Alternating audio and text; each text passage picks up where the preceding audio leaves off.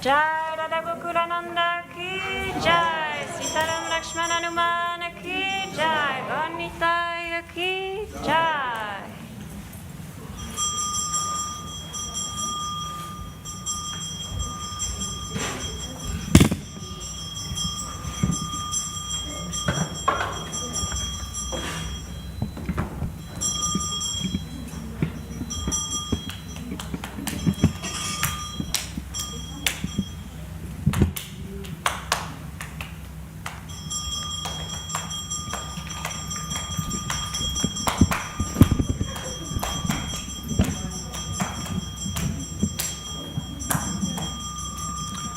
Nama Om Vishnu Padaya Krishna Prasthaya Bhutale Srimati Bhaktivedanta Swami Iti Namine.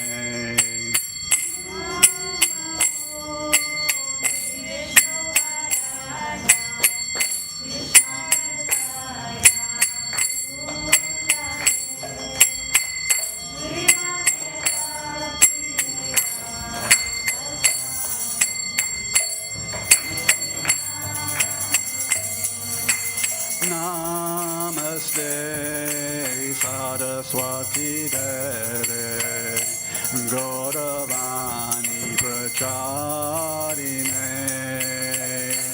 Nivishesha Sunyavadi Paskacharishatarine.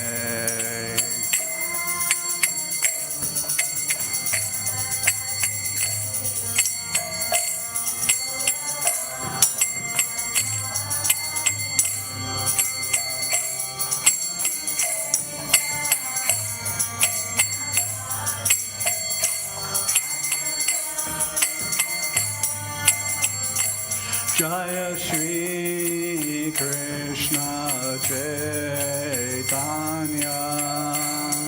Prabhu Nityananda Shri Advaita Gadadha Shiva Sari Gaura Bhaktivedanta.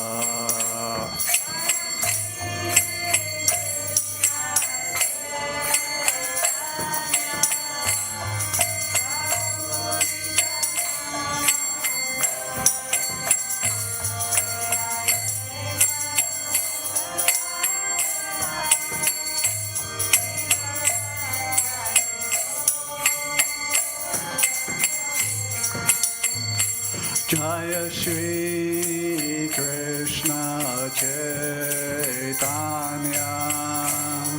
Prabhu Nityananda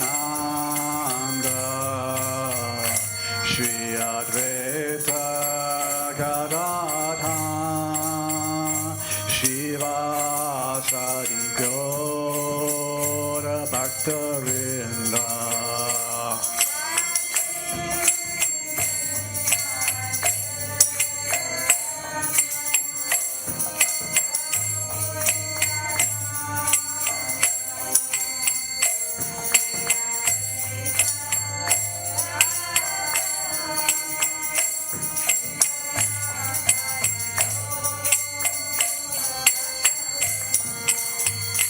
Jaya Shri Krishna Chaitanya Prabhu Nityananda Shri Advaita Gadadha Shivasadi Gaura Bhaktivedanta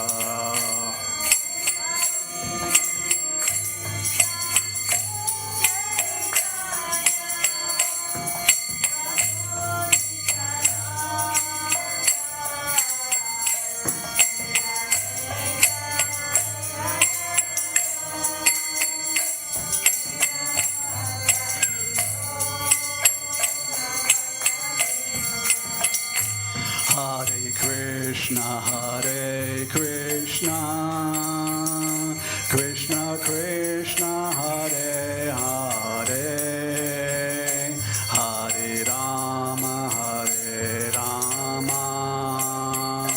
Rama Rama, Hare Hare.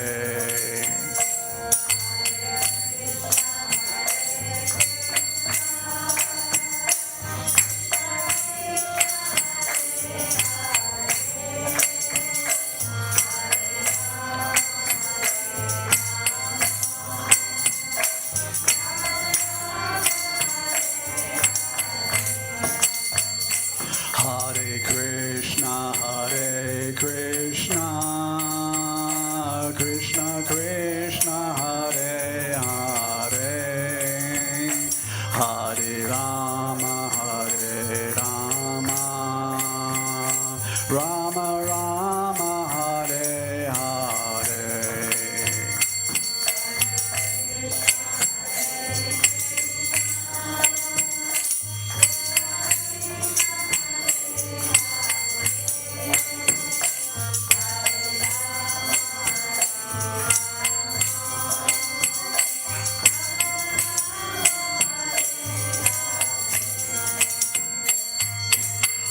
Krishna, Krishna Krishna, Hare Hare, Hare Rama, Rama Rama, Hare Hare.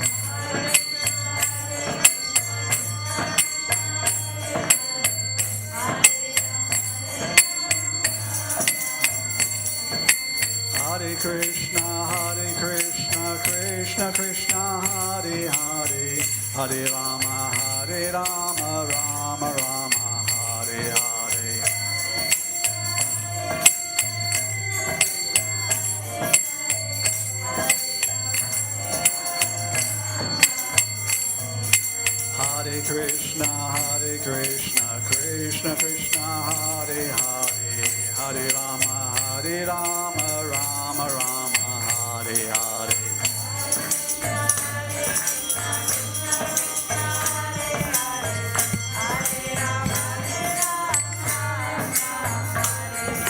Hare Krishna, Krishna Krishna, Hare Hare, Hare Rama, Rama Rama, Hare Hare.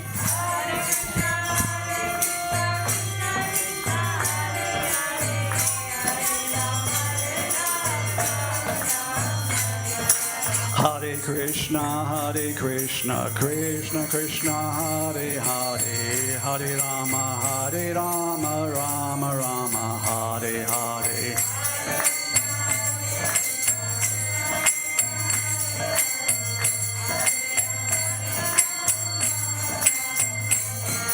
Hare Krishna, Krishna Krishna, Hare Hare, Hare Rama, Rama Rama, Hare Hare.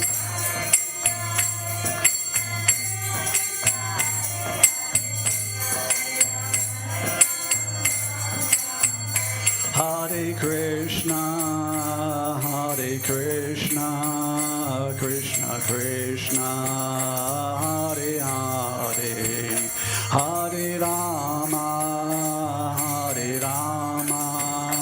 Rama Rama, Hare Hare.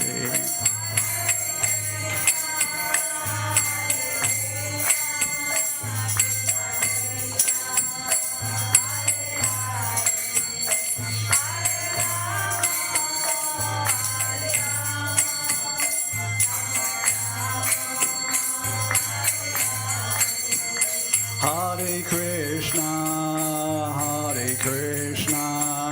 Krishna Krishna, Hare Hare, Hare Rama, Rama Rama, Hare Hare.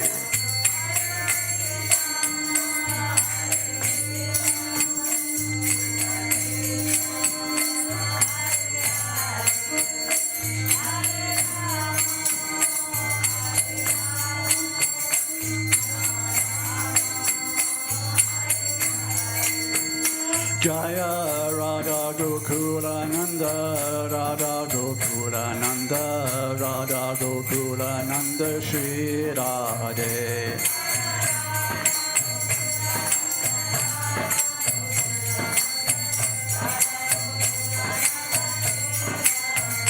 Jaya Sita Ram Lakshman Hanuman, Jaya Sita Ram Lakshman Hanuman.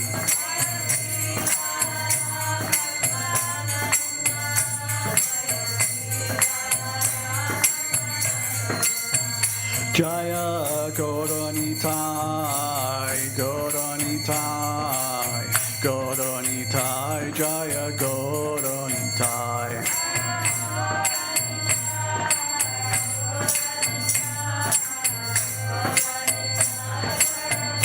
Jaya Jaya Prabhupada, Prabhupada, Prabhupada, Jaya Jaya Prabhupada.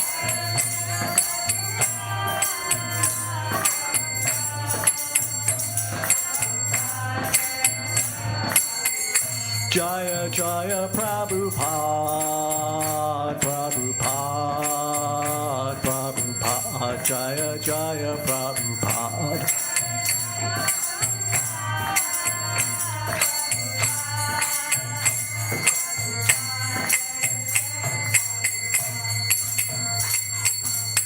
Shri Shri Radha Gokulanda ki jai, Shri Shri Sitaram Lakshman Hanuman ki jai, Shri Shri Gauranitai ki jai, Srila Prabhupada ki jai.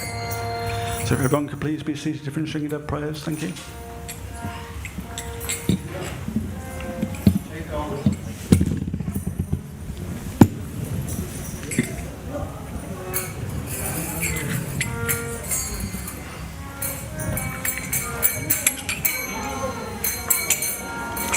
Namaste Narashimaya.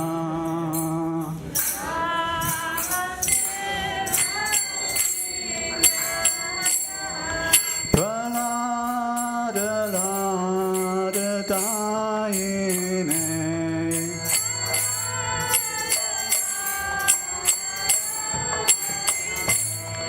Hiranya Kashipu Vakshaya.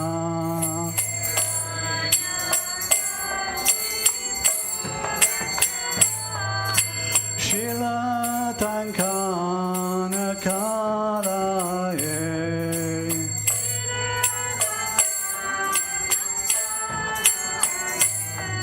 Ito Nishimo Parato Nishimo.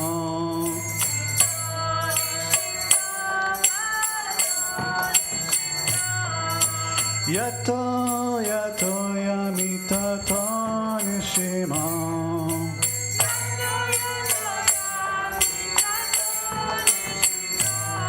Bahe nishimo hirade nishimo.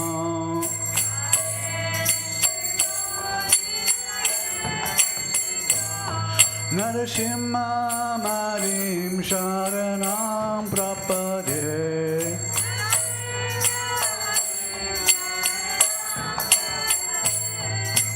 Avakara kamarara venakam abhuta shringam dalita hiranya kashipu tanu bringam keshava vita narari rupa jai jagadisha hare Jaya Jaya Jagadish Hare, Jaya Jagadish Hare.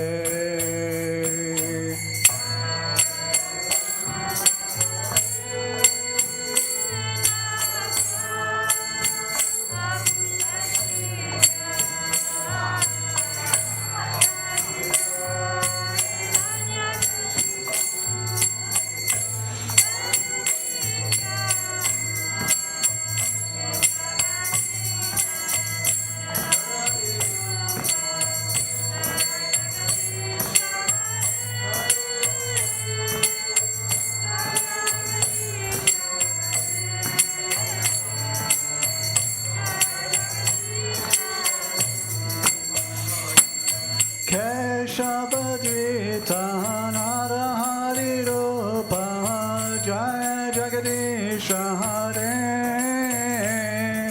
Jaya Jagadish Hare, Jaya Jagadish Hare.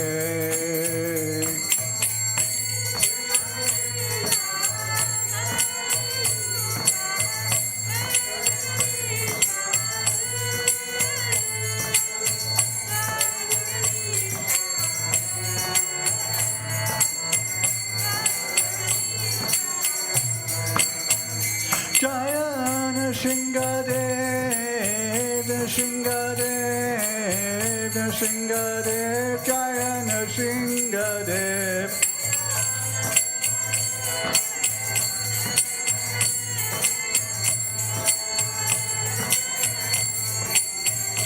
Jaya Prahlad Maharaj, Prahlad Maharaj, Prahlad Maharaj, Jaya Prahlad Maharaj.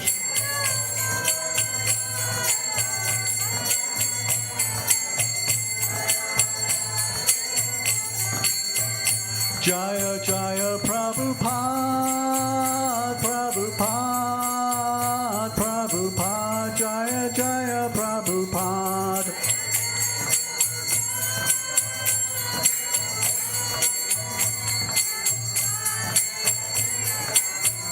Jaya Jaya Prabhupada, Prabhupada, Prabhupada, Jaya Jaya Prabhupada.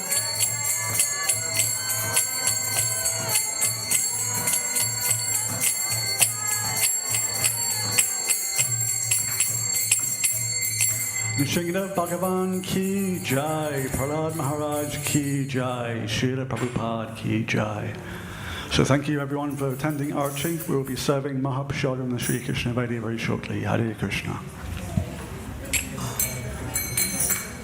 Did you guys have a plan or a program? Yeah? What's your plan? 4:30 to 5:30 your time. No, you're When did you decide that? I don't know. I didn't decide. I said I could put it on our schedule. She put up your schedule. But, So every day, Tuesday to Friday, oh, really? I'm doing, and specifically I'm overseeing the evening programs from 4 to 8. What's your name? David. David. Oh, okay. So you're the David she was talking about. Fine. Please tell me. So essentially especially from 5 to 6, we're doing some Krishna book reading here in the temple room. And then at 6, of course, Bhaktivedanta class. Okay. You can take over if you want. So you can go until 5 o'clock. Yeah?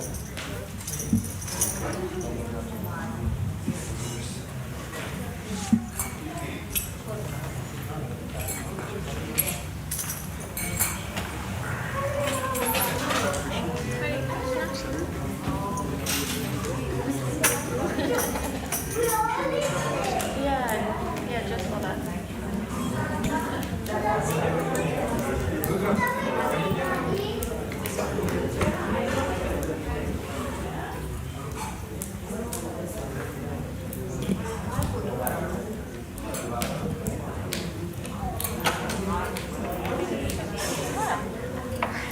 I don't know.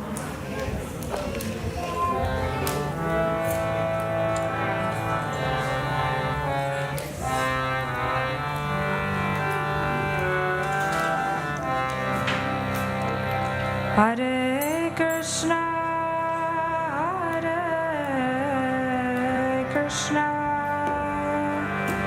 Krishna, Krishna, Hare Hare, Hare Rama, Hare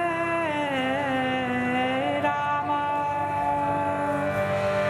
Rama Rama, Hare Hare,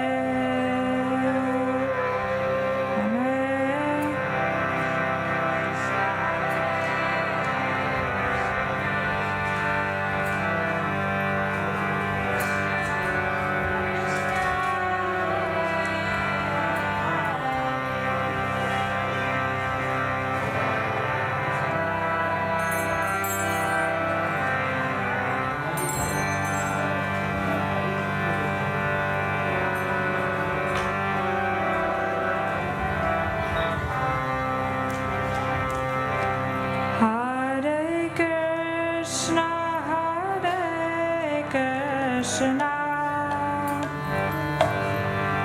Krishna Krishna, Hare Hare,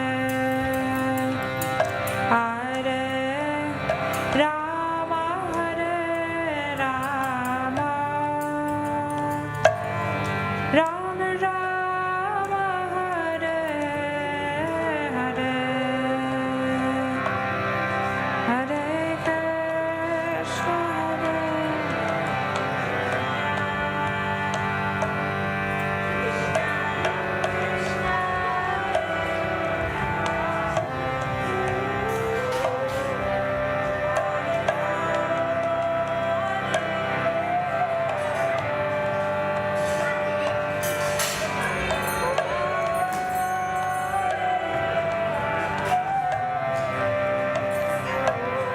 Hare Krishna, Hare Krishna, Krishna Krishna, Hare Hare, Hare Rama, Hare Rama, Rama Rama, Hare Hare.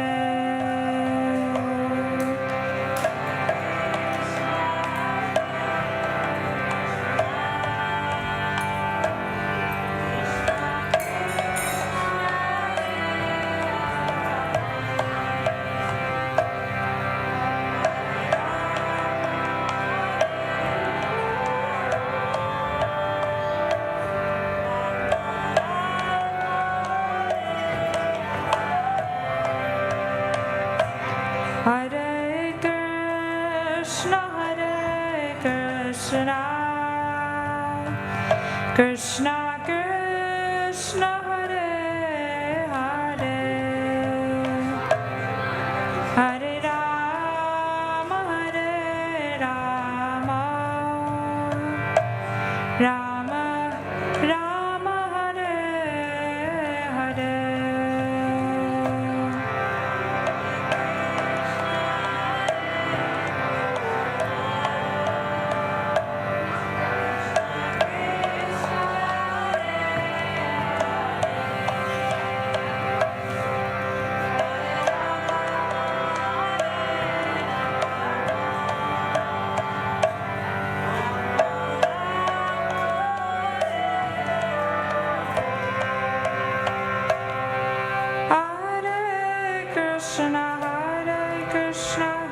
Krishna Krishna, Hare Hare, Hare Rama, Hare Rama, Rama Rama, Hare Hare.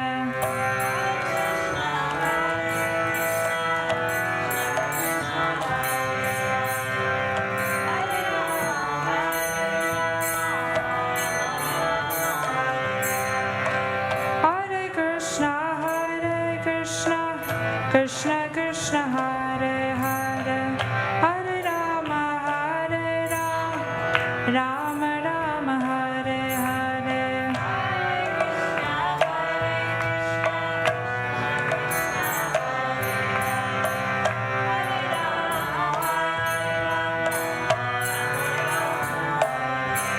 Hare Krishna, Krishna Krishna,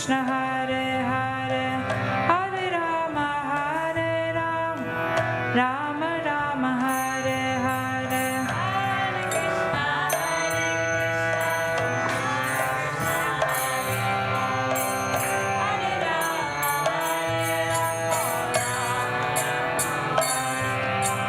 Hare Krishna, Hare Krishna, Krishna Krishna, Hare Hare, Hare Rama, Hare Rama, Rama Rama, Hare Hare.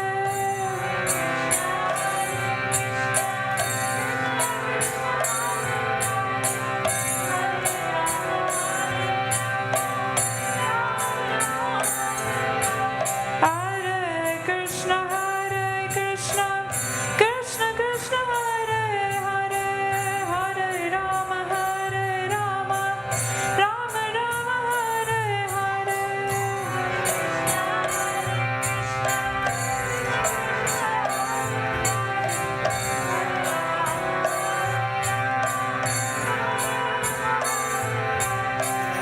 Hare Krishna, Hare Krishna, Krishna Krishna, Hare Hare, Hare Rama, Hare Rama, Rama Rama, Hare Hare.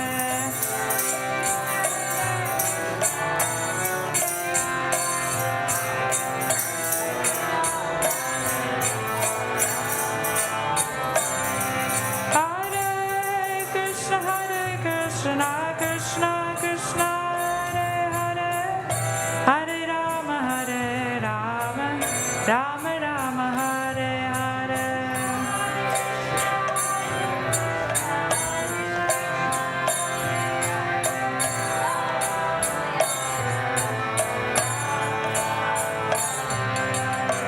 Hare Krishna, Hare Krishna, Krishna Krishna, Hare Hare, Hare Rama, Hare Rama, Rama Rama, Hare Hare.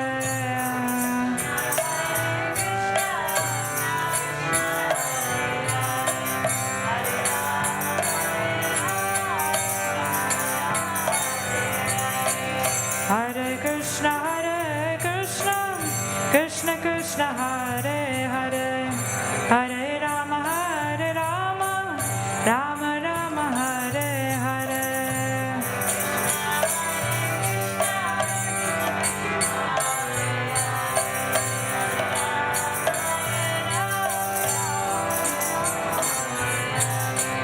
Hare Krishna, Hare Krishna, Krishna Krishna, Hare Hare, Hare Rama, Hare Rama, Rama Rama, Hare Hare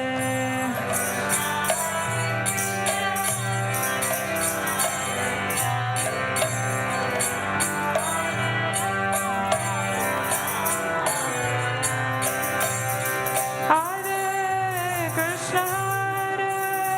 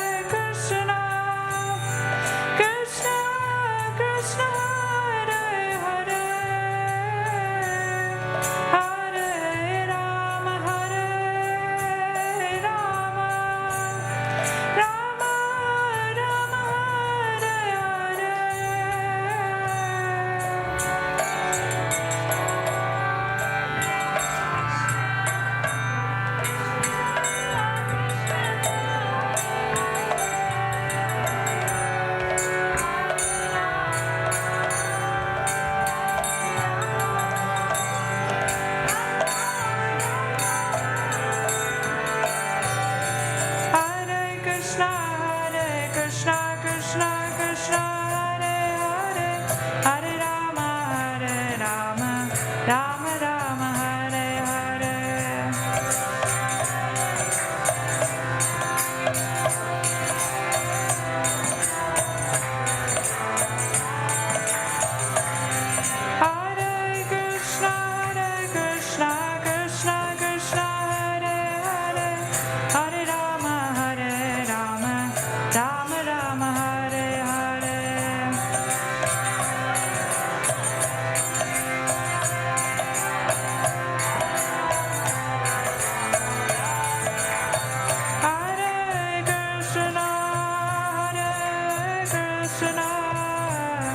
Krishna Krishna, Hare Hare, Hare Rama, Hare Rama, Rama Rama, Hare Hare.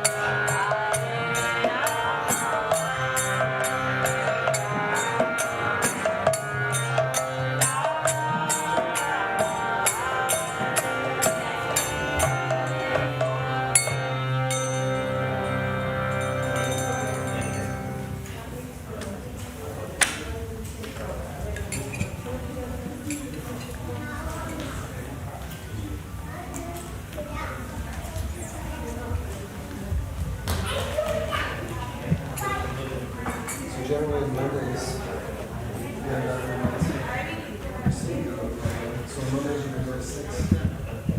Tuesday, Shamsu was not here, so you go to 5. Usually addresses the guests after the RT. And then Wednesday, Thursday, Friday, Wednesdays so in other words, it's an established program. Check if I wasn't aware of it. I've already messaged you. But is this something that you want to do regularly? Or do you do it at this time? Or you just follow others?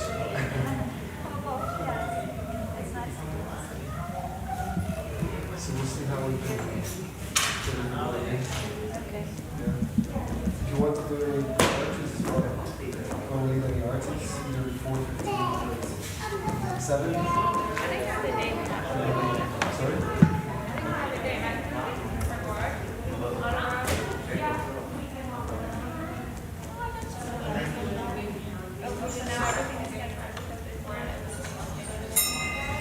It was what it's not completely simple. I'm just trying to have a little more structure and standard. So, especially if you want to do art, I'm the person to say, hey, we want to do art. And especially also 4:15, 4:20, the Duke art, you can do that as well. You're welcome. Generally 5 to 6, I'm doing something specific.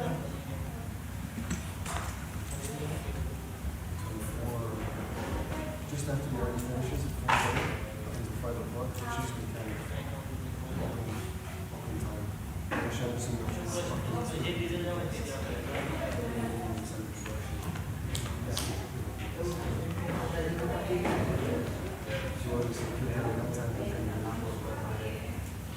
Mondays, you go to 6.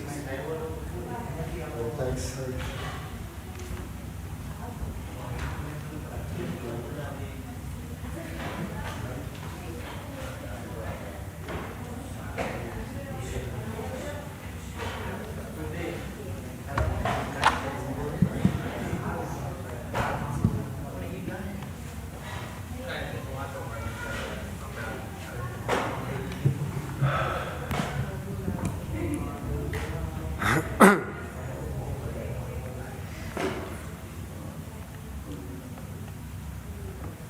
Hare Krishna.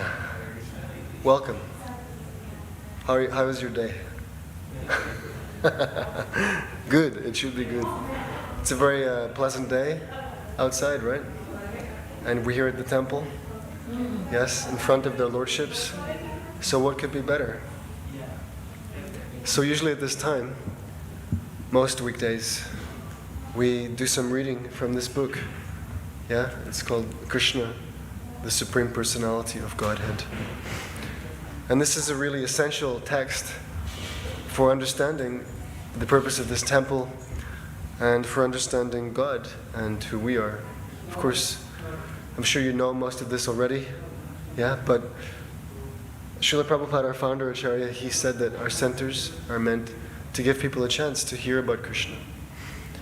And therefore we try to do this to some degree, yeah, by reading the very book that Srila Prabhupada wrote for us in order to know all about Lord Krishna. Yeah?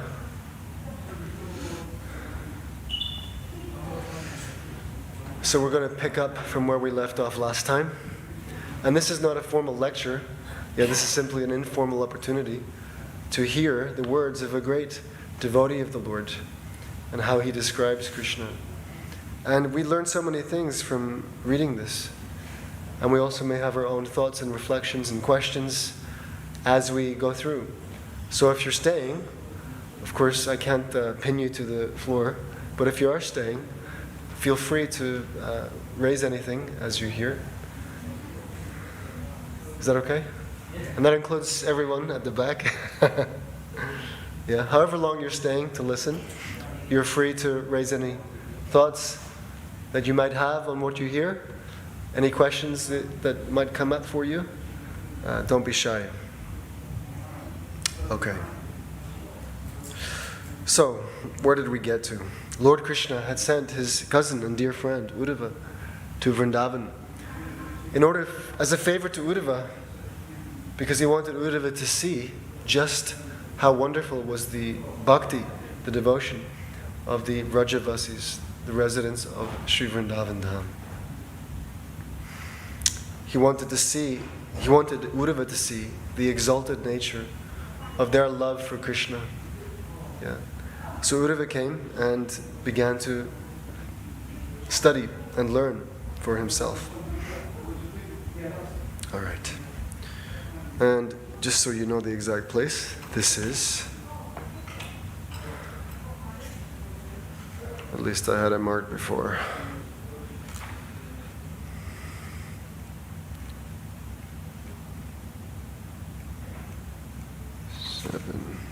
This must be chapter 47. Delivery of the message to the gopis. Because the Lord also had a message for the gopis that he wanted Uddhava to deliver. But his primary intention was to give Uddhava an experience of the highest level of devotion. Okay. So Uddhava is addressing Krishna's mother and father, Yashoda and Nanda Maharaj. Uddhava continued, "My dear mother Yashoda and Nanda Maharaj, you have thus fixed your minds wholly and solely upon that Supreme Personality of Godhead, Narayana, in his transcendental form, the cause of impersonal Brahman." Right, just before I read any further, let me offer my humble obeisances unto His Divine Grace, Srila A.C. Bhaktivedanta Swami Prabhupada. Nama Om Vishnu Paraya. Krishna Parishtaya Bhutale Srimate Bhaktivedanta Swami Niti Namane. Namaste.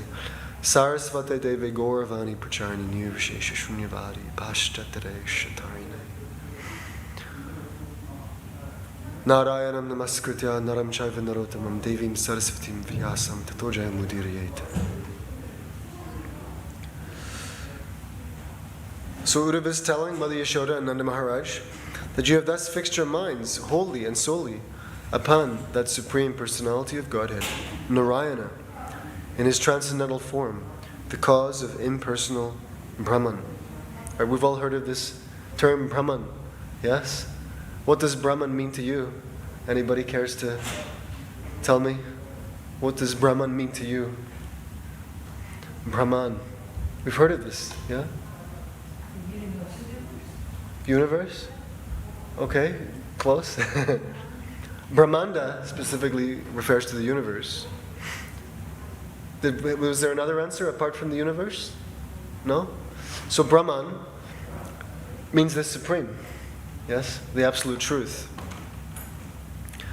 And this Brahman is generally thought of in terms of an impersonal energy. Right? Like, well, if you look at that portrait, I always use this portrait. It's on your left-hand side. And it's a depiction of Krishna's creation, both spiritual and material. So in the bottom right-hand corner, there's like a blue bubble, dark blue bubble, that represents the material creation, which is full of countless universes. Not just this universe, but many, many, many universes, each one contained within itself. It's like an egg, that's why it's called Brahmanda. So there are so many universes, and they're all generated from the body of Lord Mahavishnu, who is Krishna's expansion. Outside of that, you have the Paravyoma, or the spiritual sky. And in that Paravyoma, there are countless planets called Vaikuntha Lokas, yeah? Of which the highest is known as Goloka Vrindavan, Krishna Loka, represented in that portrait by the major lotus, the pink lotus with Shri Radha and Krishna seen in the center there. So all of these Vaikuntha planets, yeah, although those golden globes, they're all floating in this Paravyoma. What is this Paravyoma? It is Krishna's Brahma Jyoti, which means the effulgent rays emanating from the body of the Supreme Lord. Right? Everyone has some kind of aura, we say. Huh? Especially if someone's very happy and lively and, yes, energetic, then they have a certain radiance. So Krishna has his radiance. But Krishna's radiance is unlimited. It's unlimited. And it is known as Brahma Jyoti, which means his impersonal effulgence. Right? Impersonal effulgence. Just like the sun rays, they go everywhere. And it's an impersonal energy. It's not that there are worlds amidst that sunlight. It is simply sun energy going everywhere, dissipated everywhere. So Krishna has his impersonal energy, from which the sun energy also comes. And this is known as Brahma Jyoti. Some people think that this is the absolute truth, finally, and that to merge in this absolute truth is the ultimate. But they don't know that the source of this energy is a person, and that this person has his own planet, in fact, many planets. Yeah? Pardon? Krishna even says in Bhagavad Gita that Tadama Paramamamaha. How does it go? Anyway, in that supreme abode of mine, he says there is no need for sunlight or moonlight or electricity, because all of the planets there, the Vaikuntha Lokas, they're self-effulgent. They're self-effulgent. And Krishna says also in the Bhagavad Gita that Brahmanohi pratishtaham. He says that I am the basis of this energy. I am the basis of this Brahma Jyoti. Right? Jyoti means light. So Brahma Jyoti means the light of the Supreme. And Krishna is the Supreme. He is Brahman. But he is known more specifically as Para-Brahman. Para-Brahman, Supreme Brahman. His energy, all of his energies are Brahman, but Krishna is Para-Brahman. He is the source of all energies and the cause of all causes. So Uddhava says here that he says to Mother Yashoda and Nanda Maharaj, you have thus fixed your minds wholly and solely upon that Supreme Personality of Godhead, Narayana, in his transcendental form, the cause of impersonal Brahman. Right? The impersonal energy comes from the personal source. Right? Just like electricity is an impersonal energy. Yeah? There's not a person there. It's an energy. It flows. But where does it come from? There has to be an electric generating powerhouse. And there's an engineer there who regulates the supply of electricity.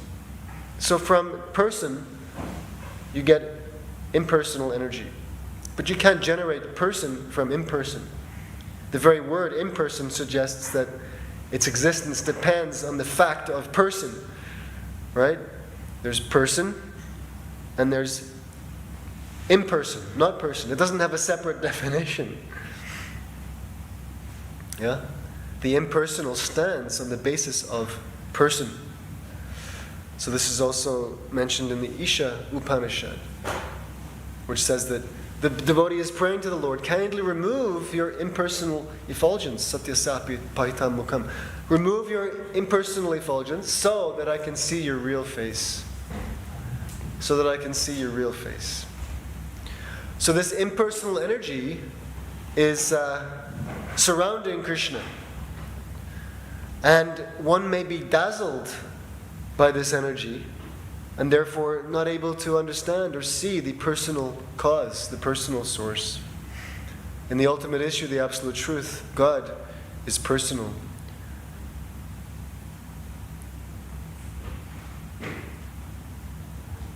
And the path of self-realization means ultimately to realize that He is the source of everything.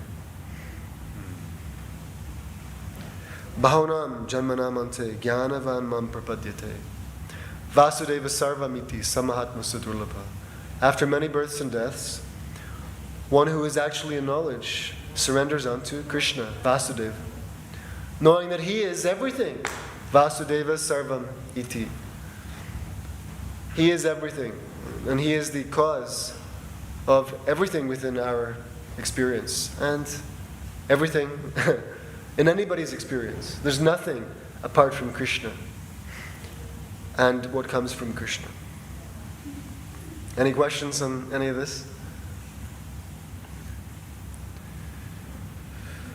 The Brahman effulgence, Uddhava continues, the Brahman effulgence is only the bodily ray of Narayana. And because you are always absorbed in ecstatic thought of Krishna and Balaram, what activity remains to be performed by you? I have brought a message from Krishna to the effect that he will soon come back to Vrindavan and satisfy you both by his personal presence. Krishna promised that he would come back to Vrindavan after finishing his business in Mathura. This promise he will surely fulfill. I therefore request you both, who are the best among all fortunates, to be not aggrieved on account of Krishna's absence. You are already perceiving his presence 24 hours a day, and yet he will come and see you very soon. Actually, he is present everywhere and in everyone's heart, just as fire is present in wood. Since Krishna is the Supersoul, no one is his enemy, no one is his friend, no one is equal to him, and no one is lower or higher than him. Actually, he has no father, mother, brother, or relative, nor does he require society, friendship, or love. Means he doesn't require anything in this material world. And he has nothing to do with this material world. He exists completely, he enjoys completely in the transcendental atmosphere. There is nothing for him here. He simply accompanies the wayward living entity who is hell-bent on enjoying separately from Krishna. So as the Supersoul, the Lord accompanies each of us, witnessing our different activities from lifetime to lifetime. And he sanctions our various intense desires, and he gives us intelligence how we can achieve our different goals. But he himself has no purpose in achieving any goal. He simply allows us to fulfill our goals and to enjoy or suffer the results. But he is always waiting. He is always waiting for us to turn our face toward him and to make him our ultimate goal.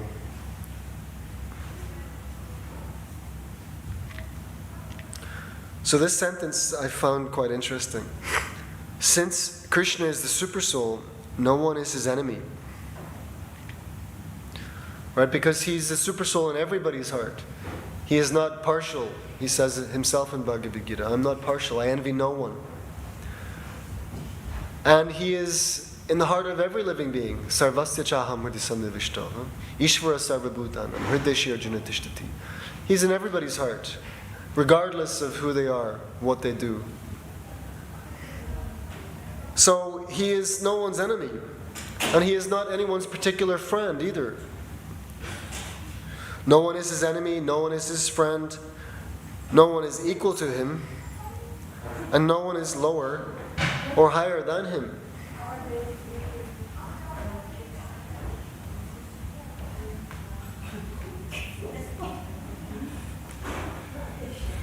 He is perfectly neutral, impartial towards everyone.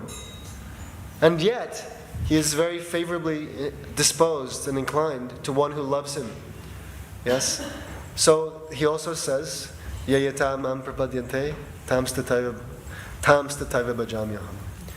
As you approach me, I reciprocate accordingly. If you love me, then I will reciprocate. I will love you accordingly. And if you want to forget all about me and you hate me, I will help you to forget all about me. I will allow you to hate me. I will give you all kinds of reasons even to hate me. I will give you nice reminders of all the reasons why you can hate me. As you approach, Krishna says, I reciprocate. As you surrender to me, I reciprocate. Mama vartmana vartante, manusha partha sarvasha. Everyone follows my path in all respects, Krishna says. Because everybody gets their results from the Lord. Whatever it is they desire, whatever it is they want, Krishna is the supplier and the fulfiller of everyone's aim. Actually, he has no father, mother, brother, or relative.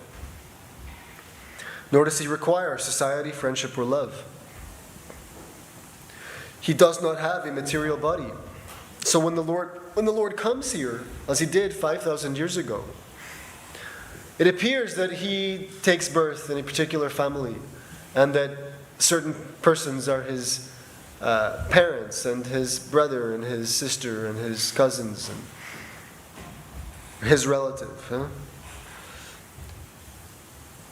But the Lord does not have a material body. He never appears or takes birth as an ordinary human being. He does not appear in higher or lower species of life like ordinary living entities who are forced to take birth on account of their previous activities. He appears by his internal potency just to give protection to his devotee. Right? So everyone in the material universe takes birth according to karma, and thus we get a very specific set of instruments, mind and senses, in a particular species of life, in a particular community, in a particular planet. Krishna does not take birth like that. He is free. He comes as he pleases,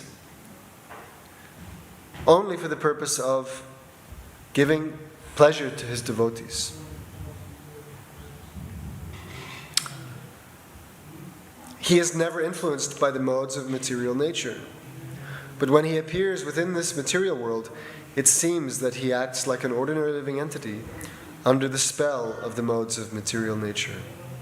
So it just appears that Krishna is like one of us, but he is absolutely nothing like us. And yes, he has his relationships, but those relationships are eternal. Like Lord Balaram is his brother, eternally so. Right? Mother Yashoda, Nanda Maharaj, they're eternally his parents. These are spiritual relationships.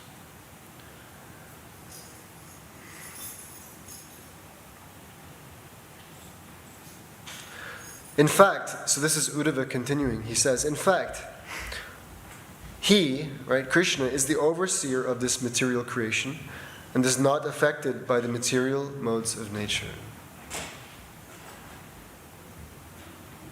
He creates, maintains, and dissolves the whole cosmic manifestation. We wrongly think of Krishna and Balaram as ordinary human beings. We are like dizzy men who see the whole world wheeling around them. We are like dizzy men who see the whole world wheeling around them. If you've ever been to the fairground or the theme park, so from the perspective of the one on the on the wheeling ride, yes, the world is wheeling around you. And you are in a dizzy condition. But if you don't have proper perspective, if you're not aware that you're not the center, rather you are being wheeled, then you think that the world is wheeling around you. But the world is not wheeling around you. You are on the wheel. And the world is quite stable. So we are like dizzy men, Uddhava says, who see the whole world wheeling around them. The personality of Godhead is no one's son. He is actually everyone's father, mother, and supreme controller. There is no doubt of this. Yeah. Whatever is being experienced, whatever is already in existence, whatever is not in existence, whatever will be in existence in the future, whatever is the smallest and whatever is the biggest, have no separate existence outside the Supreme Personality of Godhead. Everything is resting in Him, but He is out of touch with everything manifested.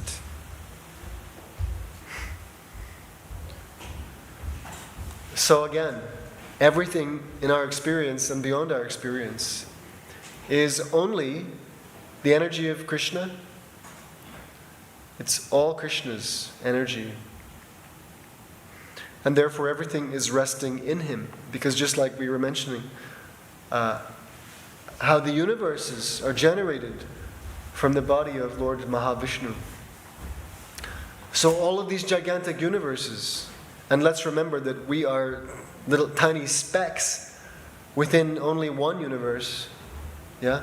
I mean, what to speak of us? It's vast. This is a vast place. And we are tiny specks here. So, this universe and countless other universes like it are generated from the body of Lord Mahavishnu. And at the time of universal destruction, then all of these universes enter into the body of the Lord again. So everything is resting in Him, but He is out of touch with everything manifested, which means He exists separately again from all of His creations.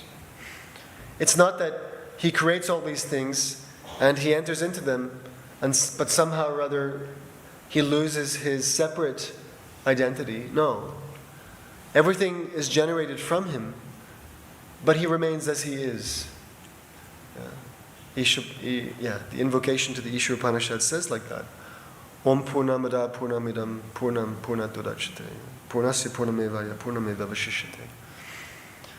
The Lord is perfect and complete. And even though so many complete entities are generated from Him, He remains the complete whole.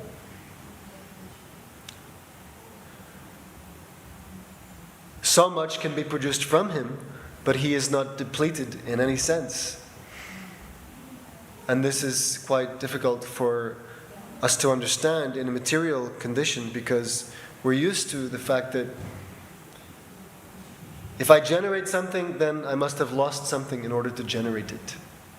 Yeah? If something is born from something else, then something has been spent in order to do that. But that is not applicable on the transcendental platform. In the spiritual mathematics, then, one can be taken from one, and still one remains as it is. 1 minus 1 is 1. And 1 plus 1 is also 1. Because the Lord is an unlimited person. He is never diminished. No matter how much He generates, no matter how much comes from Him.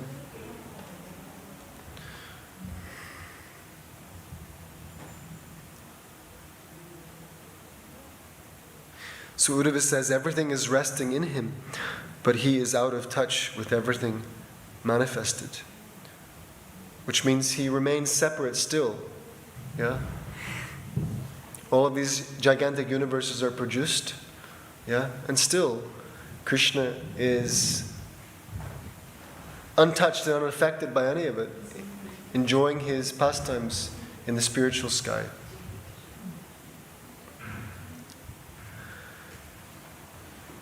Nanda, right, Krishna's father, and Uddhava thus passed the whole night in discussing Krishna. In the morning, the gopis prepared for morning aratrika, by lighting their lamps and sprinkling butter mixed with yogurt.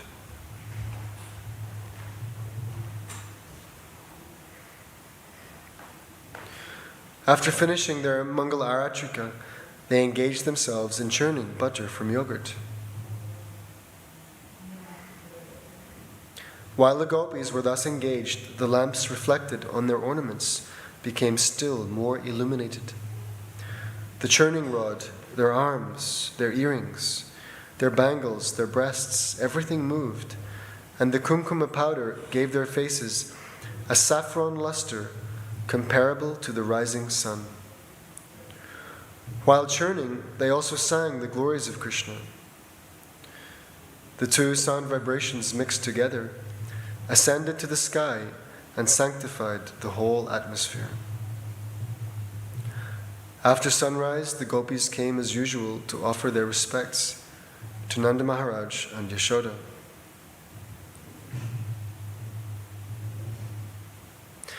But when they saw the golden chariot of Uddhava at the door, they began to inquire among themselves. What was that chariot, and to whom did it belong? Some of them inquired whether Akrura, who had taken away Krishna, had again returned. They were not very pleased with Akrura because, being engaged in the service of Kamsa, he took Krishna away to the city of Mathura. All the gopis conjectured that Akrura might have come again to fulfill another cruel plan. But they thought, we are now dead bodies without our Supreme Master, Krishna. What further act can he perpetrate on these dead bodies? While they were talking in this way, Uddhava finished his morning ablutions, prayers, and chanting, and came before them. Thus ends the Bhaktivedanta purport of the 45th chapter of Krishna. Uddhava visits Vrindavana.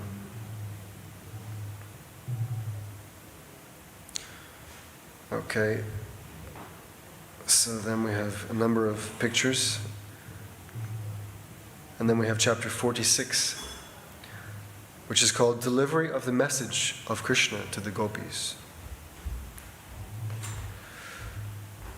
When the gopis saw Uddhava, they observed that his features almost exactly resembled the features of Krishna. And they could understand that he was a great devotee of Krishna's. His hands were very long, and his eyes were just like the petals of the lotus flower. He was dressed in yellow-colored garments and wore a garland of lotus flowers. His face was very beautiful. Having achieved the liberation of Sarupya and having the same bodily features as the Lord, Uddhava looked almost like Krishna. So this is important. It's mentioned here that Uddhava has achieved the liberation of Sarupya, which means same bodily features as Krishna. But this is within this material universe, right?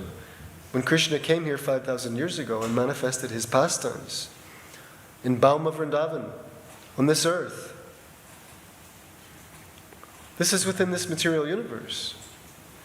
And Uddhava is in touch with the Lord, apparently in this material universe, but he has Sarupya Mukti. So, this Mukti is attained by Uddhava while he is associating with the Lord in the Lord's pastimes within the material world.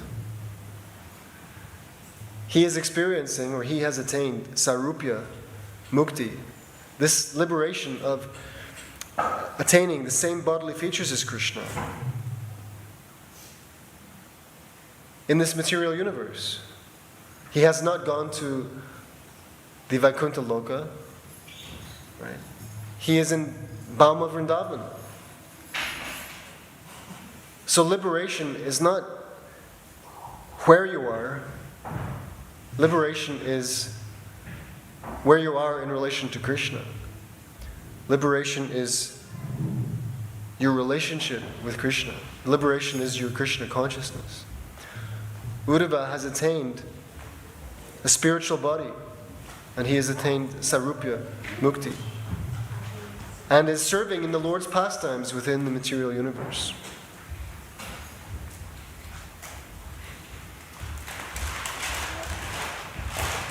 In Krishna's absence, the gopis had been coming dutifully to visit Mother Yashoda's house early in the morning. They knew that Nanda Maharaj and Mother Yashoda were always grief-stricken, and they had made it their first duty to come and pay their respects to the most exalted elderly personalities of Vrindavana. Seeing the friends of Krishna, Nanda and Yashoda would remember Krishna himself and be satisfied. And the gopis also would be pleased by seeing Nanda and Yashoda. When the gopis saw that Uddhava was representing Krishna even in his bodily features, they thought that he must be a soul completely surrendered unto the Supreme Personality of Godhead. They began to contemplate, who is this boy who looks just like Krishna? He has the same eyes like lotus petals, the same raised nose and beautiful face, and he is smiling in the same way. In all respects, he is resembling Krishna, Shyamasundara, the beautiful dark boy. He is even dressed exactly like Krishna. Where has this boy come from? Who is the fortunate girl who has him for her husband? Thus they talked among themselves. They were very anxious to know about him, and because they were simply unsophisticated village girls, they surrounded Uddhava. When the gopis understood that Uddhava had a message from Krishna, they became very happy and called him to a secluded place to sit down.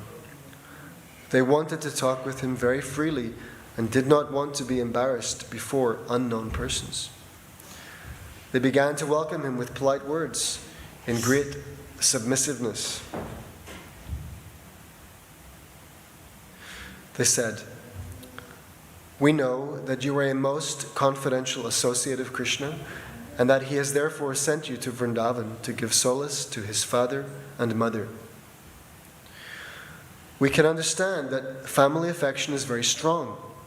Even great sages who have taken to the renounced order of life cannot give up family members. Krishna has therefore sent you to his father and mother. Otherwise, he has no further business in Vrindavana.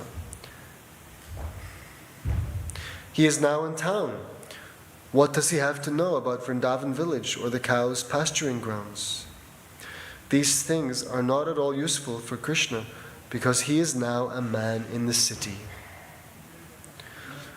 Surely he has nothing to do with persons who do not happen to be his family members. Why should one bother about those who are outside the family, especially and specifically those who are attached as the wives of others? Krishna is interested in them as long as there is a need of gratification, like the bumblebees who have interest in the flowers as long as they want to take the honey out of them. It is very natural and psychological that a prostitute does not care for her paramour as soon as he loses his money. Similarly, when the citizens find that a government is incapable of giving them full protection, they leave the country. A student, after finishing his education, gives up his relationship with the teacher in the school. A rich man, after taking his reward from his worshipper, gives him up. When the fruit season is over, the birds are no longer interested in the tree. Just after eating in the house of a lord, the guest gives up his relationship with the host. After a forest fire, when there is a scarcity of green grass, the deer and other animals give up the forest. And so a man, after enjoying his girlfriend, gives up his connection with her. In this way, all the gopis began to indirectly accuse Krishna by citing so many similes. All right, so many examples given here of the mentality that what's in it for me, and as soon as there's nothing in it for me, see you later. So they're indirectly accusing Krishna like this, of having no interest with them now. Uddhava understood that the gopis of Vrindavana were all simply absorbed in the thoughts of Krishna and his childhood activities. While talking about Krishna with Uddhava, they forgot all about their household business.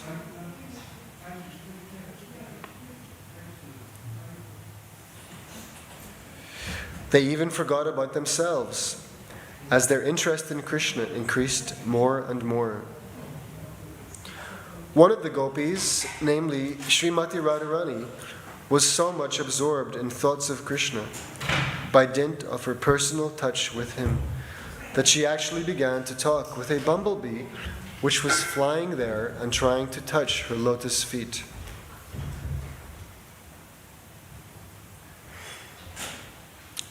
I'll read that again. One of the gopis, namely Srimati Radharani, was so much absorbed in thoughts of Krishna by dint of her personal touch with him that she actually began to talk with a bumblebee which was flying there and trying to touch her lotus feet. While another gopi was talking with Krishna's messenger Uddhava, Srimati Radharani took that bumblebee to be a messenger from Krishna and began to talk with it as follows. Bumblebee, you are accustomed to drinking honey from the flowers, and therefore you have preferred to be a messenger of Krishna, who is of the same nature as you. I have seen on your mustaches the red powder of kumkuma, which was smeared on the flower garland of Krishna while he was pressing the breast of some other girl who is my competitor.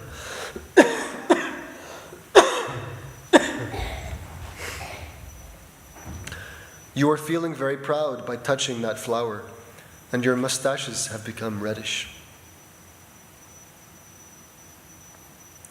You have come here carrying a message for me.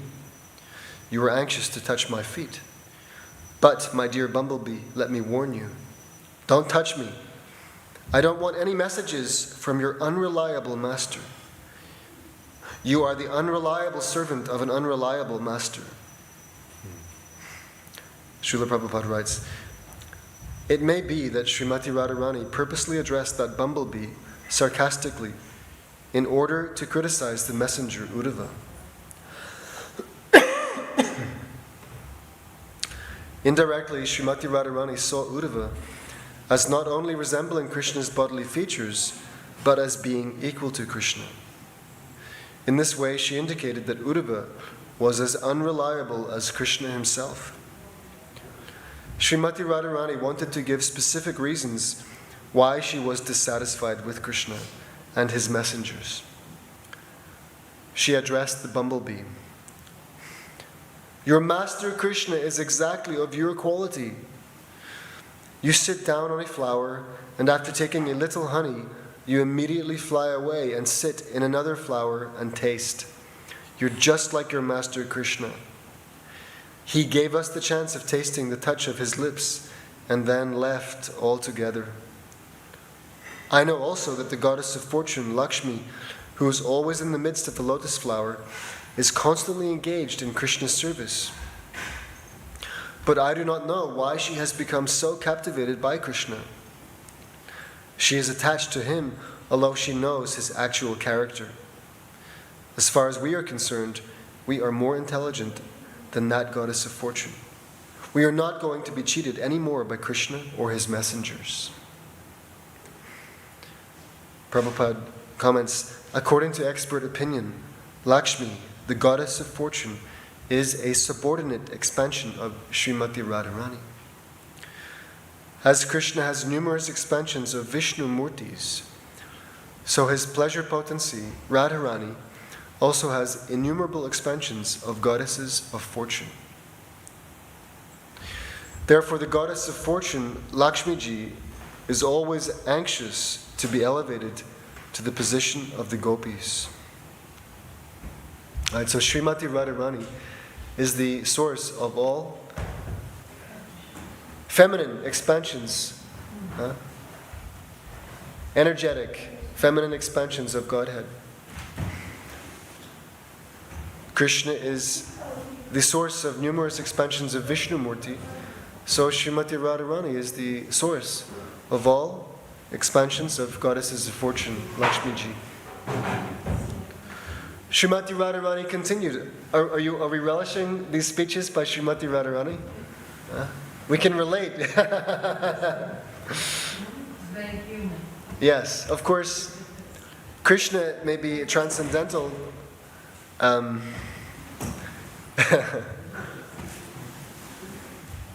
Jai Shri Shri Radha Gokulananda. Krishna can get away with it.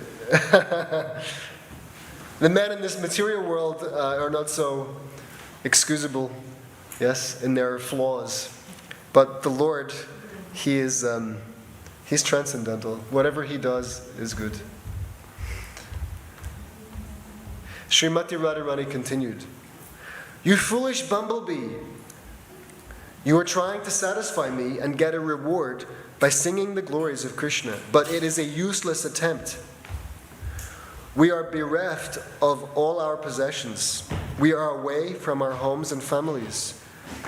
We know very well about Krishna. We know even more than you.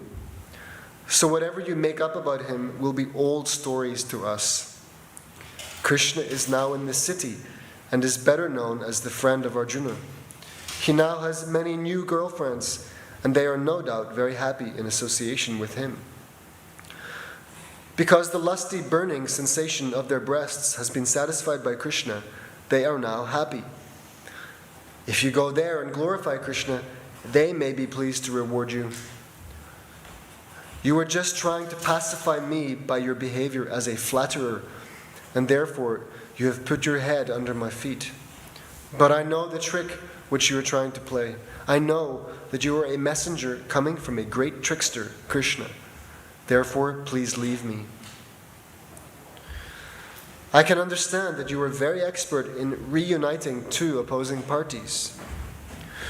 But at the same time, you must know that I cannot place my reliance upon you, nor upon your master, Krishna. We left our families, husbands, children, and relatives only for Krishna, and yet he did not feel any obligation in exchange. He has left us for lost. Do you think we can place our faith in him again?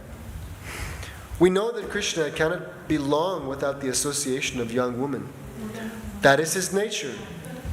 He is finding difficulty in Mathura because he is no longer in the village among innocent cowherd girls. He is in the aristocratic society and must be feeling difficulty in making friendships with the young girls. Perhaps you have come here to canvass again, or to take us there. But why should Krishna expect us to return there? He is greatly qualified to entice all other girls, not only in Vrindavan or Mathura, but all over the universe. His wonderfully enchanting smile is so attractive, and the movement of his eyebrows is so beautiful, that he can call for any woman from the heavenly, middle, or Plutonic planets. Mahalakshmi, the greatest of all goddesses of fortune, also hankers to render him some service. In comparison to all these women of the universe, what are we? We are very insignificant. Krishna advertises himself as very magnanimous, and he is praised by great saints. His qualifications could be perfectly utilized if he would only show us mercy because we are downtrodden and neglected by him. You, poor messenger, you are only a less intelligent servant. You do not know much about Krishna, how ungrateful and hard-hearted he has been, not only in this life, but in his previous lives also. We have all heard this from our grandmother, Paunamasi. She has informed us that Krishna was born in a Kshatriya family previous to this birth and was known as Ramachandra. In that birth, instead of killing Vali, an enemy of his friend, in the manner of a Kshatriya, he killed him just like a hunter. A hunter takes a secure hiding place and then kills an animal without facing it. So Lord Ramachandra, as a Kshatriya, should have fought with Vali face to face, but instigated by his friend, he killed him from behind a tree. Thus he deviated from the religious principles of Kshatriya. Also, he was so attracted by the beauty of Sita that he converted Shurpanaka, the sister of Ravana, into an ugly woman by cutting off her nose and ears. Shurpanaka proposed an intimate relationship with him, and as a Kshatriya, he should have satisfied her. But he was so selfish that he could not forget Sita Devi and converted Shurpanaka into an ugly woman.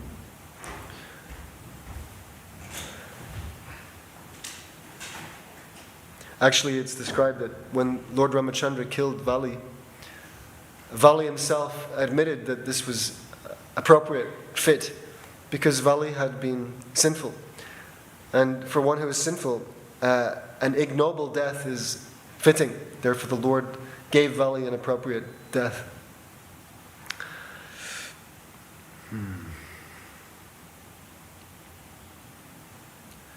So Srimati, that's just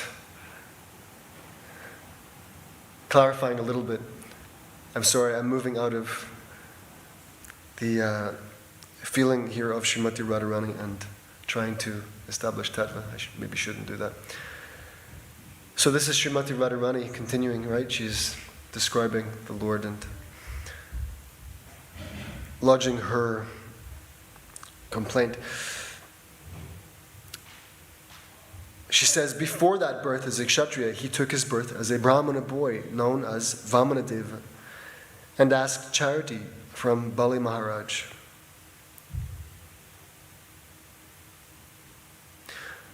Do we know this story, this pastime, right? When Krishna appears as the Vamana, dwarf Brahmana incarnation.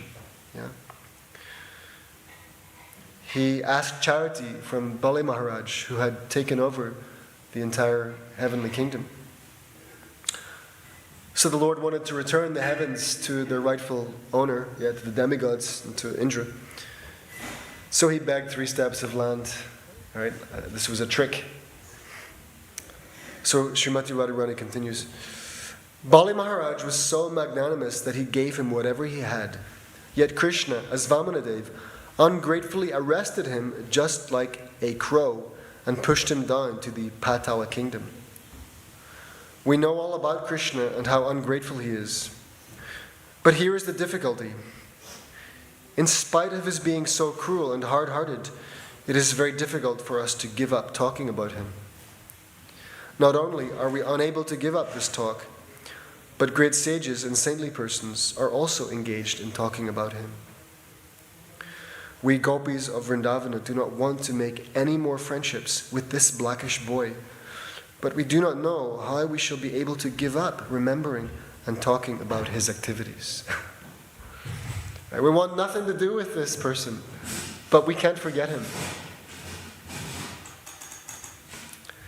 So Srila Prabhupada writes here, since Krishna is absolute, his so-called unkind activities are as relishable as his kind activities.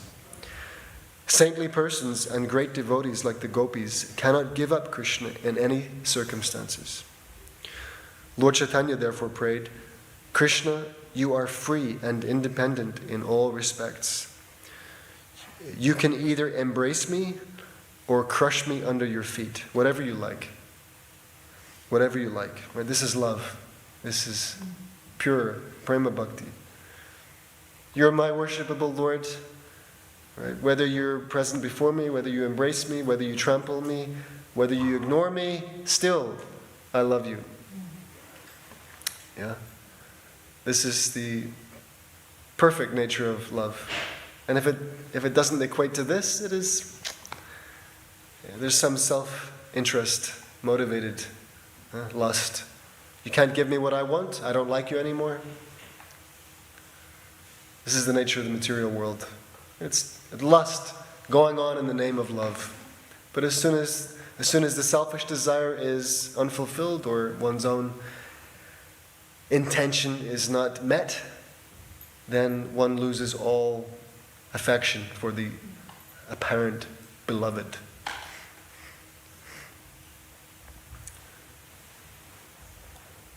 So Lord Chaitanya says, whatever you like. You can either embrace me or crush me under your feet, whatever you like. You may make me broken-hearted by not letting me see you throughout my whole life, but you are my only object of love. This is the love of Lord Chaitanya, who is in the mood of the gopis.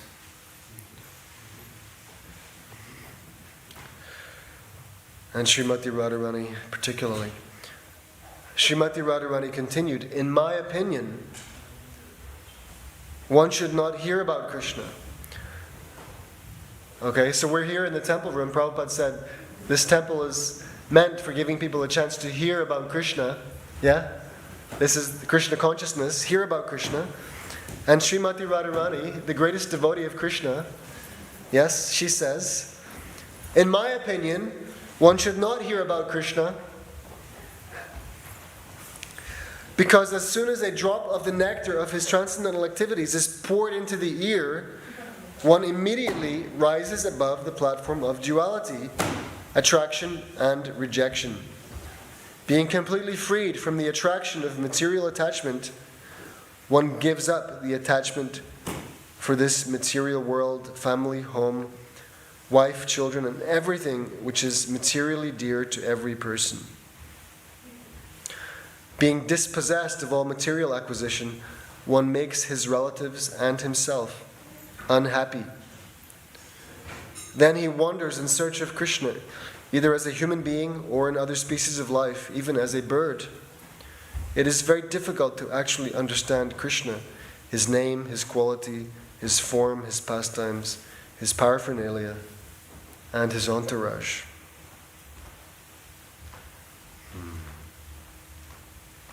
Right, it's dangerous. If you begin to hear about Krishna, you become free from all material duality. Yes? And then you cannot give up the goal of having a completely transcendental relationship with the Lord. Srimati Radharani continued to speak to the black messenger of Krishna.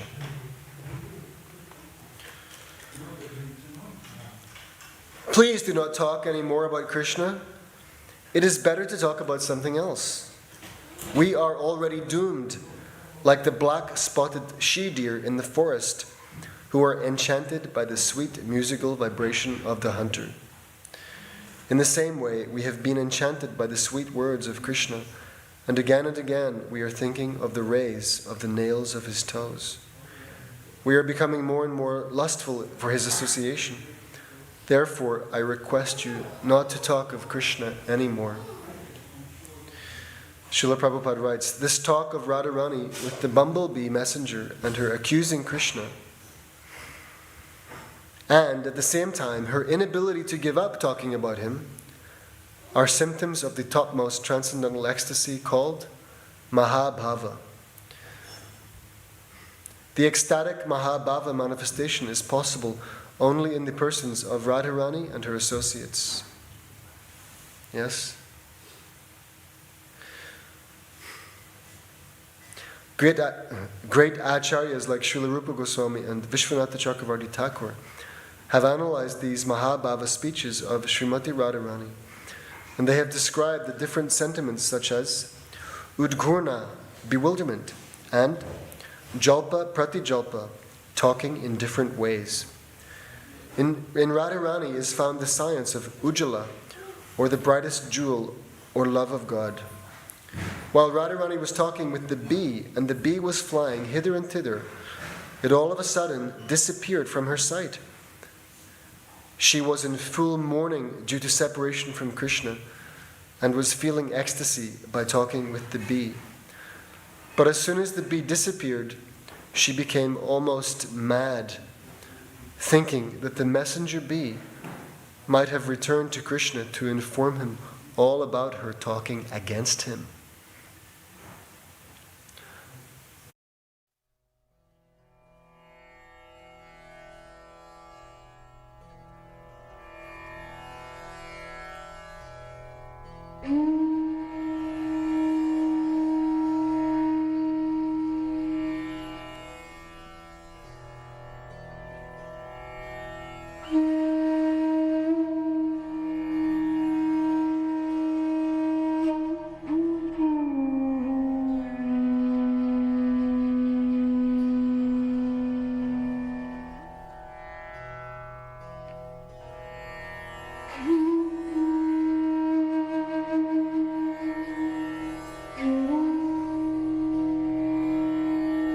Anantachyuta Prabhu. Do we know, first of all, do we know who's giving Bhagavad Gita class? Okay, yes, go ahead. Oh. I was wondering, how is the story different from the messenger bird? Is it similar? Which story of the messenger bird? About the bumblebee? This is the bumblebee, right? Coming to Srimati Radharani. What's the other story? What bird? About the bird bringing the messenger bird from Krishna. Oh, I don't know that one. And she didn't want to know. I'm not sure I know that one. Where did you hear that one? I heard it a couple of times actually. Do you mean, well, Radharani has her parrot, huh? Shukadev. Discussion. I couldn't be wrong, I'm just asking. Okay. I'm not sure. I'm not sure. There are all kinds of servants of the Lord. And of course, there are various messengers who, it's their service to carry messages between the divine couple, right? Radharani also has her young maidservants who sometimes deliver messages to and from Krishna. Yeah. During the time of separation. During separation. Yeah. He was sending a message because she was distraught Yes. when she was at Hanoi as well. Yes. So this is a theme. Krishna sent Uddhava specifically to Vrindavan to deliver his message, to reassure them that he would come to visit them soon.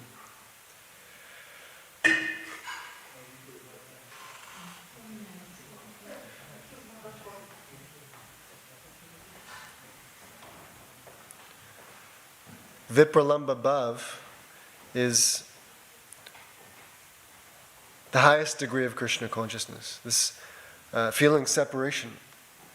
This is actually what Lord Chaitanya has come to teach us. This is the kind of Krishna consciousness that Lord Chaitanya has come to teach us.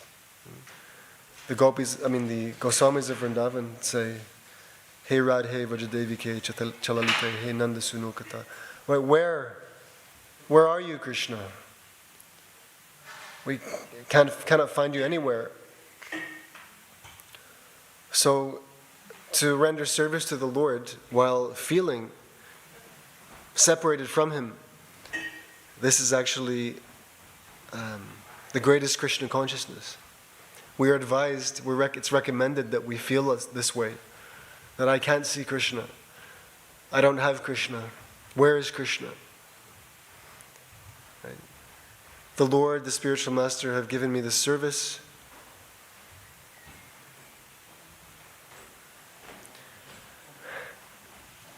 And that is my only solace. But I'm experiencing intense separation. And so the love increases. You can't stop. The devotee then cannot give up Krishna. The intensity of love and separation is more than in union practically. And that separation nourishes the union. Separation makes union all the more relishable.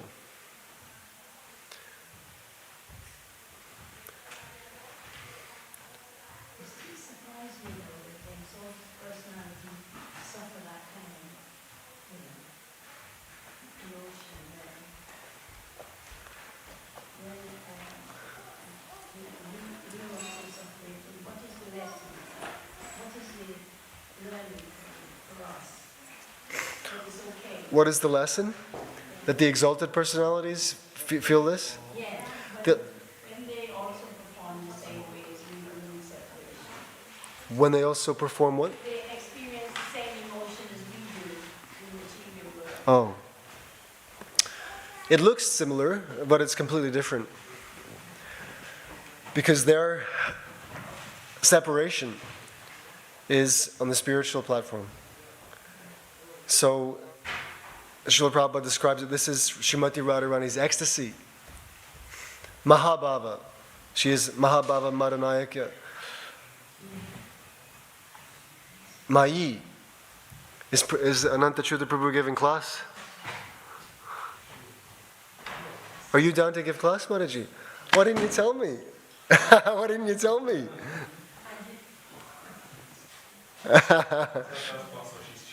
Oh. Okay, well, I'm going to have to stop and you're going to have to take the seat. Musician now to help me, Yeah? if that's okay. But I want to finish what you started briefly, very briefly. So, when we see the great devotees of the Lord and the eternal devotees of the Lord, and they are feeling the intense pangs of separation, yes, and that is the greatest ecstasy of Krishna consciousness, then that means that we should not feel disappointed in our separation from Krishna. Rather, we should cultivate that. We should increase that feeling. We should understand that this is exalted. It's an exalted thing to feel separation from Krishna. So Prabhupada's spiritual master, they said, don't try to see Krishna. Act in such a way that Krishna will want to see you. So service, rendering service to the Lord while feeling separation from the Lord is the greatest Krishna consciousness. And that's only a perverted reflection in material relationships. So I may feel separated from my friend, my family member. Yes, and that will cause pain, but it won't cause ecstasy. It won't cause transcendental ecstasy. So better the feeling of separation we should apply to the Lord and His transcendental associates. Then it will be perfect.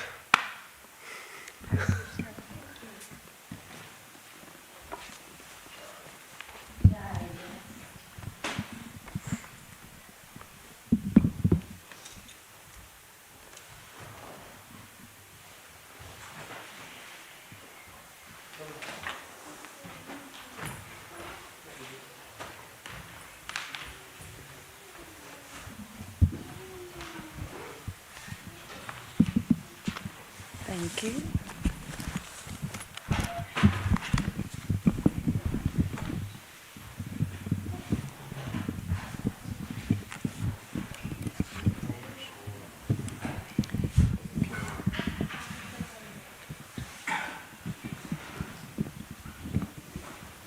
Hare Krishna, everybody. My name is Janukanya Didi, and I'll be taking you through one of the verses in the Bhagavad Gita today, and I hope I could do you justice. But please bear with me, and you can ask questions as well. We're going to rejoice Krishna to begin with some bhajans, and then we will go straight into. And I'd like you to participate in it so we can have a discussion, more or less, instead of just me talking to you. So it'd be good if we can actually have the session together, jointly, would be nice. And I'm sure you take away something when you partake that way. So, Hari Bol.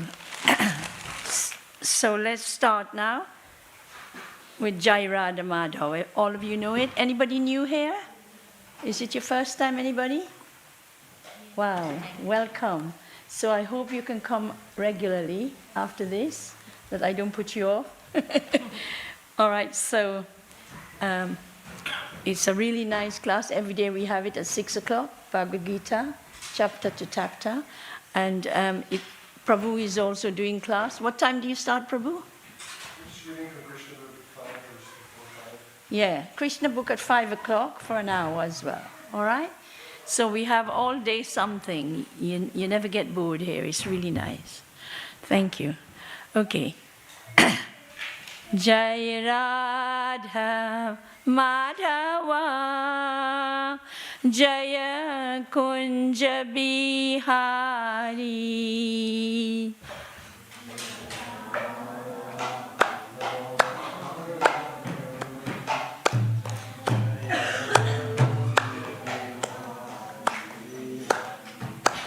Jaya Radha Madhava Jaya Kunja Bihari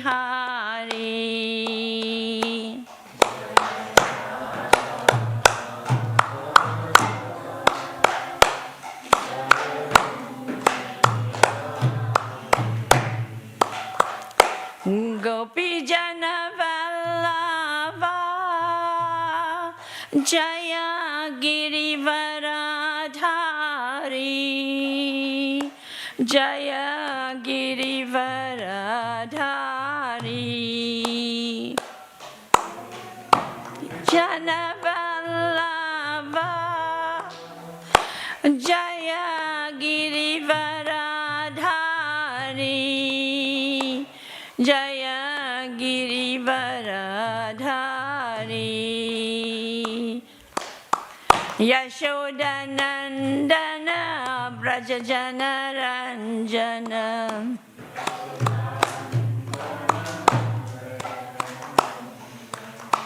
Yashodanandana Brajajana Ranjana,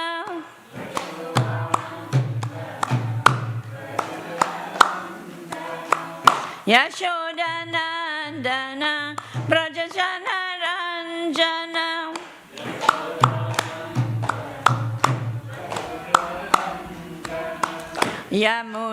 Yamunatira Banachari,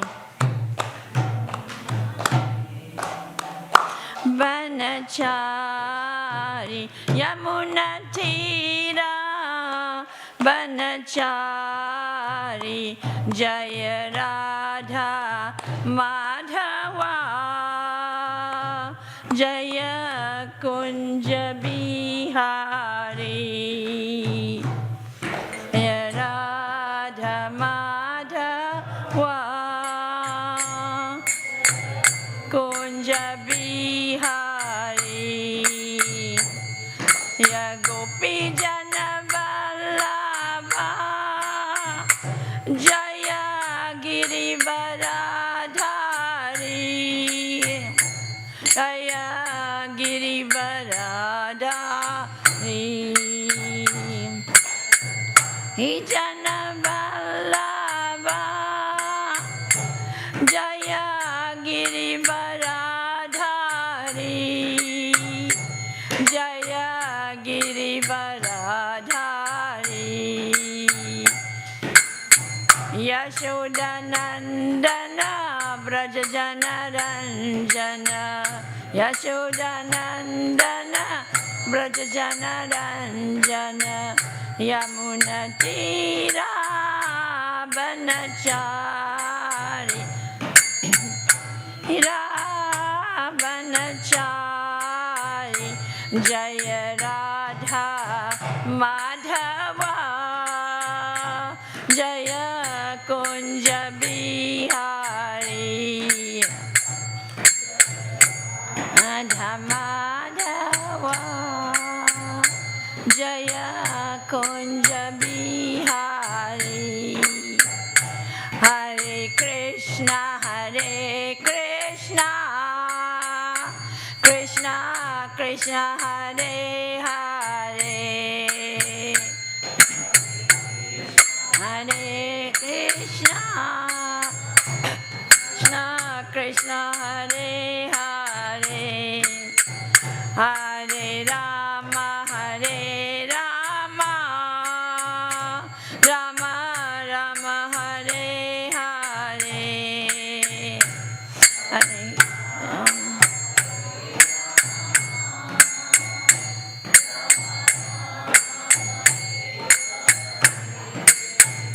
Hare Krishna, Hare Krishna, Krishna Krishna, Hare Hare, Hare Rama, Hare Rama, Rama Rama, Hare Hare, Hare Krishna, Hare Krishna, Krishna Krishna, Hare Hare, Hare Rama, Hare Rama, Rama Rama, Hare Hare, Hare Krishna, Hare Krishna, Krishna Krishna, Hare Hare, Hare Rama, Hare Rama, Rama Rama, Hare Hare.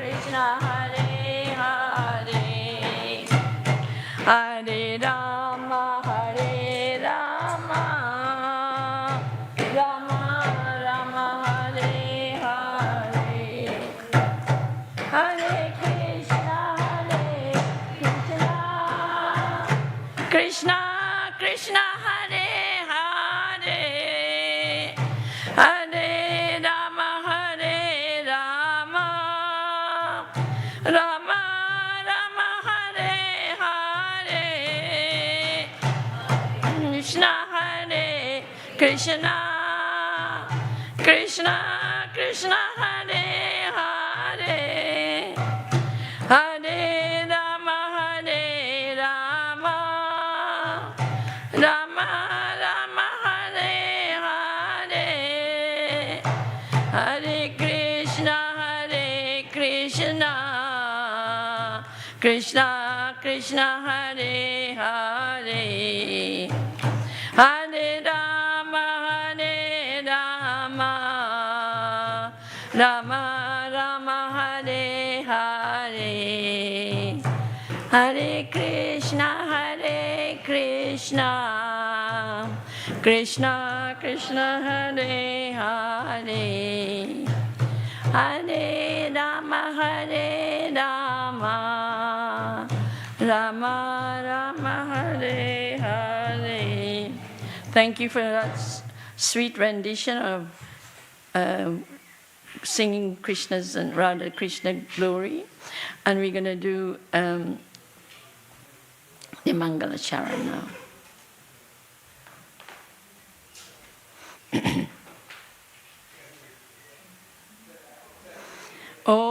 Little prayers now, everybody. If you want to repeat, you can do, or sing along. Om Jnana Timiranyasya Jananjala Shalakaya Chakshur Militam Yena Tasmai Sri Guruve Namah. Sri Chaitanya Manubhishtam Stapitam Yena Bhutale Swayam Rupa Kadamayam Darati Swapadantikam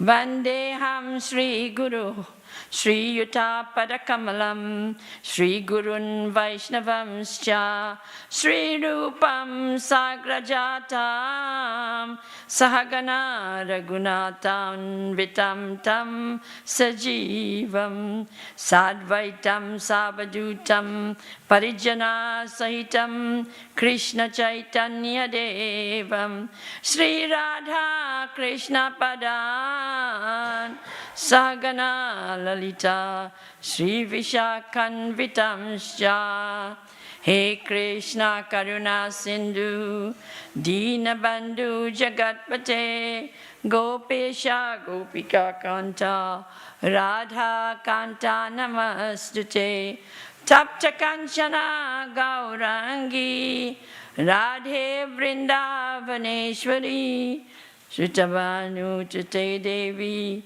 Pranamami Hari Priye Vanchakalpatarubhyascha Kripa Sindhu Vevacha Patitanam Pavanevyo Vaishnavedyo Namo Namah Sri Chaitanya Mano Bhishta Stapitan Yena Bhutale Swayam Rupa Kadamayam Dadati Swapadantikam. Hare Krishna, everybody please. Hare Krishna, Krishna Krishna, Hare Hare, Hare Rama, Rama Rama, Hare Hare.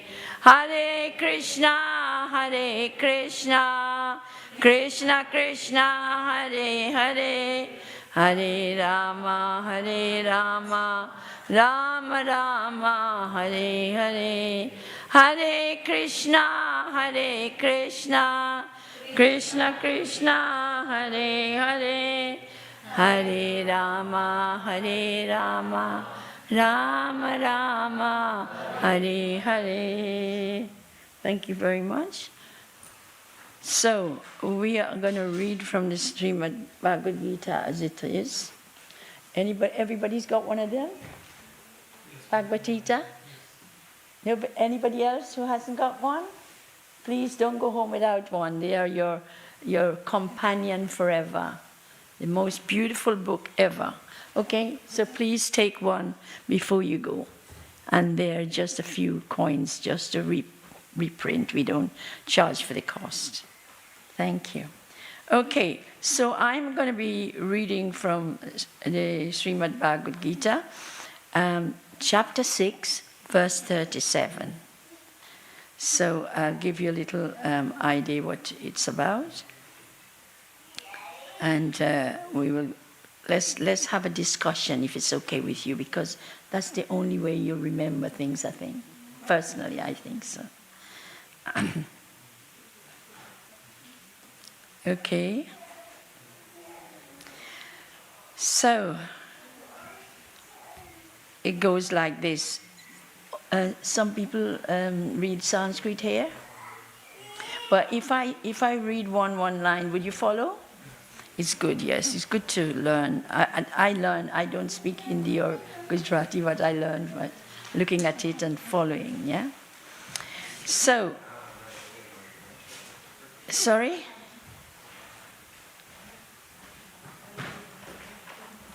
So I'll give you a recap from the previous verse so you have an idea what we're going into. Okay? Is that all right?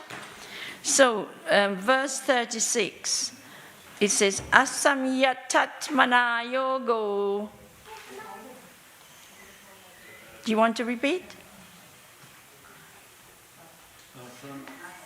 Okay, it's too much, isn't it? I think I will do single synonyms later. Okay, I'll just read it out first. Asamyatatmana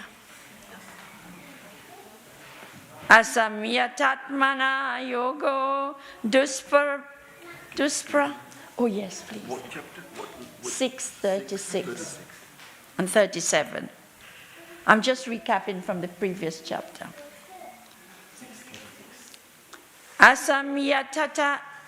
Asyam yatat mana yogo dusprapa iti me matihi vasyat mana tu yat tata shakyo vaptum upayate.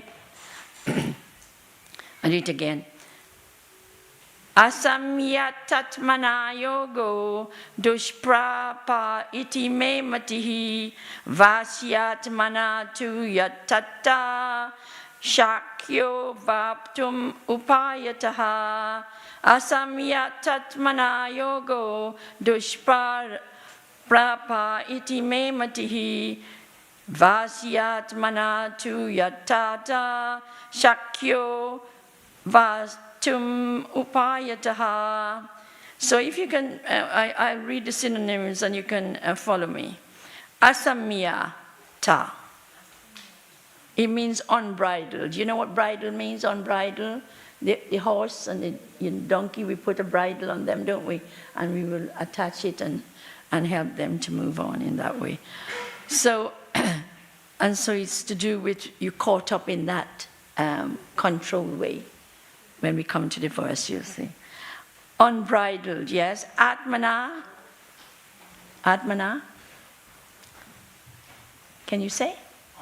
Atmana, by the mind. Yogaha, self-realization. Dusprapaha, difficulty to obtain. Iti, thus, me, my. Matihi, opinion. Vasya, controlled. Atmana, by the mind, to, but, yatata, while endeavoring, sakya, practical, apaptum, to achieve. Oh, it's up there, is it? How wonderful. Thank you. Okay. Do you want to say it then? Yes. Somebody say it and we follow. Okay, we're halfway, aren't we? You want to do yatata from there?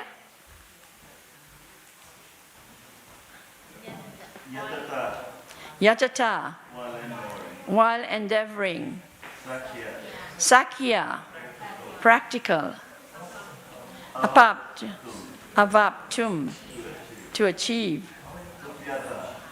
Upayataha. By appropriate means, yes, thank you. The translation. Does someone want to read the translation? Would you like to? Yeah. For one whose mind is unbridled, self-realization is difficult work. But he whose mind is controlled and who strives by appropriate means is assured of success. That is my opinion. And who is speaking here? Krishna to Arjuna. Well done. Okay. Do you want to continue with the purport or somebody else? Or shall I? Yeah. The Supreme Personality of Godhead declares that one who does not accept the proper treatment to detach the mind from material engagement can hardly achieve success in self-realization. Trying to practice yoga while engaging the mind in material enjoyment is like trying to ignite a fire by pouring water on it. Yoga practice without mental control is a waste of time. Such a show of yoga may be materially lucrative, but it is useless as far as spiritual realization is concerned. Therefore, one must control the mind by engaging it constantly in the Transcendental, yeah. loving service of the Lord. Unless one is engaged in Krishna consciousness, he cannot steadily control the mind. A Krishna conscious person easily achieves the result of yoga practice without separate endeavor. But a yoga practitioner cannot achieve success without becoming Krishna conscious. Thank you, Hare Krishna. So the next verse is what we are going to be focusing a little bit more on, and it's 637, yes? And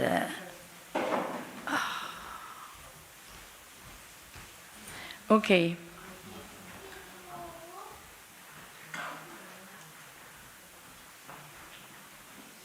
So I'll read out the verse first of all.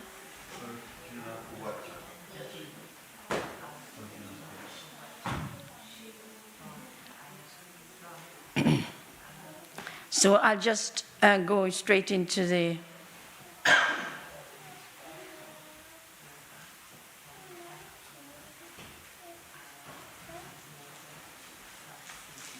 okay, I'll just go straight in because of time. Is that all right? It's going to go half an hour. So in 37, there is a very good connection with Krishna and Arjuna. He says, "O son of Kunti, the one who sets out to transcend the modes of nature and work for the Supreme is freed from dualities like happiness and distress." Who are we now? In that case, who do you think we are? How would you describe yourself? If somebody said, "Who are you?" What would you say? Who do you think you are? Are we this body? Are we the job that we do? We are soul, pure soul, aren't we? Individually, we got a soul. Does the soul die like the body does? No, it just stays alive and it goes on and on, takes another body and another body. And if you understand that, it's very important that you don't lament so much when somebody dies. But can we help it when somebody dies that we're attached to, we're close to? Can we help that?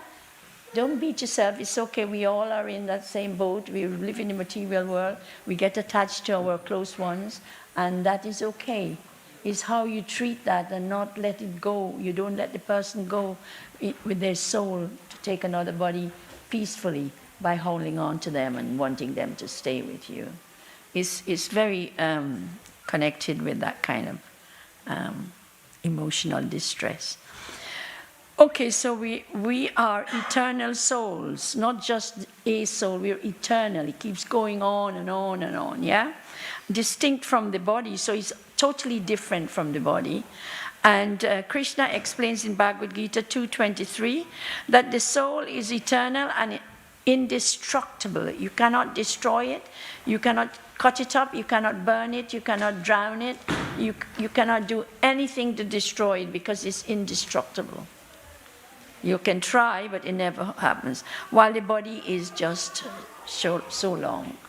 If you're born, you're going to grow up, you're going to die. That's the norm. But people die any age. And then you get older, you get disease, and we all die. But it's hard to accept, isn't it? We get so attached to each other. So this is the process.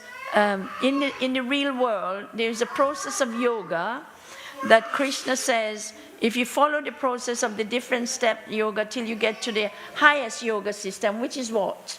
Do you know what the highest yoga system is? What's it called?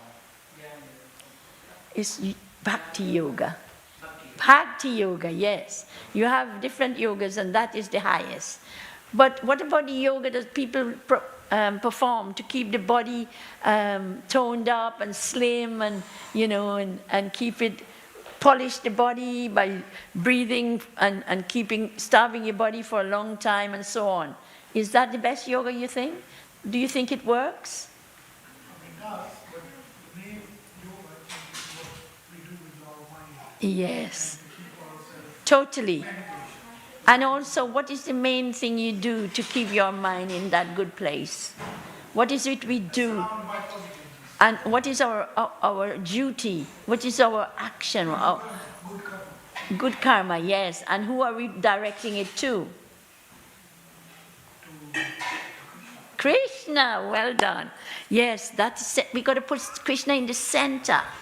Nobody else is in the center. Nobody else can give us what we get. It's Krishna. We think somebody help us buy a house, give us money, help us and all that. But it's not. It's Krishna's, arrangement and action. Without Krishna, we wouldn't have anything. So we must think of Krishna. Although you think you don't see Krishna, Krishna sees you, and Krishna is here with us. So if you can think of Krishna being the most important, and Sri Sri Radha Gokulananda ki, Sri Lakshman Hanuman ki, Hari Bol.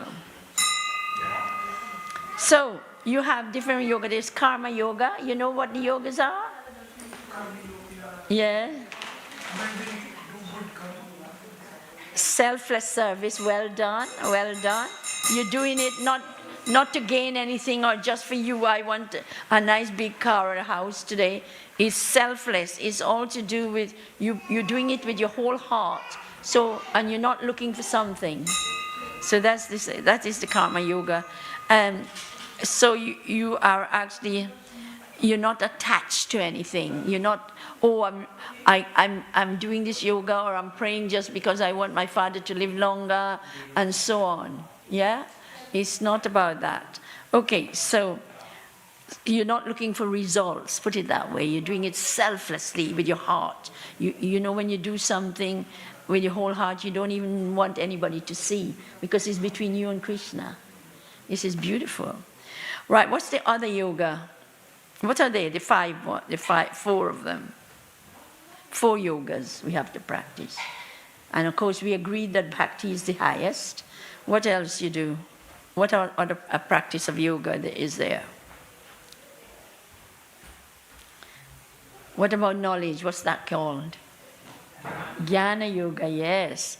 Yeah, but is that the be all and end all? If you get lots or education and knowledge about things and you're high up in the world in your professional ladder, is that doing service to Krishna? It can be if you use it for that purpose. So, some people go and do voluntary work and so on like that. And that is serving Krishna in an indirect way. Okay? And then there's karma, bhakti, bhakti-vidya, and jnana. We said, what is the last one? Dhyana yoga. Dhyan. Yeah. So what is that about? Yes, meditation. You focus the mind on who? Who do you focus the mind on? Krishna, yes. Again, it's all to do with Krishna. As I said, you've got to put Krishna in the center. We're not in the center. We are absolutely nothing, really, when you think about it. There's so many like us, similar like us, trying to get the best out of this world. Okay, so we're looking at the material versus spiritual. Which is the best, do you think? Material world? You think? No.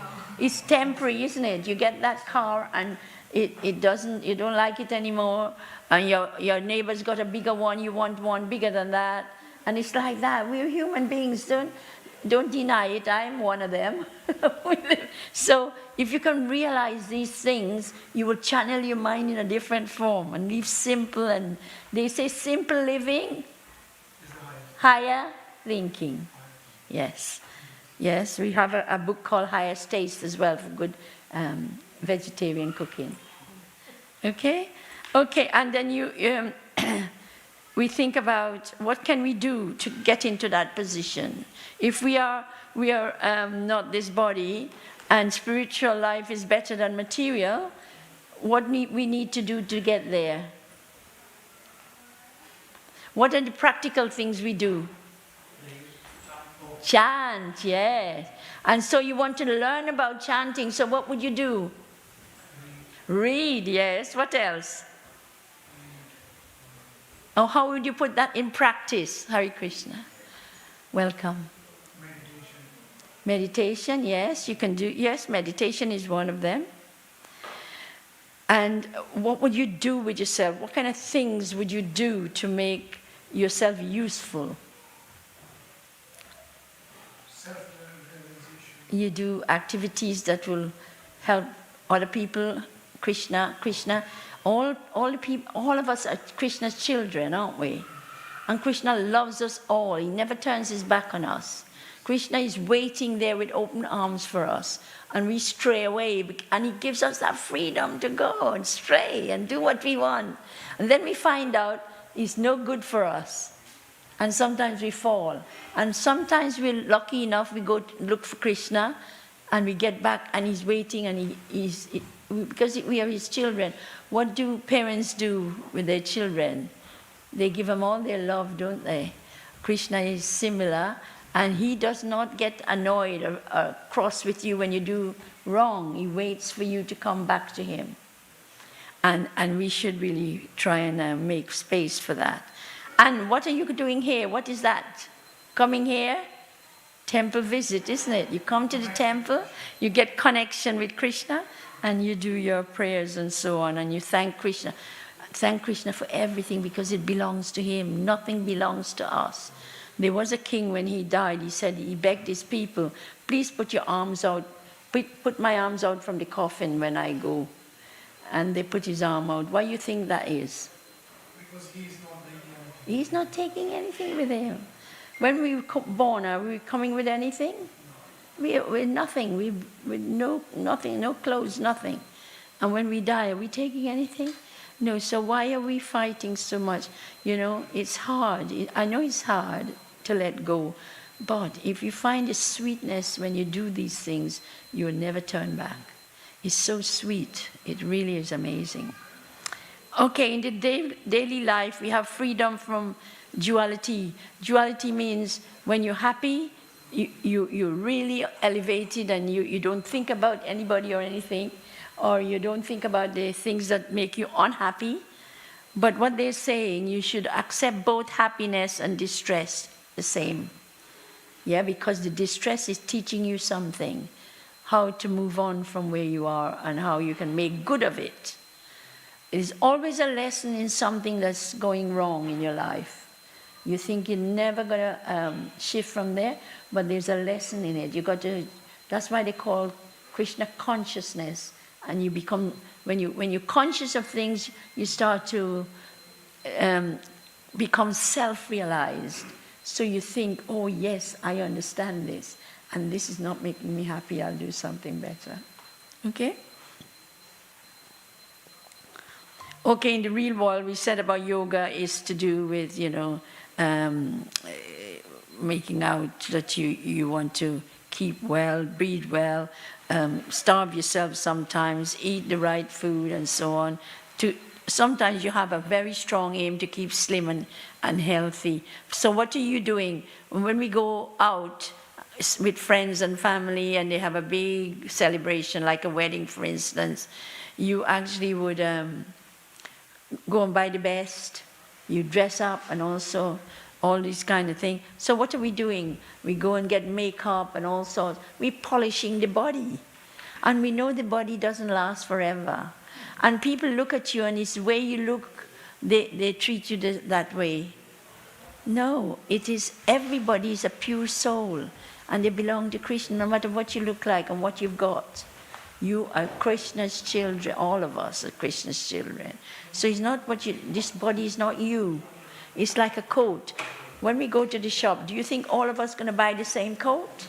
No, we buy different coat because we're individuals, but that coat is not going to last forever because it's a thing, it's temporary. So what are we aiming for in Krishna consciousness?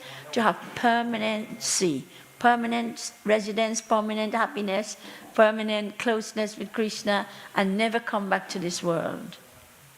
You know, when you think about it, if you look at your life and other people's lives around you, there isn't a moment of there's a day go by without you being unhappy in some way or the other. And then you feel it's going to go on forever. You don't think about, oh, it will pass.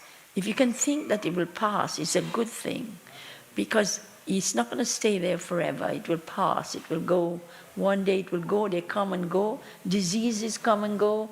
Colds and flus come and go. Yeah, it's not there permanently. But we got to think how we treat everybody and everything so we don't go in a destructive, painful way, you know. So we all got to go. And they don't say what age you go, although it says there's a procession from child to old age, how you progress to that. Nobody guarantees that you're going to die at old age. You might die younger. As you know, we see there was a child photo there 2 days ago. A really nice, beautiful young child. So it can happen. Okay? Right, so where are we now? So duality, it means you can be able to accept good and bad the same way. And how do you do that? You go in? Yes. Hare Krishna. All right, okay. Tell them to come and listen. 100%. Okay. Haribo, tell them to come in. Yes, so Bhakti Yoga is considered the highest path. Then you have chanting, kirtan, temple worship, studying scriptures, and service. Serving the Lord is the most important. Okay? And we talked about the yogas. And Srila Prabhupada, if you look to his teaching, he said that he emphasized a lot on the importance of Bhakti Yoga. He said that in our daily lives, he writes in the purport of Bhagavad Gita 6:37, he said about transcending the modes of nature and focusing on Krishna consciousness. Okay? And he quotes, this is his quote, "The one who sets out to transcend the modes of nature and work for the Supreme is freed from dualities like happiness and distress." 6:37 again. "And one who has taken his birth being controlled by the material nature is of a certain nature." Bhagavad Gita 3:27. Okay, so about the temple and classes. The temple and classes are meant for spiritual growth. So you come here, you listen, you hear, and even if you take one thing away, a word that struck in your mind that could help you to grow, you take that and you use it according to what the preacher is telling you. And you have this opportunity in Krishna consciousness to freely ask questions. If you're not sure about something, you ask questions. And they really appreciate it because it makes the lecturer think as well, and other people around you are thinking, how can I make good of this, you know? Prabhupada's teaching guides us to chant very nicely, and he tells us how, and he left a lot of legacy on how we should perform our daily our holy practices. Okay, he said you must study the scriptures like Bhagavad Gita and Srimad Bhagavatam. And what do we do? When we come here, what are we doing with other people? We're having good association, aren't we? We're getting to know them, we're talking to somebody, they lead me to something. It's like the other day, there was a lady, she just had a baby, she had nothing, can't afford things. And I point her to a recycling group, free things you can get there for children. And she was so pleased, and I got her connected. So it's talking to the right people and getting things a lot easier for people to access and not feeling they are alone and nobody helping and so on. And why are we here? We are here, we can't do without people. Krishna put us together to live nicely. Are we living nicely? When you think about it, your journey from the time you're starting to understand things, how we go on, how people make you annoyed, and then you get angry, and then you stop talking to them, and so on. That's one of the most difficult things to overcome. When somebody really upsets you, you don't talk to them. What does it gain you? You don't gain anything, because you are the one that suffer. By doing that, you suffer. You'd be surprised. Anything you do that is against another person, be it justified or not, it is a suffering that you take with you that can actually make you worse and ill with it. So even if you don't associate with them, just let it go. If you can let go, you are actually cleansing yourself, and you're forgiving as well. Because when you forgive, you are letting go and you're not carrying it with you. And you can forgive silently, you can forgive by writing a letter or telephone calls and so on. And it doesn't hurt. You're not then others wouldn't take anything away from you. So that should be really useful in that sense. So let's focus on a bit more deeper understanding and practice of Bhakti Yoga. So, as Srila Prabhupada says, the Supreme Lord is situated in everyone's heart. Yes. And what is he called when he's sitting in your heart? What is his name?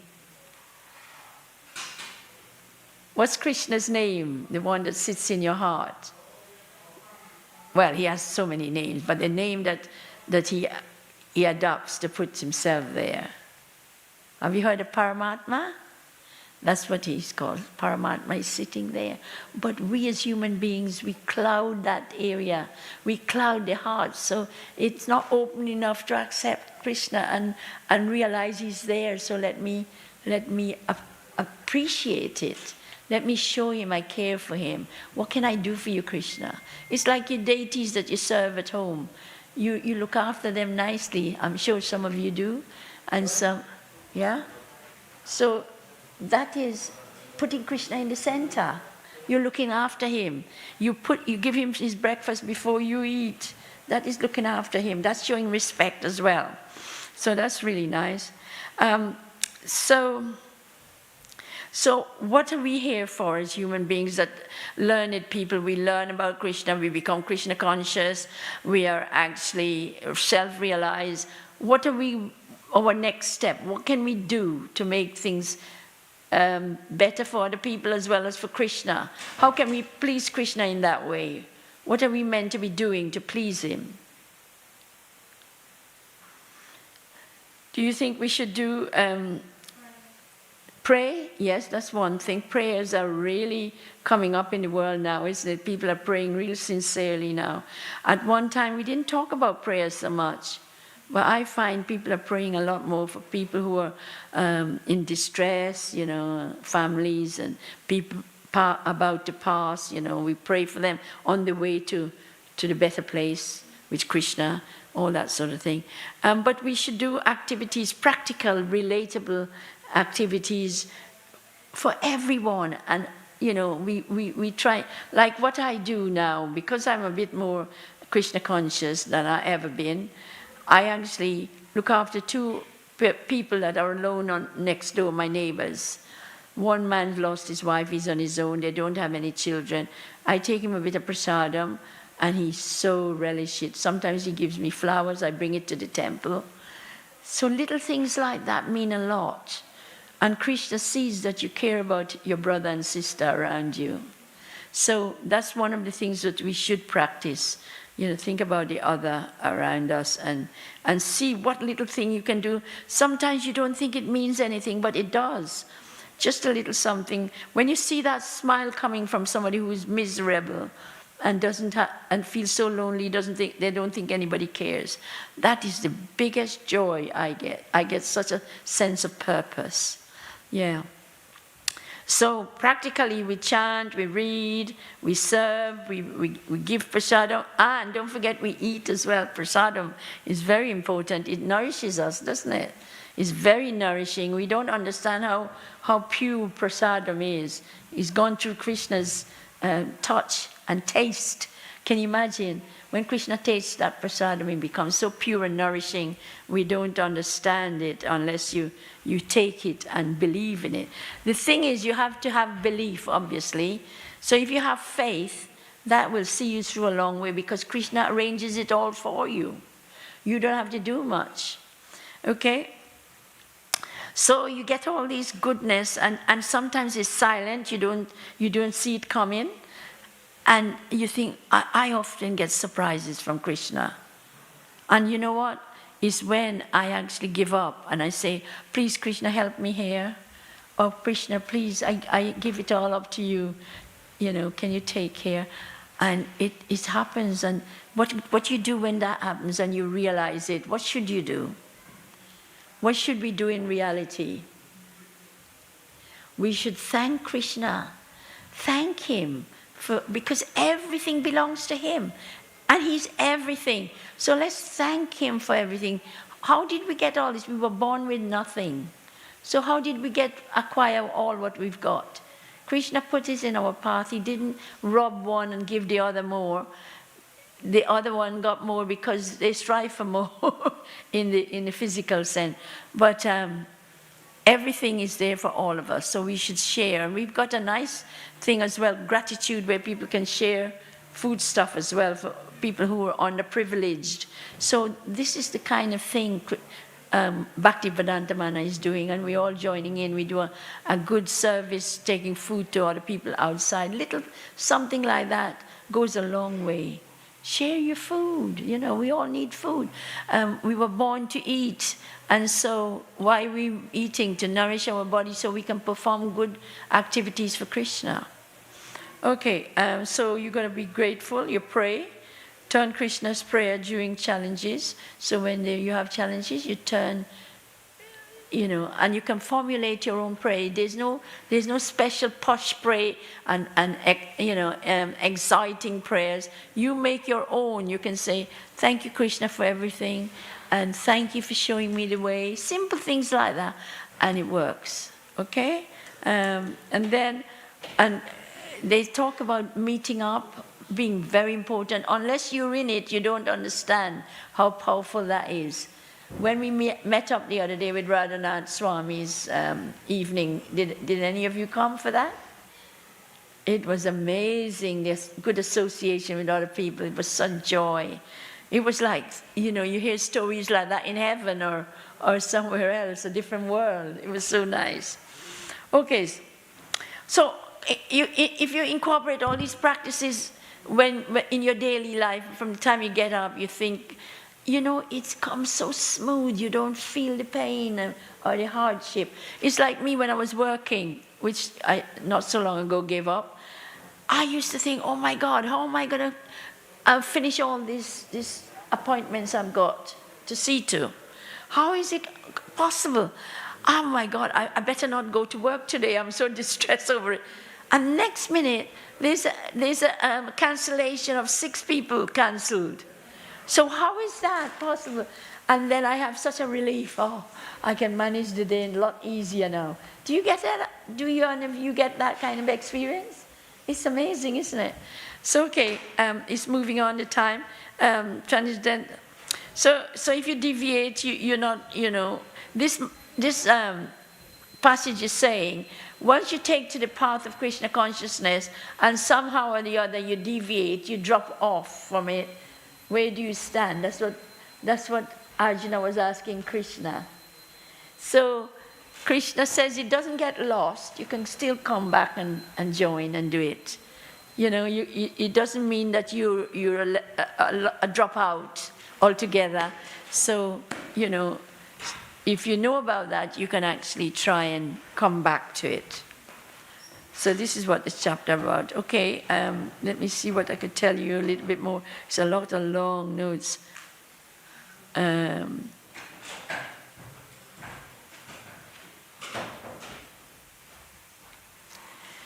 So you guide people with practical steps. This is the most important thing in the doing. Why did Krishna give us hands and give us a mind and on the senses? Why did we come in this world with all those senses? How can we use those senses? Just to get attracted to material items? Or can we use it for serving Krishna? The tongue can speak so nicely, and he could sing good songs to Krishna or about Krishna, read, chant, and be happy. Now, what does the hand do? The hand can be cooking some nice, delicious meal for Krishna, serve the devotees. There's this major thing about if you got to go through the devotees to get to Krishna, and Krishna is so pleased because you are coming through him and pleasing his devotees. And how does a devotee get in that position? Because they practice beautiful activities that bring them closer to Krishna. And Krishna respects his devotees more than anything or anybody. So you got to be kind and caring and loving to his devotees, and he recognizes you straight away. You don't have to suffer. Okay? So that's one of the things we have to think about. So you heard of simple living, higher thinking? Everything that if we go simply into any activities and we relate it to our lives and everything else we do, it's so beautiful. That is your answer to a lot of predicament. And by diving into Bhagavad Gita is one good way of... Also the key points here is transcending dualities, rise above happiness and distress, success and failure. That means you can take both happiness and distress the same way, that you can learn from the distress, and the happiness you can appreciate it and know it's coming from Krishna. All right? So that's that. Working for the Supreme, engage your selfless service for Krishna. Yeah? So you offer everything you do is selflessness. You're not in the center, you're not that important. Krishna is important, but Krishna makes you important, make you feel important because you're his child and he loves you. Think about freedom from conditioning. You break free from the material influences. All those are key points to get you moving towards Krishna. Srila Prabhupada's purport explains that this path requires determination and surrender. So you have to be determined. First of all, you have to have faith, yeah? And you are determined to make things work. You want to carry on. Persistence and consistency. You have to keep going, keep looking to Krishna, and you will see magically, mystically, things will happen. He'll show you the way. So what is this body? How can you look at this body? You can look at it as a temple. So you clean the temple, yes, to keep well, so you can serve Krishna. So it's like a roundabout thing like that. And you eat simple sattvic food, as we said. You nourish the body in a way that you can serve Krishna so beautifully, and you don't have to suffer. Kundananda ki jai. Vashwan Hanuman ki jai. Ki jai. Jai. Hari Hari Bol.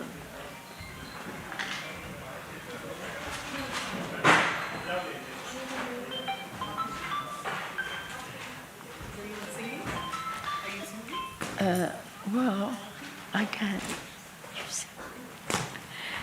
All right, I can say. Is it up there? If it's up there, I can. Do you want the mic to go around? Just stop. Yeah.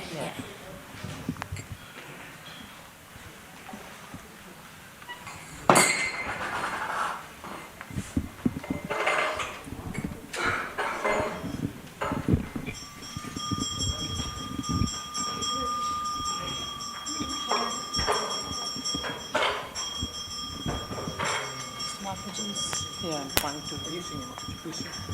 She said she'll sing, otherwise I don't know. You can sing. Do you want me to sing, or You got somebody? I can sing if you want me to, but I can't play the guitar so nicely. Well, you can sing.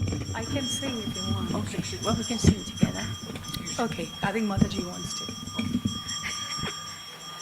Jaya Jaya Gaura Chanda Arati Ko Shobha.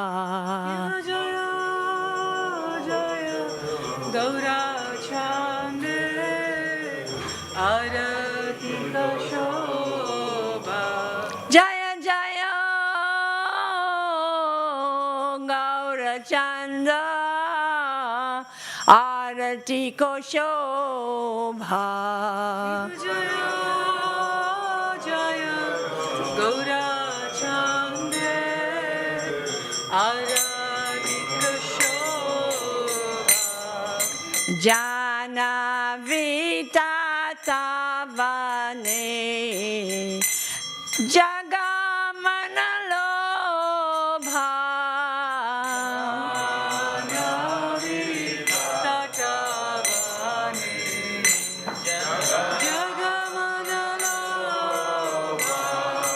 Jana Vitata Vane Jagamana Lobha.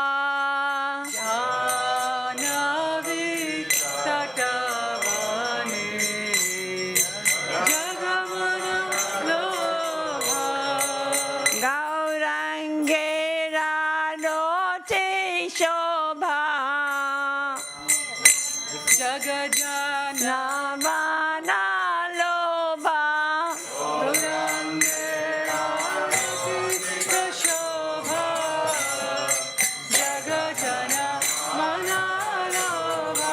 Gaurangera Rotik Shobha. Jagajana Mana Lobha.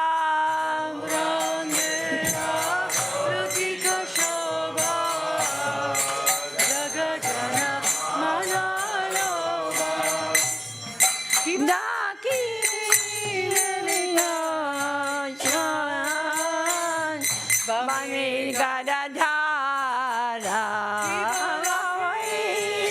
Nitai Kande Bangir Gadadhara Nikriya Davasa Chansasaradhara. Nikate Advaita Srini Vasa Chhatradhara. Nikate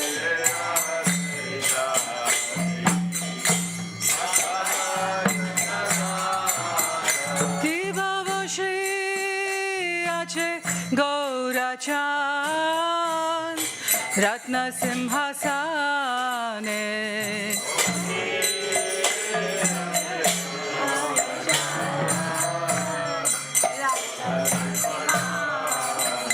Divavashi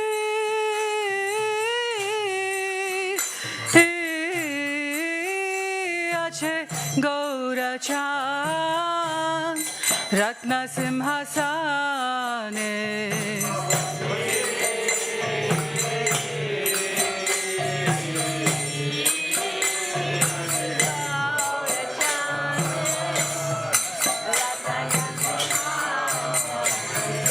Arati Koreina Brahma Adi Devagane.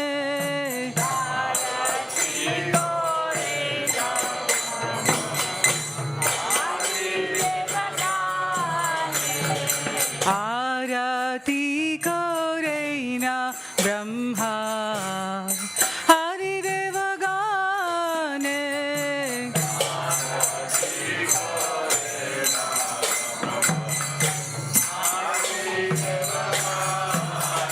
Ivanara Hari Adi Kori Chamaradulaya.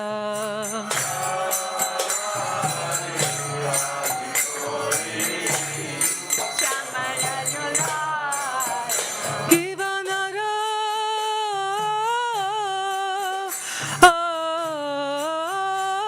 Hari Adi Kori Chamaradulaya.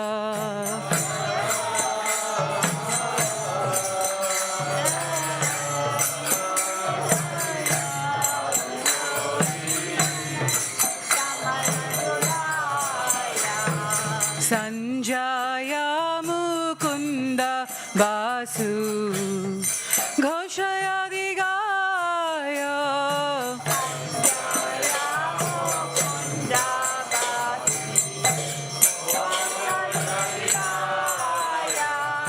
Sanjaya Mukunda Vasu Ghoshaya Digaya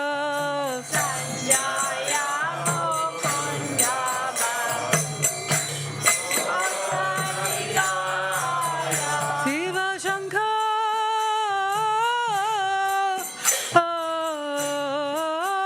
Bhaje Ghanta Bhaje Bhaje Karatala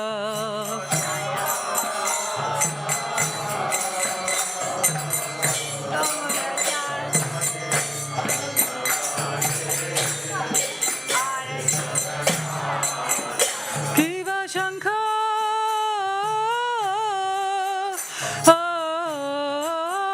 Bhaje Ghanta Bhaje Bhaje Karatala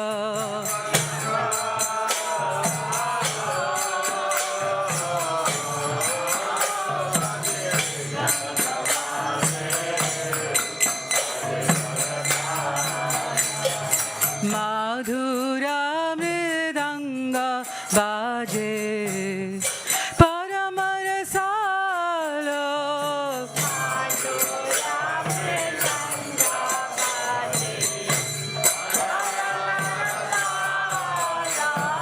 Madhura Mridanga Baje Paramarasalo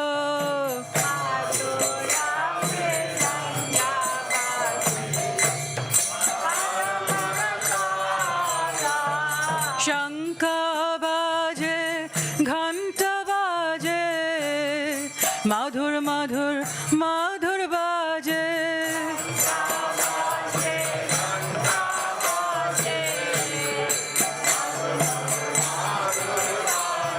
Shankha baje, ghanta baje, madhur madhur madhur baje.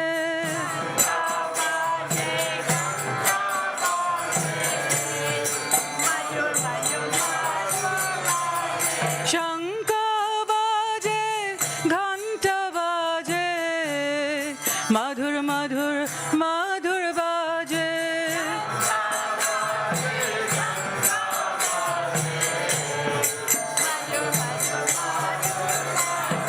Madhur madhur madhur baje.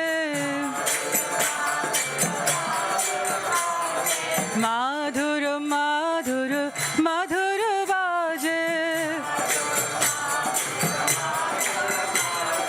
Nitya Gaura Hari Bol, Hari Bol, Hari Bol, Nitya Gaura Hari Bol.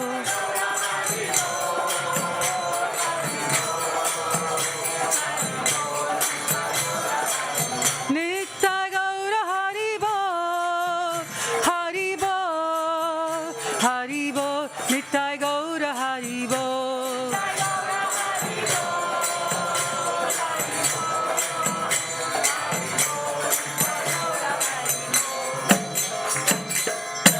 Kibo bahu koti chandrajini badana ujvala.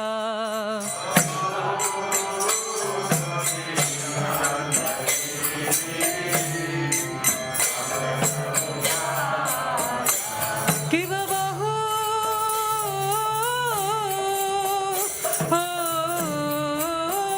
koti chandrajini badana ujvala.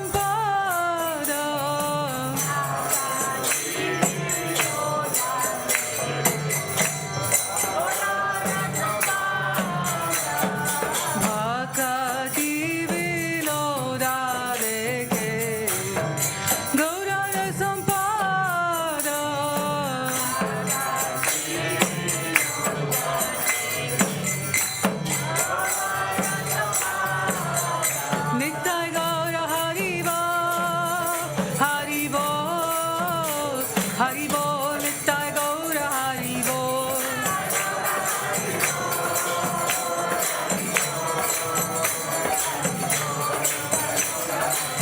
Nitai Gaura Hari Bol, Hari Bol, Hari Bol, Nitai Gaura Hari Bol.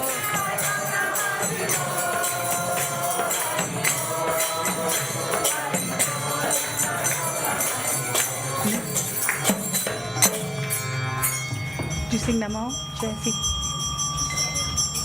Namo Vishnu Padaya Krishna Prasthaya Bhutale Srimate Bhaktivedanta Shamine Namine.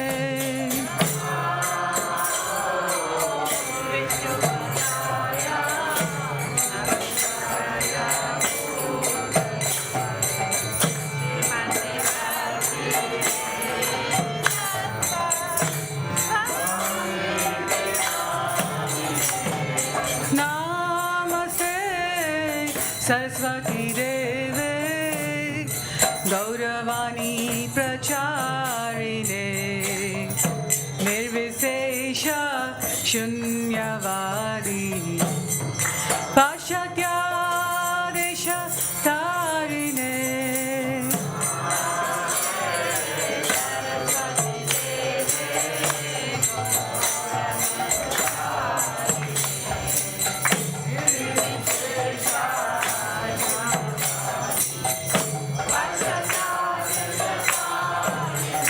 Jaya Sri Krishna Chaitanya Prabhu Nityananda Shri Advaita Gadadhara Srivasadi Gaura Bhakta Vrinda.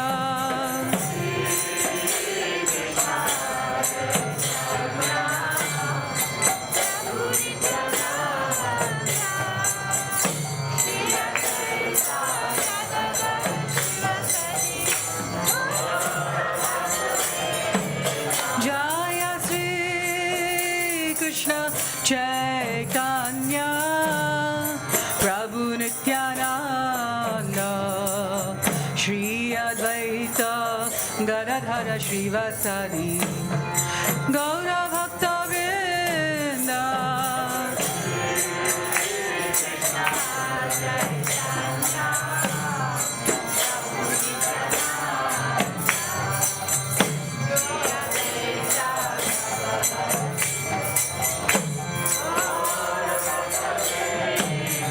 Jaya Sri Krishna Chaitanya Prabhu Nityananda Shri Advaita Gadadhara Srivasadi Gaura Bhakta Vrinda.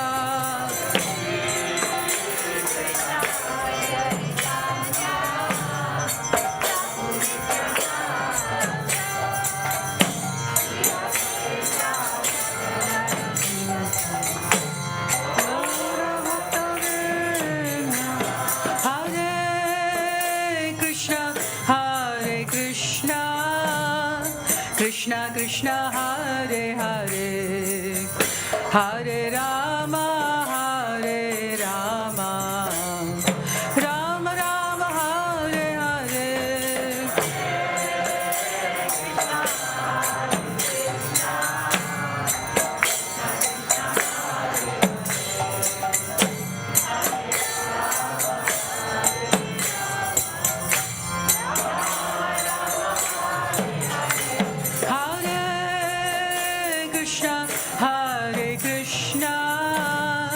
Krishna Krishna Hare Hare Hare Rama Hare Rama Rama Rama Hare Hare.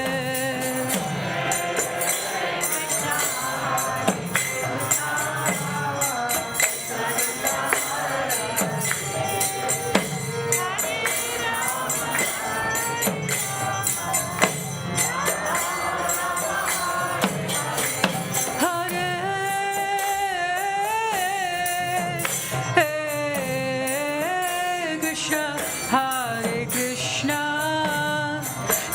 Krishna Hare Hare Hare Rama Hare Rama Rama Rama Hare Hare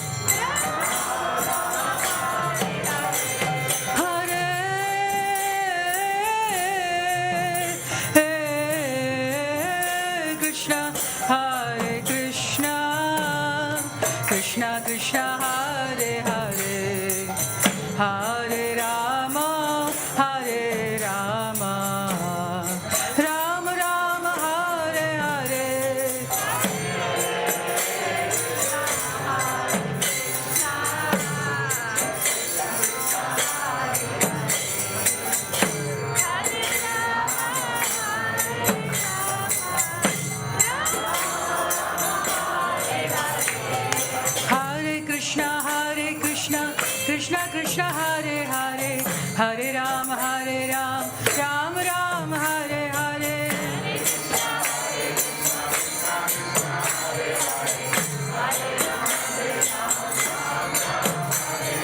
Hare Krishna Krishna Krishna Hare Hare Hare Rama Rama Rama Hare Hare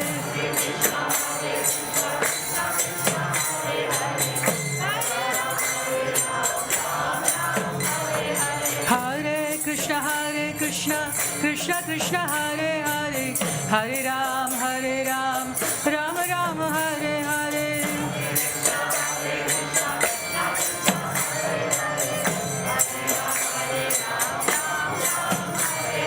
Hare Krishna Krishna Krishna Hare Hare Hare Rama Rama Rama Hare Hare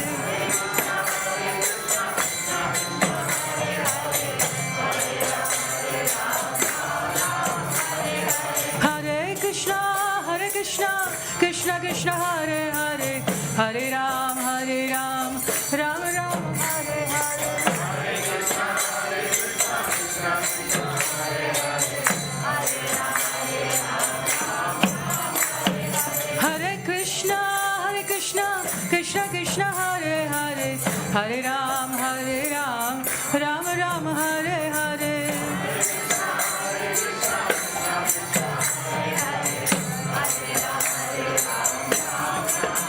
Hare Krishna Krishna Krishna Hare Hare Hare Rama Rama Rama Hare Hare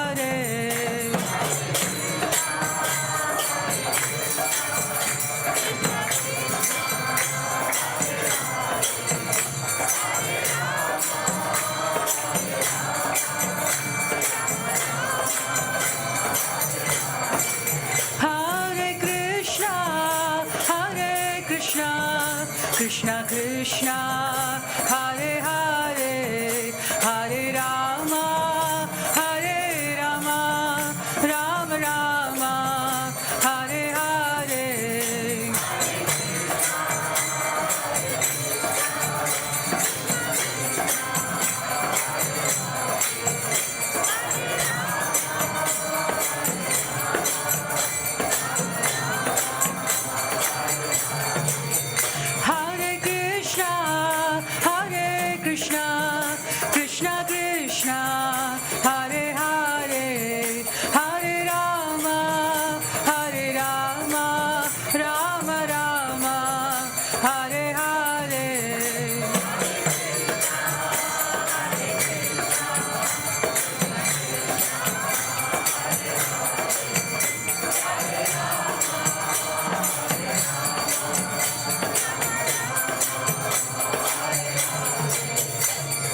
Hare Krishna Krishna Krishna Hare Hare Hare Rama Rama Rama Hare Hare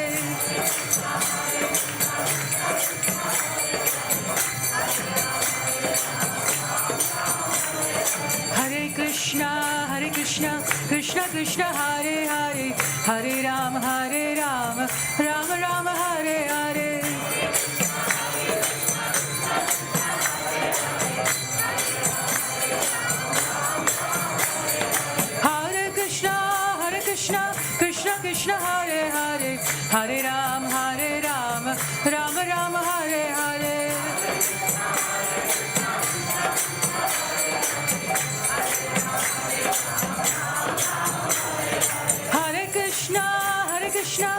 Krishna Krishna Hare Hare, Hare Ram, Ram Ram, Hare Hare.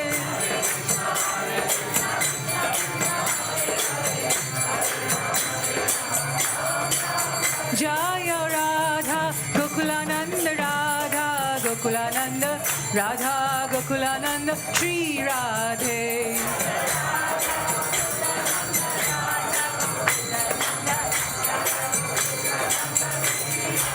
Jaya Radha Gokulananda, Radha Gokulananda, Radha Gokulananda, Shri Radhe.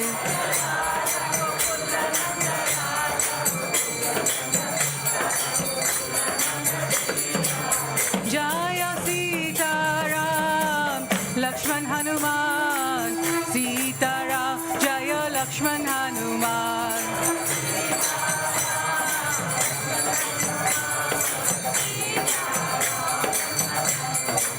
Jaya Sita Ram, Lakshman Hanuman, Jaya Sita Ram, Jaya Lakshman Hanuman.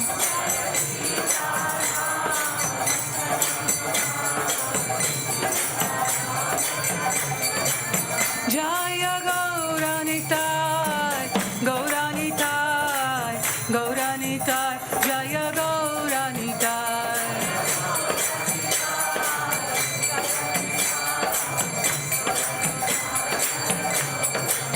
Jaya Gauranitai, Gauranitai, Gauranitai, Jaya Gauranitai.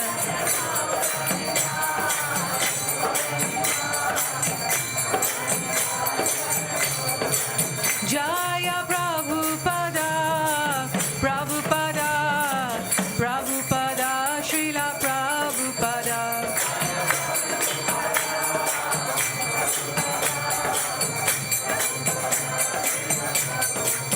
Jaya Jagadguru, Srila Prabhupada, Jagadguru, Srila Prabhupada.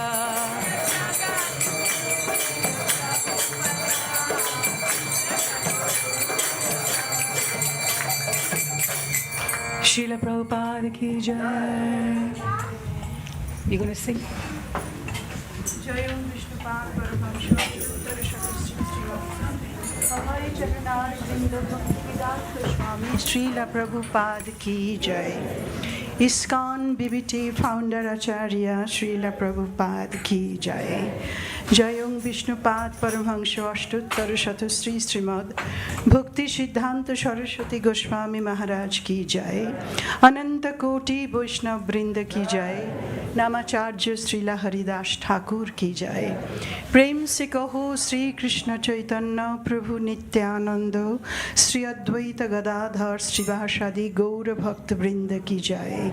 Sri Sri Radha Krishna Gop Gopinath Sham Kunda Radha Kunda Giri Govardhan ki jai.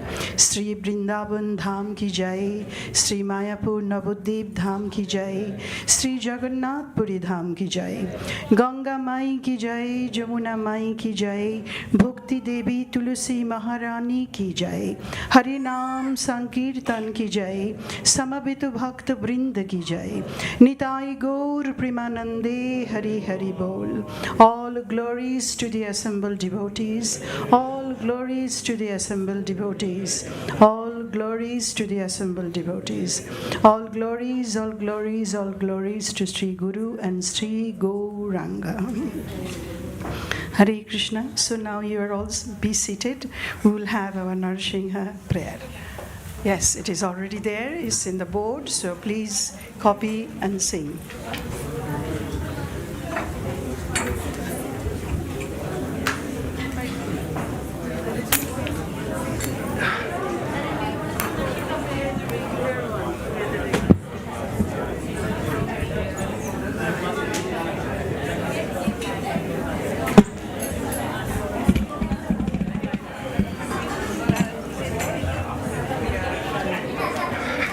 Thank you.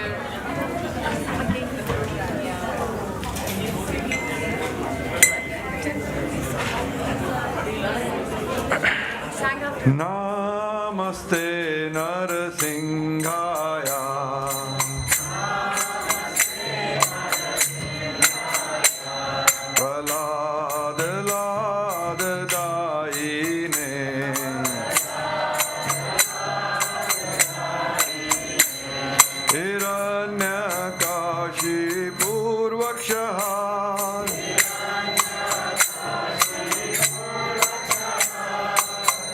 आतंका न कालाए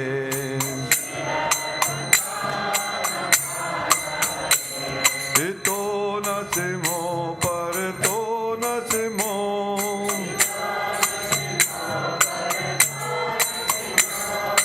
यतो यतो यामित तो न सिमो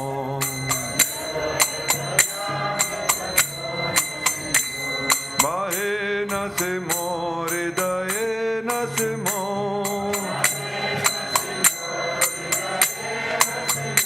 नरसिंहमदिं शरणं प्रपदे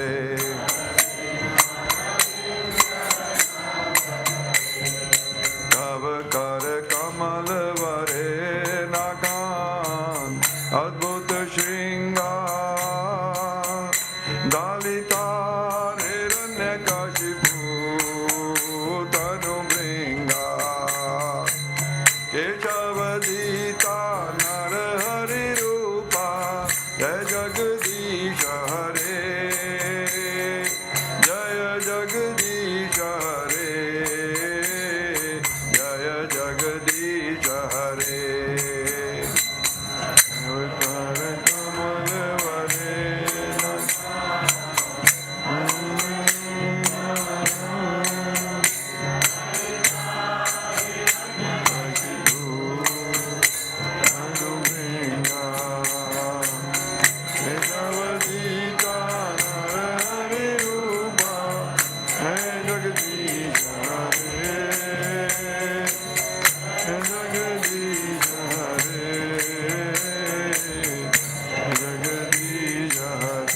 जय नरसिंहदेव नरसिंहदेव नरसिंहदेव जय नरसिंहदेव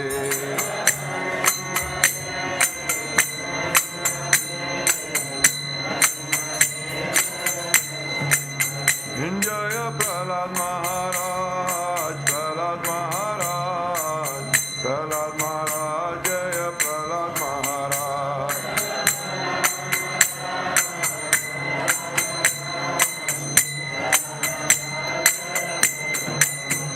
जय जय प्रभुपाद प्रभुपाद प्रभुपाद जय जय Prabhupada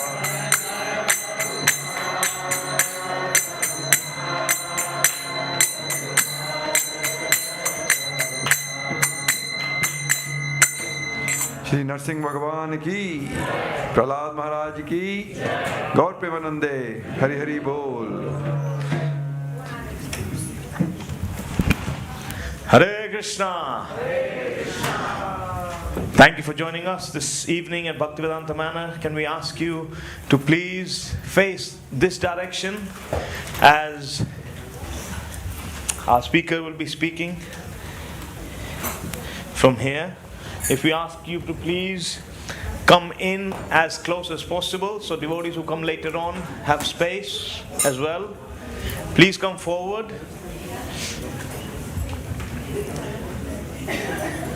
And if we can also kindly request that there be a passage left clear for emergencies and for our speaker.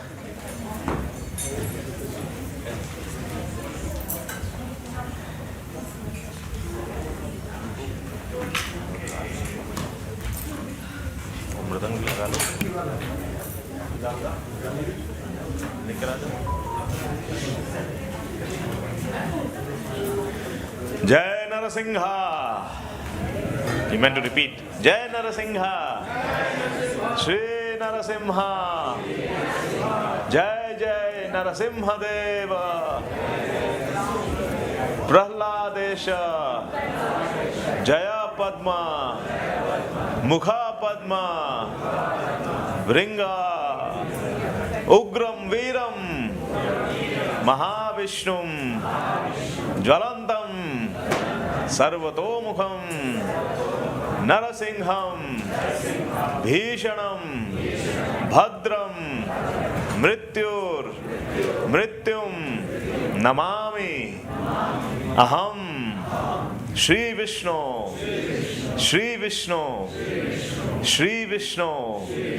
Hare Krishna, Hare Krishna, Krishna Krishna, Hare Hare, Hare Rama, Hare Rama, Rama Rama, Hare Hare.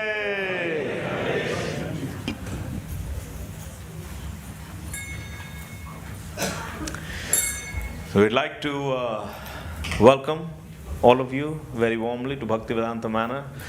Bhaktivedanta Manor is very happy to facilitate and host this two-part series, Narsingha Katha, leading up to the festival of the appearance of Bhagavan Narasimhadev. We all know Narasimhadev? No, clearly not.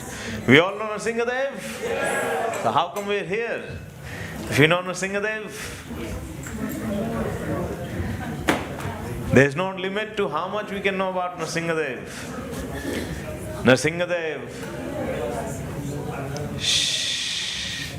Narasimhadev is a personality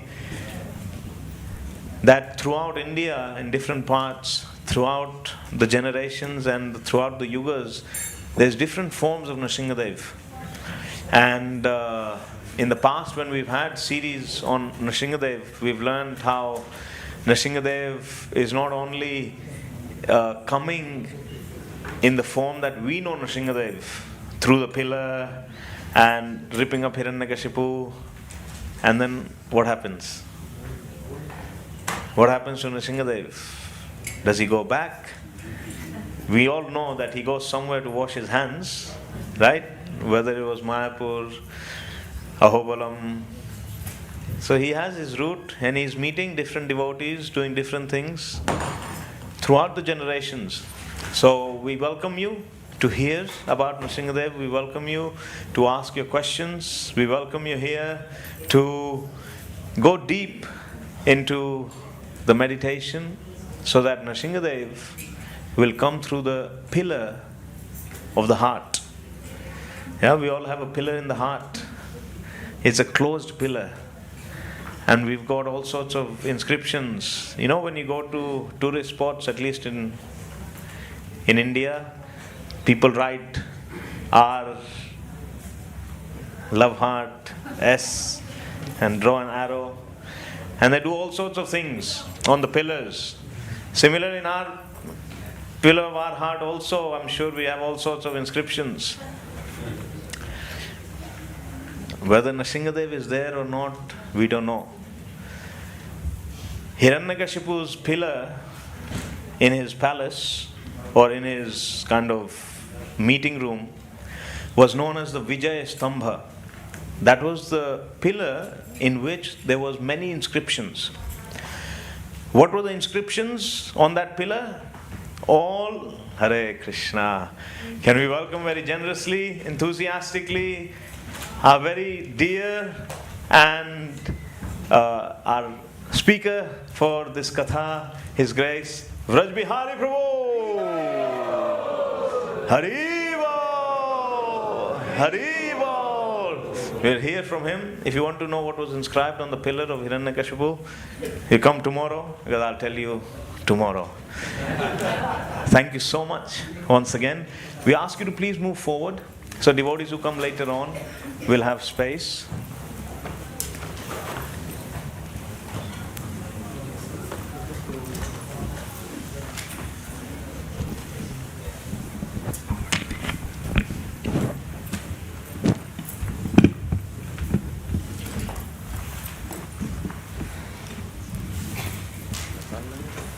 थोड़ा सा 2 minute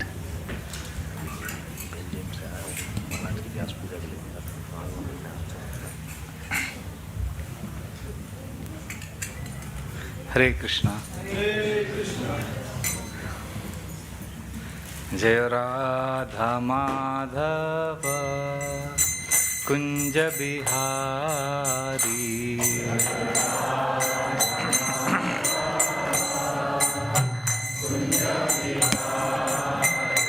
जय गोपी जन वल्लभ गिरिवरधारी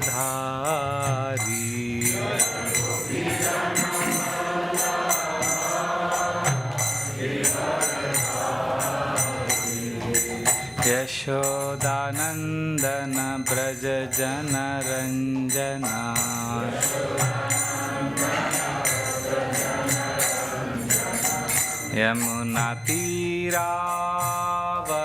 यमुनातीरावनचारी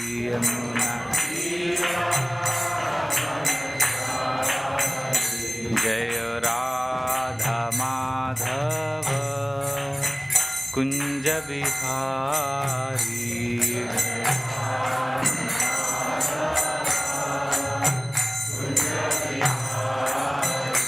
जय राधा माधव कुंज बिहारी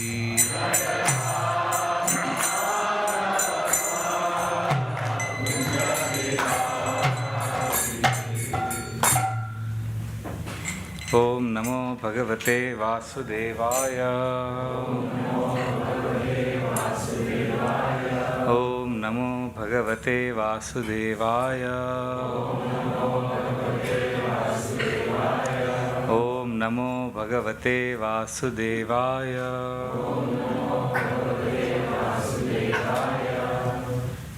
नारायणं नमस्कृत्यं नरं चैव नरोत्तमं देवीं सरस्वतीं व्यासं ततो जायामुदीरयेत् नष्टप्रायेषु अभद्रेषु नित्यं भागवत सेवया भगवतीरुत्तमश्लोके भक्तिर्भवति नैष्टकी कृष्णाय वासुदेवाय देवकीनन्दनाय च नन्दगोपकुमाराय गोविन्दाय नमो नमः नमो पङ्कजनाभाय नमो पङ्कजमालिने नमो पङ्कजनेत्राय नमस्ते पङ्कजाङ्ग्रे ॐ अज्ञानतिमिरन्धस्य ज्ञानाञ्जनशलाकया चक्षुरुन्मिलितं येन तस्मै श्रीगुरुवे नमः मूकं करोति वाचालं पङ्गुं लङ्घयते गिरिं यत्कृपातमहं वन्दे श्रीगुरुदीनतारिणं परमानन्दमाधवं श्रीचैतन्यमीश्वरं नमो विष्णुपदाय कृष्णप्रेष्ठाय भूतले ते भक्तिवेदान्त स्वामिनिति नामिने नमस्ते सारस्वते देवे गौरवाणी प्रचारिणे निर्विशेषा शून्यवादी वाञ्छाकल्पतरुभ्यश्च कृपा सिन्धुभ्य एव च पतितानां पावनेभ्यो वैष्णवेभ्यो नमो नमः जय श्री कृष्ण चैतन्य प्रभु नित्यानंद श्री अद्वैता गदाधर शिवासदि गौर भक्तवृंद हरे कृष्णा कृष्णा कृष्णा हरे हरे हरे राम राम राम हरे हरे हरे कृष्णा कृष्णा कृष्णा हरे हरे हरे राम राम राम हरे कृष्णा कृष्णा कृष्णा हरे राम राम योऽन्तः प्रविश्य मम वाचमिमां प्रसुप्तान् सञ्जीवयत किल शक्तिधरा स्वधाम्ना अन्यांश्च हस्तचरणश्रवणात् त्वगादीन् प्रणान्नमो भगवते पुरुषाय तुभ्यं कथाञ्चन स्मृते अस्मिन् दुष्करं सुकरं भवेत् विस्मृते विपरीतं स्यात् श्रीचैतन्य नमामि तम्।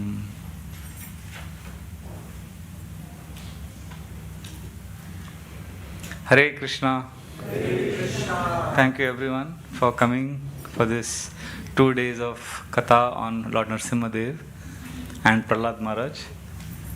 So we'll prepare our consciousness for the festival by glorifying Sri Prahlad and Lord Narasimhadev. And something very interesting about Srimad Bhagavatam, I was recently sharing with someone, that if you read generally Vedic scriptures, this pastime of Narasimhadev is mentioned many places. But in most of the places, Narasimhadev is presented naturally as the hero of this pastime. But when you read Srimad Bhagavatam, you will realize Prahlad Maharaj is the hero. His instructions to his friends, his instructions to his father, his prayers to Lord Narasimhadev, which are 3 parts to it. They are so beautiful. It comes out obvious to a reader. In those 10 chapters, you will read. So this is unique about Bhagavatam. Like Indra killing Vritrasur. You know, there's another pastime. Also in which canto? 6th canto. Narasimhadev pastime is in 7th canto. So Indra killing Vritrasur is mentioned in many Puranas, many Vedic scriptures, including Rig Veda. But if you read it carefully, in all those scriptures, Indra is presented as hero who kills Vritrasur. But Bhagavatam is a great, it's a great scripture of plot twist. In Bhagavatam, Vritrasur is the hero. His final prayers to the Lord. So this is amazing about Bhagavatam, that you will discover something beyond the apparent layer, but apparent reality that you see. Like in Bhagavatam 1st canto, you will find prayers of Mother Kunti. Kunti is she is there in the Mahabharata. She is there in many places, but in Bhagavatam she comes out as a hero. Bhishma's instructions to Maharaj Yudhishthira, this is like beautifully captured, his mood, his remembrance of Krishna. So like that, so we are fortunate that Srila Prabhupada has given us Srimad Bhagavatam, and let us meditate on this Narasimhadev pastime. And today we are going to begin by chanting this verse. This is from the 5th canto, 18th chapter, verse number 8. This is one of the lands or varshas, which is known as Hari Varsha. There is a lot of residents staying in that planet, in the Hari Varsha planet. And Prahlad Maharaj is also there, and he is offering prayers to Lord Narasimhadev. And this is a very beautiful prayer. So those who are in difficulty, if they chant this prayer, it is said that, I don't know about how the difficulty will be taken care of, but they will come closer to Krishna. It is guaranteed. Sometimes we pray to the Lord thinking, if I pray to the Lord, will my problem go away? They ask me. So I tell them, I don't know about that, but if you pray sincerely, I don't know if your problem will go away, but you will come closer to Krishna. And that will solve a much bigger problem. So this is a very beautiful prayer. So please let us, you can repeat after me. Om Namo Bhagavate Narasimhaya.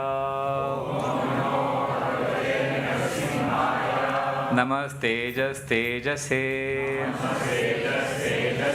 Avir Bhava. Vajranakha.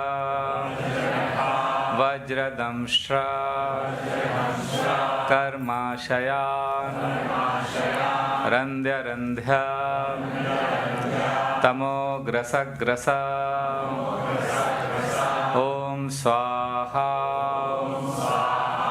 Abhayam.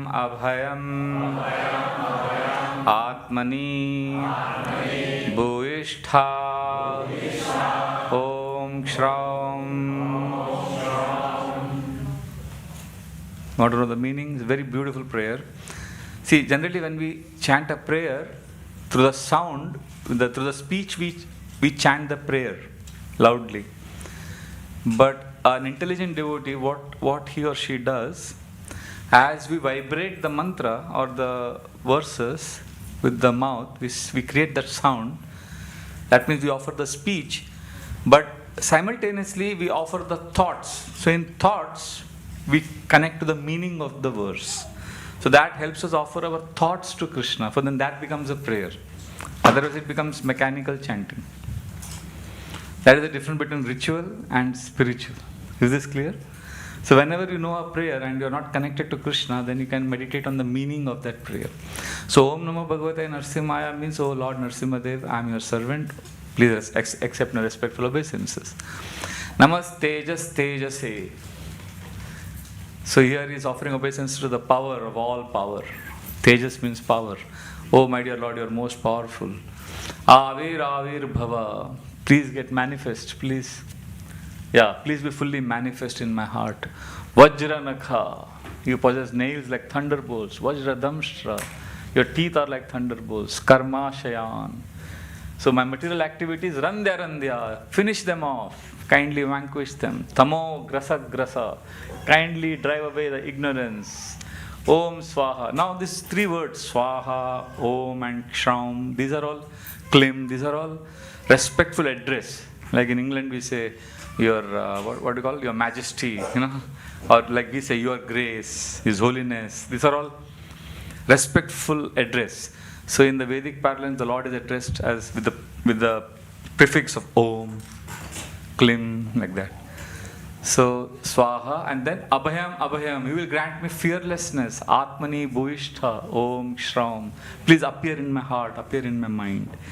So if the Lord appears in our mind, then we'll never be fearful of anything, in any situation. So instead of changing our circumstances, we are praying to the Lord to change our consciousness. Then we'll become fearless in this crazy material world. This is a beautiful prayer, isn't it? Can we chant this once more? Yes. Om Namo Bhagavate Narasimhaya. Om Namo Bhagavate Narasimhaya. Namaste Tejase. Namaste Tejase. Avir Avir Bhava. Avir Avir Bhava. Vajranakha. Vajradamshtra. Karmashayan. Randhya Randhya. Tamo Grasa Grasa. Om Swaha. Abhayam Abhayam. Atmani. Bhuishtha. Om Shraum. So last 1.5 months I've been traveling. No, 2 months I've been traveling in US, now here. So every 3 days I was in a new city. So when somebody was dropping me to the airport, so in the car I would chant Narsimha prayers, Tavakara Kamalavara. So the driver would know this. And then after that I would chant this mantra loudly. And after that the devotee would say, Prabhu, what is this mantra? I said, okay, repeat after me. So for next 20 minutes we would chant this and I would explain to him. So I would get a chance to share this mantra and also help others memorize this. So it's a very beautiful mantra. So in ISKCON generally we chant everything 3 times. Isn't it? Panchatattva mantra. So let us chant this once more. Om Namo Bhagavate Narasimhaya. Namaste Tejase. Avir Avir Bhava. Vajranakha.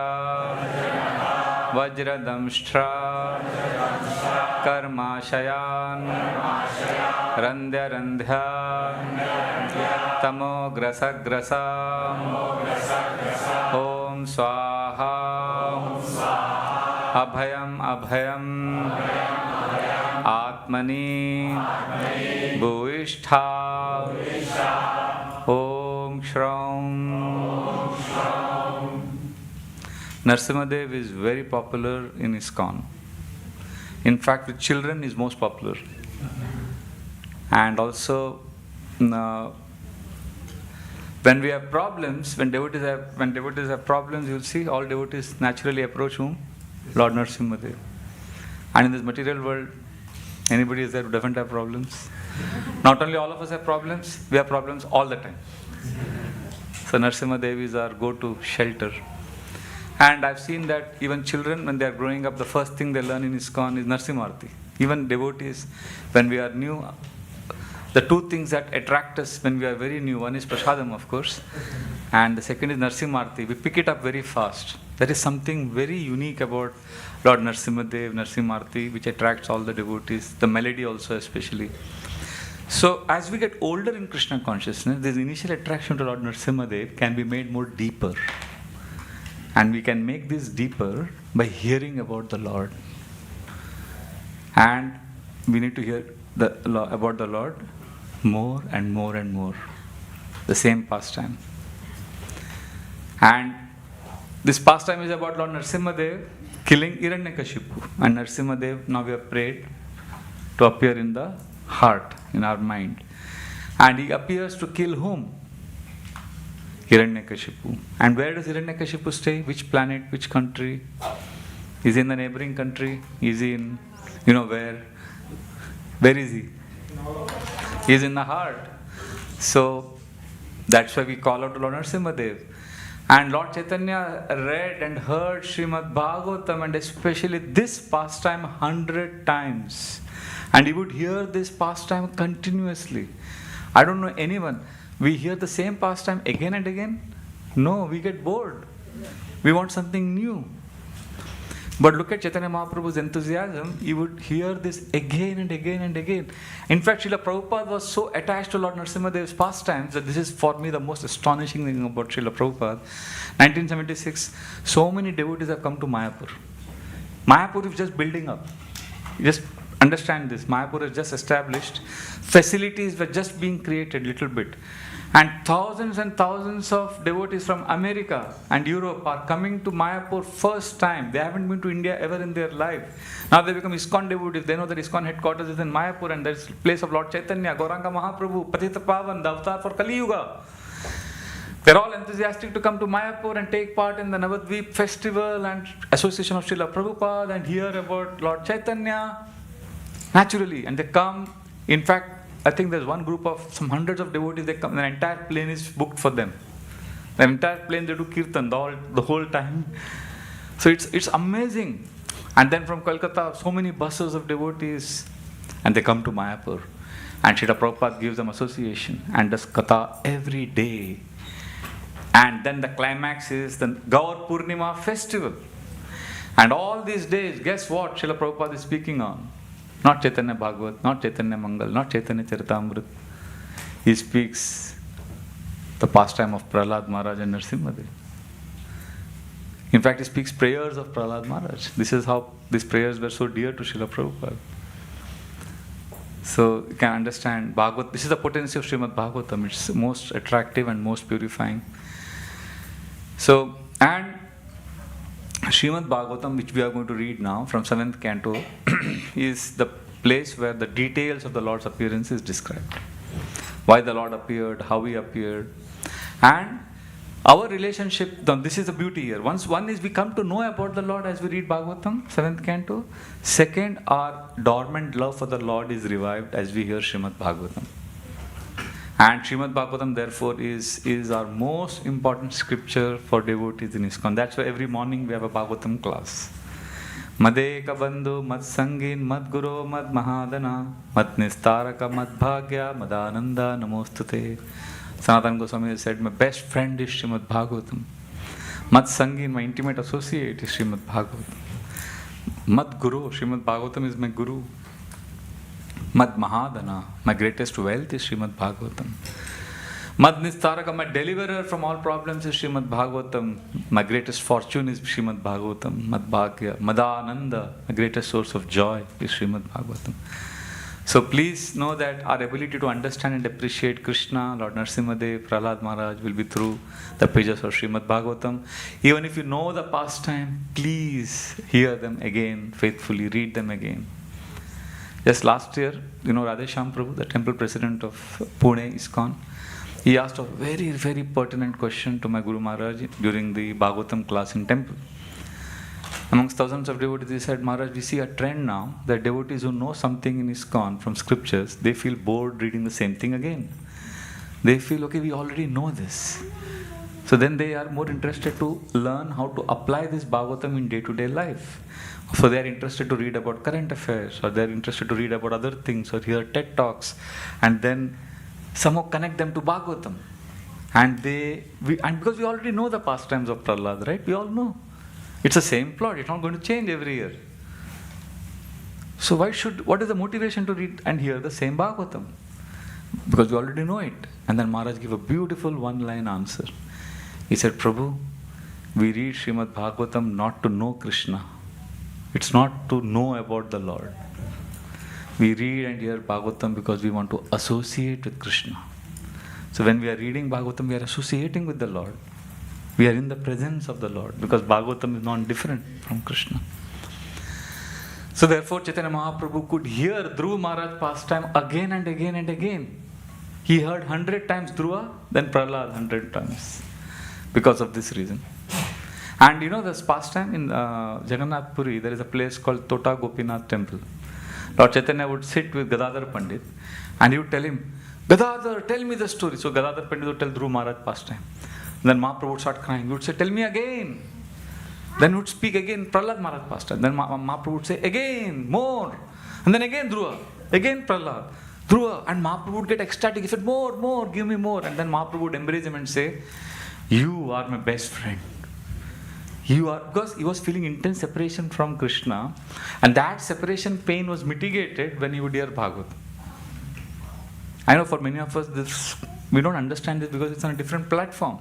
So to help us understand at our level, Srila Bhakti Rakshak Sridhar Maharaj would give an example of how this principle operates in a perverted way in this material world.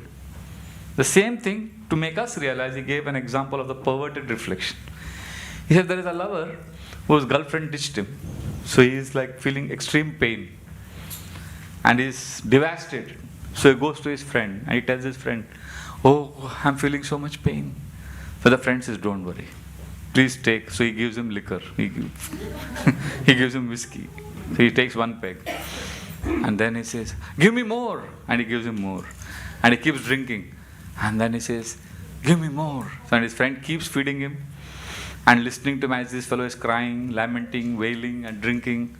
And the end, his friend embraces the one who is giving him the drinks and says, you are my best friend. You are so kind to me. You are giving me what I need. So then Bhakti Rakshak Sridhar Maharaj says, similarly Mahaprabhu is feeling intense lamentation, spiritual lamentation, in a purified way. And Gadadhar Pandit is feeding him the greatest intoxicant, which is Srimad Bhagavatam. And Mahaprabhu is hearing it and he wants more. And then he embraces Gadadhar Pandit and says, yes, Gadadhar, you are giving me relief. So therefore devotees never get tired hearing the same Bhagavatam. And you know what? The best part in ISKCON, the first day what you hear, this is what you are going to hear when you are dying also. There is no, in ISKCON there's nothing like you get promoted and you get more and we get to learn something exotic. No, it's the same thing. I remember our Keshav Maharaj, very dear friend, he came to Chowpatty, so I was introducing him. And then the Sunday Bhagavatam class, the temple was packed. He's very popular in our temple. So after the announcement, he was giving class and I was sitting in the front. I was thinking, wow, he's so powerful, so empowered. And I was remembering him as Bhakta Sandeep and then Sutapa Das, and I was feeling so happy. And everybody's laughing. And then I see next to me is His Holiness Srila Radhanath Swami Maharaj. He's sitting in the whole class with the same enthusiasm of a teenager or a new Bhakta. And he's also hearing the same way. And I was so tempted. I was just looking at him so many times. He was fully participating, absorbed in the entire 2 hours. And then I looked at him and I said, okay, Maharaj had taken sannyas before he was born. Right? Technically, externally, he's a young boy compared to Maharaj. He's 77, 76. Then I said, okay, in the outside world, you do something on the first day of your job. My cousin got into IIM Ahmedabad, which is the top MBA institute in India. So then she was the youngest in her class. And then after she passed out, she got a job in Coca-Cola company. And her first job, first few days, she had to go in the truck with the workers who were dropping off the boxes of the cold drink in different places. So I teased her. I told her, oh, what is this job? This is what the laborers are doing. And she smiled. She said, oh, this is I'm doing for the first few weeks. I'm learning about the whole organization. And I don't have to do this all the time. And now she's heading a pharmaceutical company. She's a boss in one very big pharmaceutical company. So in the last 20 years, she has progressed so much. Now she doesn't do what she was doing in the initial days of her career. But in ISKCON, what we did on the first day, with enthusiasm we heard Prahlad Maharaj, that's what we will do when we are dying. So this is beautiful.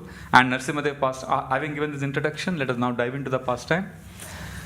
This is 10 chapters in the 7th canto, around 650 pages. 10 chapters in the 7th canto, so you can read.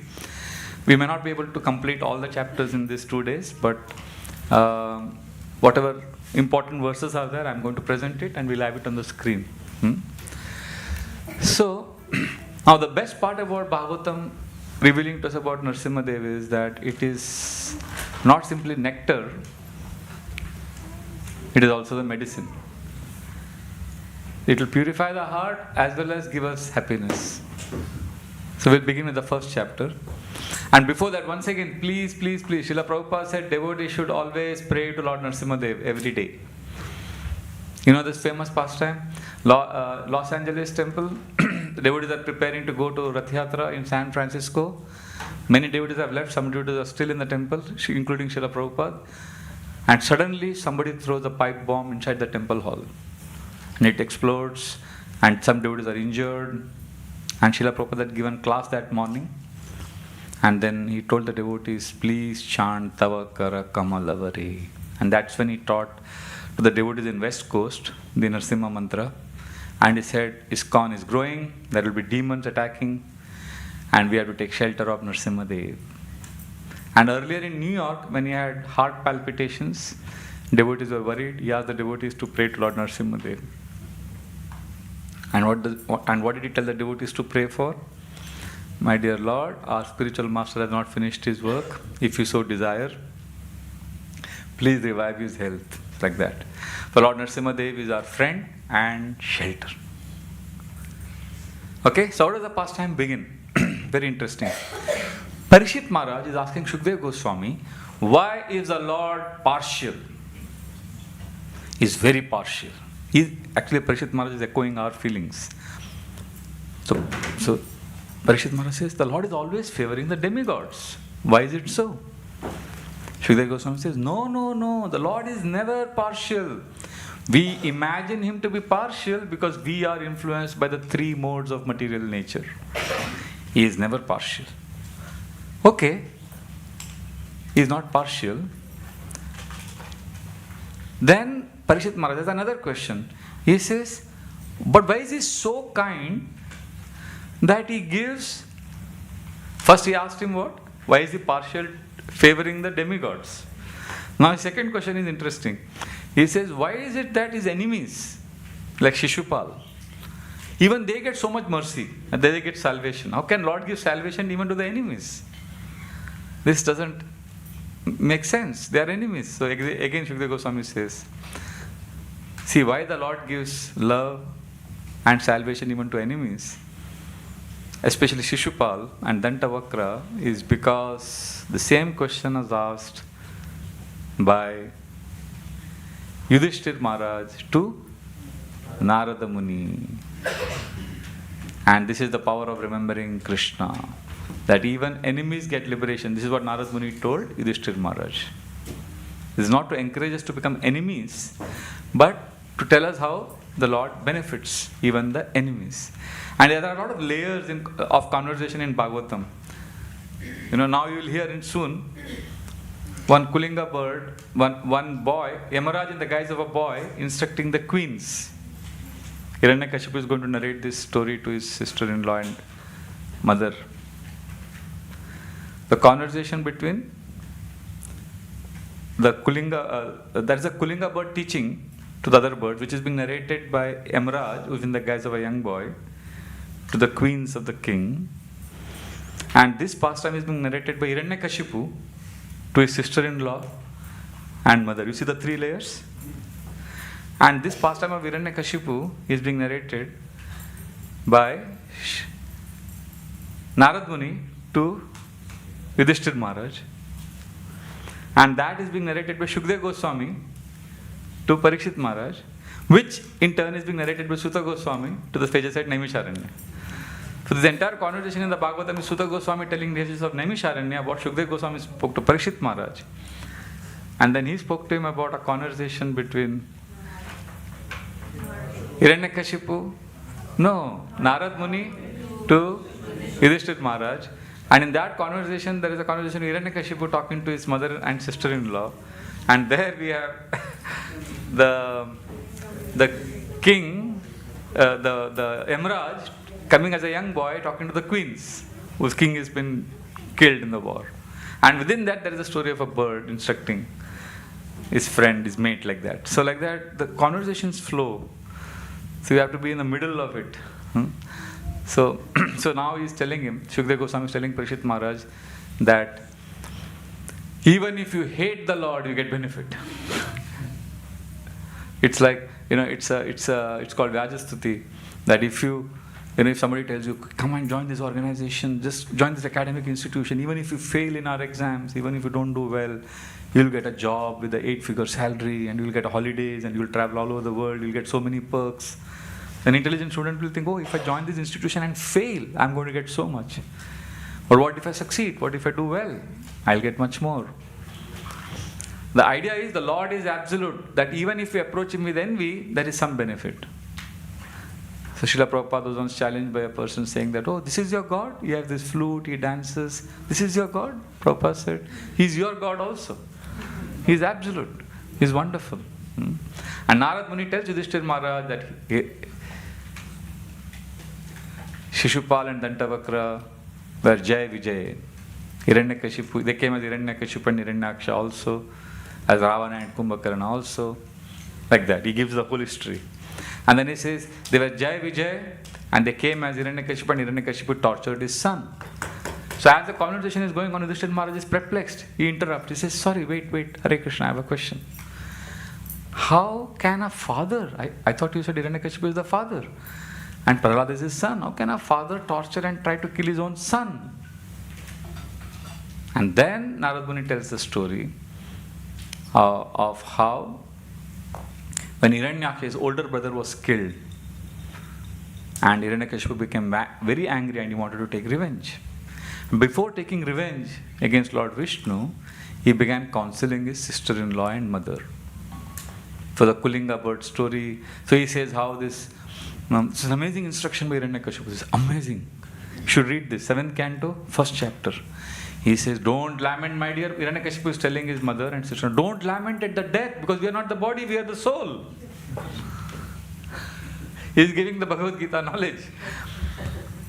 And then he says how this Kulinga bird was crying, and then because her partner was killed, and because, his partner was killed and he was crying, and because he was crying, he forgot that time is very powerful, and a hunter came and killed him also.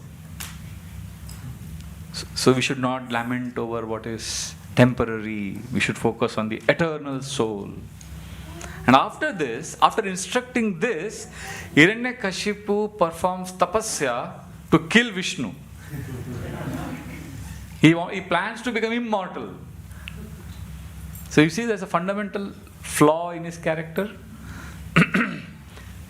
He's saying one thing, but he's doing completely different. That's why we don't quote Hiranyakashipu in our classes. Right? Like we say, Narad Muni tells Dhruv Maharaj, we quote a verse. Or we say, as Ambarish Maharaj says in the 9th canto, 4th chapter, verse number 19. We quote different verses saying, this is what Narad Muni says, this is what Prahlad says. But have you ever heard any speaker in ISKCON say, we are not the body, we are the soul, as Hiranyakashipu says in the 7th canto, and we don't quote a verse. Although he may have said the truth, because there is no congruency between what he says and what he does. So we have to be exemplary. There has to be integrity. We can't just... See, Krishna conscious knowledge is not the same as our knowledge of academic books. This is not to be memorized like our academic books and quote. For being an academic scholar, you don't need any qualification. You need material qualification. You don't need integrity or character. A greatest scholar on Rupa Goswami, Satsvarup Maharaj says in one place, that he met one great scholar on Rupa Goswami and Jiva Goswami's works. So devotees went to meet him thinking that he must be a devotee. But he was from Harvard or some big university. And when devotees went there, they were shocked. He offered them liquor, and then he was like, yeah, I know, if I do this, if I'm drinking now, I'll go to this hell. He knew the names of all the hells also in the Bhagavatam. So he knows, but he's not acting on it. So as devotees, we can't simply quote scriptures and not live by it. This is a very important lesson right at the beginning of the first chapter of Narasimhadev pastime. In fact, Srila Bhaktivedanta Thakur would be very upset with devotees when they would get donations by lying or cheating to get money. Like once one devotee told Bhaktivedanta Thakur that, Prabhupada, this person was very wealthy and he was not giving money, and I flattered him, and then he gave so much donation. He was very innocently happy. Bhaktivedanta Thakur got so upset, he fasted for the next 3 days. He said, this is extremely painful. It was extremely painful for him that his disciple had done this. So Hiranyakashipu, by his behavior, is exposing the duplicity, that we have so many material desires in our heart, so we should work on clearing our heart and not pretending to be more advanced. But Srimad Bhagavatam is so merciful that it not only cleans our hearts. You see, the Bhagavatam does two things. It shows the mirror. If we keep hearing this pastime, we'll get to know how fallen we are. But at the same time, it's not only a mirror, Bhagavatam is also a medicine. It will clean the heart also. It's like an X-ray machine also, which reveals what disease we have. Any machine which reveals you your disease and also cures you of the disease. This is like that X-ray machine which tells you what is your disease and it also cures you. It doesn't flatter you. Bhagavatam is like a mirror which exposes us, but it is also like a shadow, in the sense it accompanies, like a best friend is like a shadow, is always there with us. So Bhagavatam will always be there even when Bhagavatam exposes us to our weaknesses and our anarthas. A real friend will encourage us and also expose us. He'll correct us. He'll have the courage to tell us where we are wrong, and he'll also be considerate. Shukdev Goswami chastises hearers left, right and center in the Bhagavatam. But he also encourages. In the 10th canto, he glorifies Parikshit Maharaj. So, the idea is, we are told through this pastime, don't cultivate Hiranyakashipu tendency, rather cultivate the Prahlad tendency. So what does Hiranyakashipu do? After instructing his mother and sister-in-law, he goes to, anybody knows where he goes?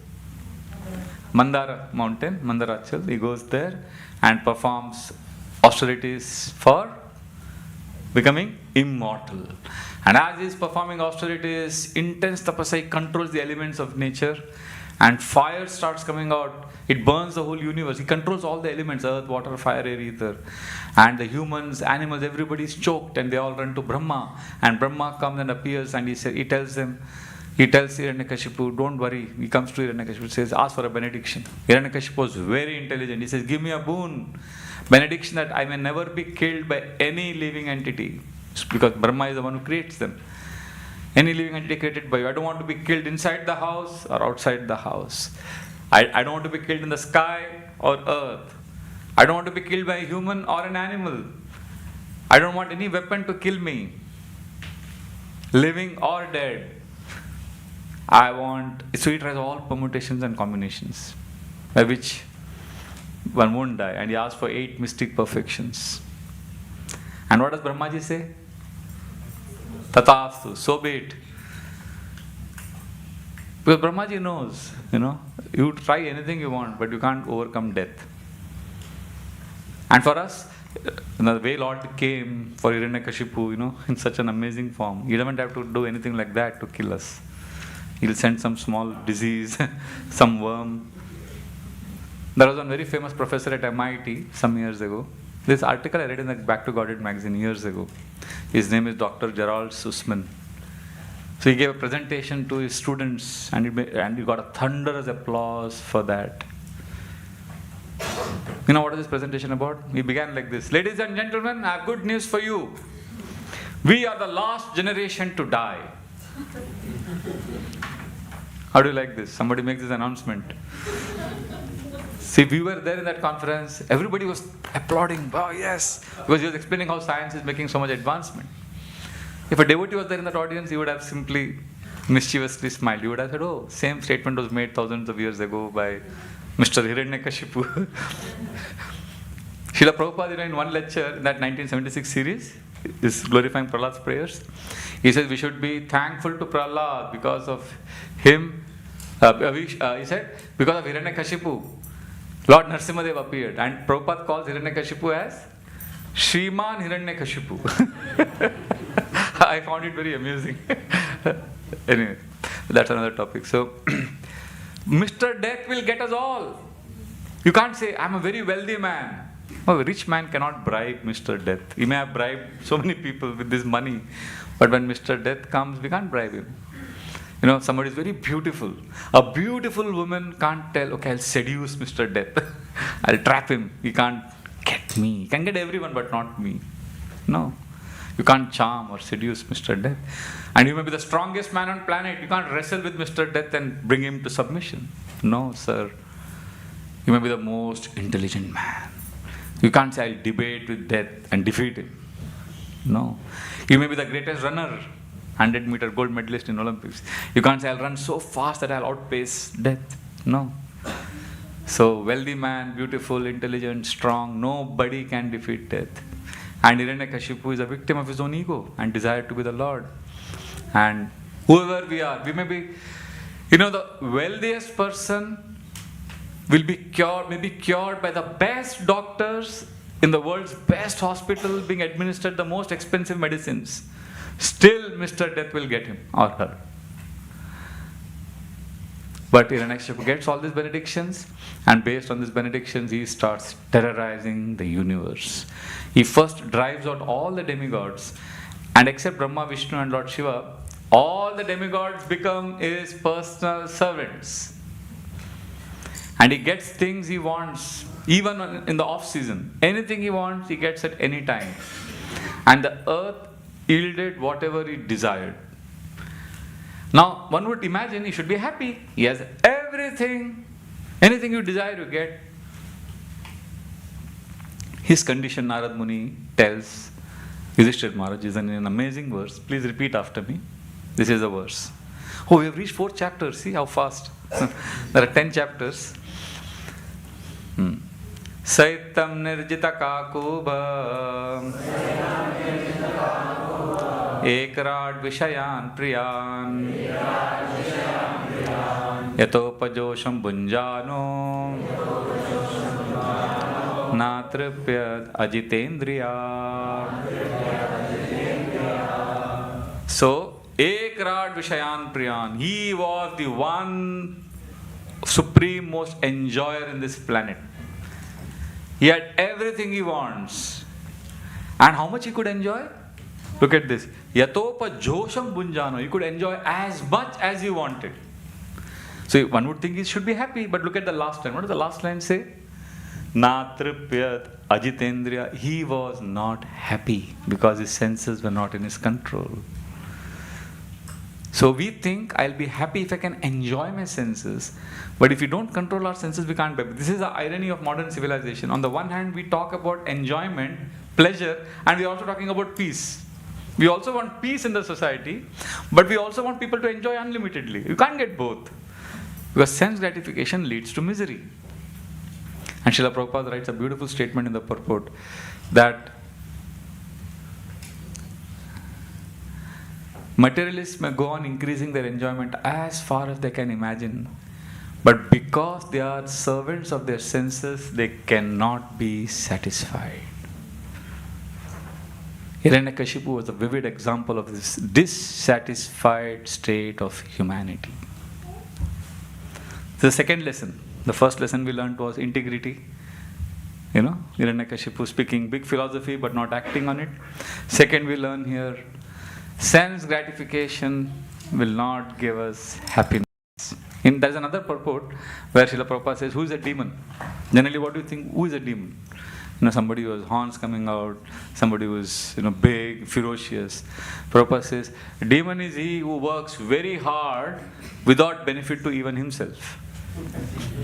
So, then many of us may come in that category also. Somebody is working very hard but not benefiting anyone, including himself.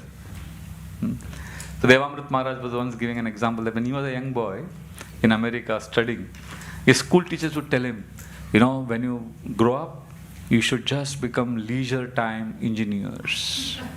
Because people will have nothing to do, they will be so relaxed. So you will have you have to use your creativity because people will be relaxed because there will be so much advancement in science and technology that nobody will be working hard, nobody will be working, they will all be relaxed and happy. So you need to create something for them. So then Maharaj says, now when I'm old, I realize that nobody is relaxed, everybody is running, everybody is working hard. Because the taskmaster is Maya. She doesn't allow us to be happy because our senses are not controlled. I want more, more and more. Ye dil mange more. And that's why the Bhagavad Gita says, Ya shastra vidim utsrijya vartate kamakarata Nasa siddhim avapnoti na sukham na param gati. One doesn't understand the laws, the principles given in the scriptures and rejects them. The scriptures clearly say, service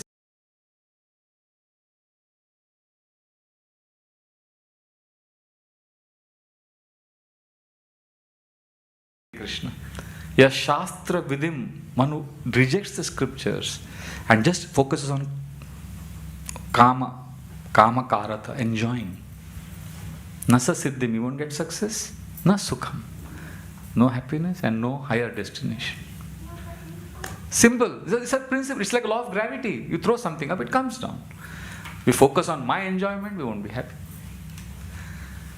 Today, look at today, we have controlled material nature. In summer we have AC, winter we have, in Western countries we have the rooms are always heated. We have in India we have one very wealthy man who's created an intelligent building. It's called an intelligent building.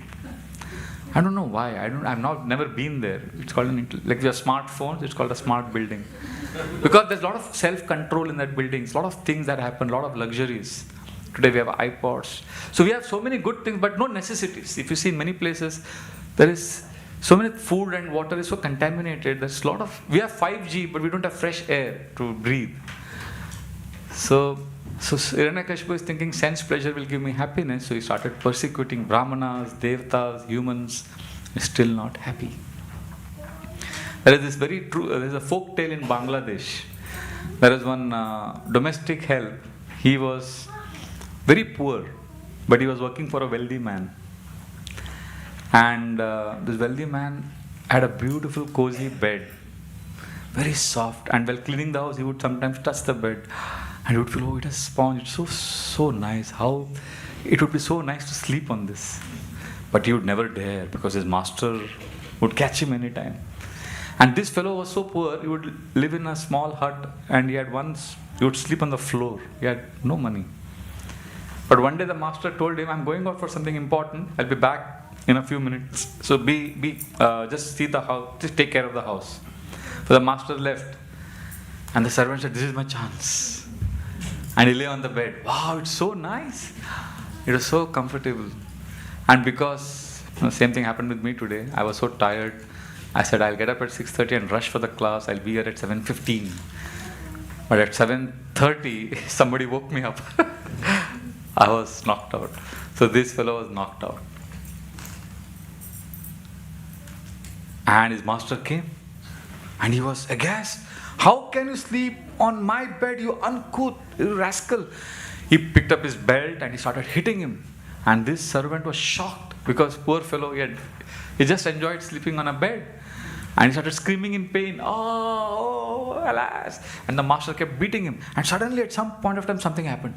And the servant started laughing. Uncontrollable laughter. And the master stopped. He said, wait, I'll beat you more. But first you tell me, why the hell are you laughing? I'm beating you. You shouldn't be laughing. Why are you laughing? He said, no, my dear master, I can't imagine. Wow, how fortunate I am. I just slept for 15 minutes on this bed and I'm getting so much misery. You sleep on this bed every night. How much more miserable you must be. So that's life. We think luxuries will remove misery. We are in big illusion. As long as sense gratification is the goal, we'll be miserable. In Mumbai there is this famous Taj Mahal hotel. It's a 5-star hotel.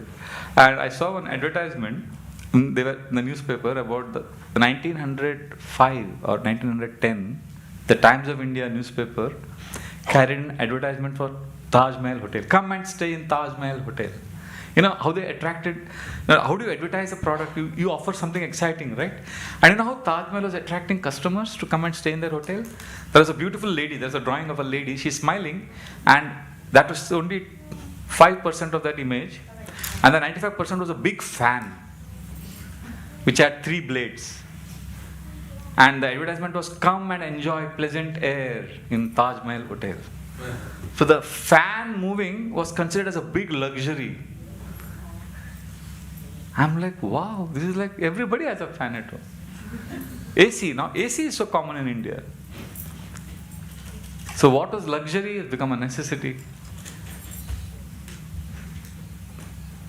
Anyway, so these are the 2 lessons we learned so far.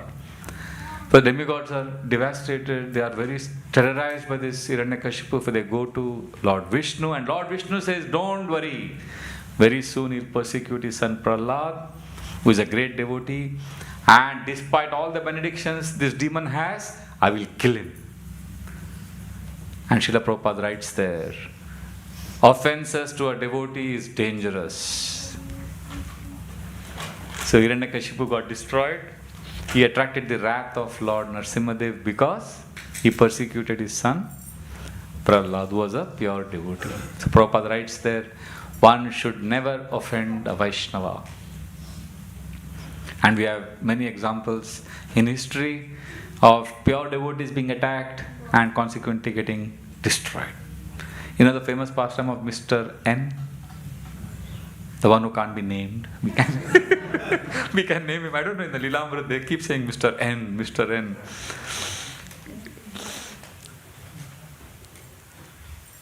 Who is he? You know who? The you know who of Prabhupada pastimes.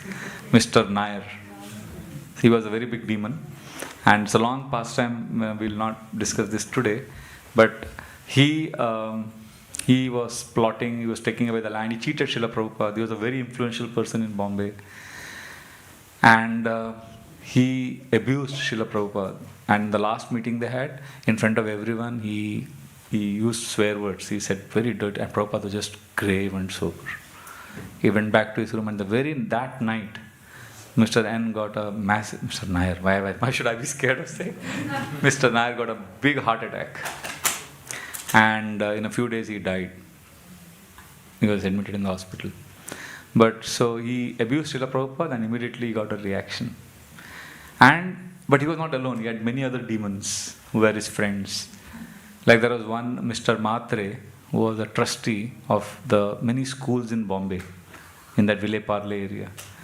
And he was such a nasty fellow. What he did to defame ISKCON, because they wanted to take away the land they had given to ISKCON, Srila Prabhupada, they started making pamphlets ascribing scandalous behavior to ISKCON devotees, and they started distributing those pamphlets in the nearby railway station of Bombay, near the temple, Santa Cruz, Ville Parle.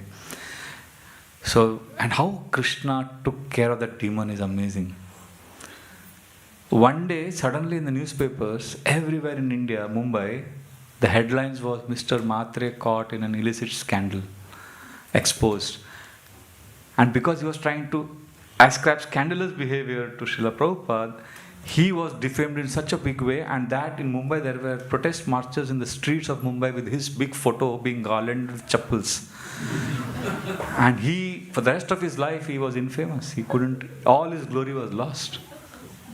There was another man, all the Giriraj Maharaj shares all of these pastimes of the demons who attacked the Jew land. There was one Mr. Tembe, he was a MLA. MLA is like your member of the parliament types. He was very influential. You know what he did? He influenced all the life members. And he told them, ISKCON is dangerous. And then they all plotted. He headed this, that we'll take over ISKCON. We'll remove the devotees and we will manage it. So he was influential, he was a politician. And he was a very close friend of Nair. So then he managed to convince all the wealthy people and everything. And there was one meeting in the morning, one Sunday morning, there was a final meeting they would have, where they all would pass a resolution or whatever, and then he's going to take over the temple. So as usual, as every Saturday night, he was sleeping and he woke up on Sunday morning to go for the meeting. As soon as he woke up, he realized he's not able to get up. And then what's happening? And then he saw his lower part of the body, from waist downwards, is paralyzed. He just couldn't get up from the bed. And for the rest of his life, he remained like that. And the third demon was the most powerful amongst them, was Mr. Rani. Mr. Rani was a tantric, not tantric, it was like, he had some voodoo magic kind of things. He had a doll. He would prick that doll with some needles, and then that person whom he's attacking would get diseases and something like that. And he was very vicious. When, during this pastime of Juhu, those who have read the Lilamrita, you will see there was a section where the temple was being demolished. And despite the devotees having the proper papers, the police rejected them because Mrs. Nair, she had influence in the municipality, and she convinced the officials to break this so-called illegal temple. And despite having the papers, the devotees were thrown out and the devotees were beaten. And there are two Matajis who are protecting the deities because the breaking of the temple, they were coming up to the altar. They came up to the altar. So there was this Gandiva Mataji and her mother Maithili Mataji. They were trying to protect the deities. So this Mataji was young. She was a younger girl. The daughter was dragged by the hair and by the police, and she was dragged and she was thrown out of the temple. So of course, the last minute, because the devotee is called Bal Thackeray, was a very big politician, and he was having this famous political party Shiv Sena. I think that is the inspiration for Pandav Sena. That is the name. Somebody told me the name Pandav Sena came from that Shiv Sena or something. Is that true? Yeah. Gopal Krishna Maharaj said, okay, there is something called a Shiv Sena in India, so you can have Pandav Sena or something like that. I heard some past time. So anyway, so Shiv Sena. So he called the chief minister and he said, you stop this demolition drive. And he is a very big politician. So immediately it was stopped. And then, but then what happened when the police were dragging this Mataji? So Maithili Mataji, she looked at and Rane was laughing. He was smirking. He was actually very happy to see the plight of the devotees, because the temple is about to be demolished. So this Mataji looked at him and said, you are laughing at the plight of devotees. The deities are being harmed. The fire of your offense will burn you. She kind of pronounced a curse, not intentionally, but her pain came out as, the fire of your offense will burn you. And later on, when the things were settled and things were cool, devotees were having Mangalarati in the temple, and suddenly they heard somebody screaming.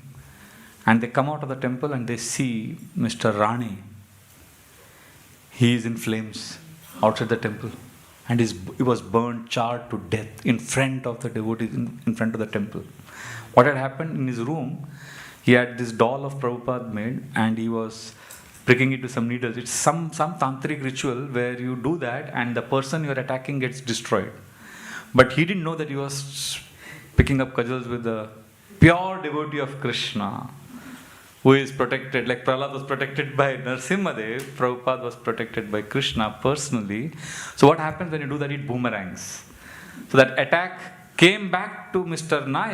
Rane, and without realizing what he was doing, in a moment of sheer madness, he went to the kitchen, picked up kerosene, he put it on himself and lit a fire. And when he did that, he realized what he was doing, and then he came running out, but it was too late. And then he got burned to death. This is amazing. So this is the way Hiranyakashipu's offenses destroyed him. Narad Muni says Hiranyakashipu had 4 sons. And who was the best? Prahlad. He was cultured, he had excellent character, he had sense control, he was a menial servant, he respected everyone, and he never spoke from pride or envy. And he had control of his senses, exact opposite of Hiranyakashipu. And in all provocative situations, Prahlad never got angry.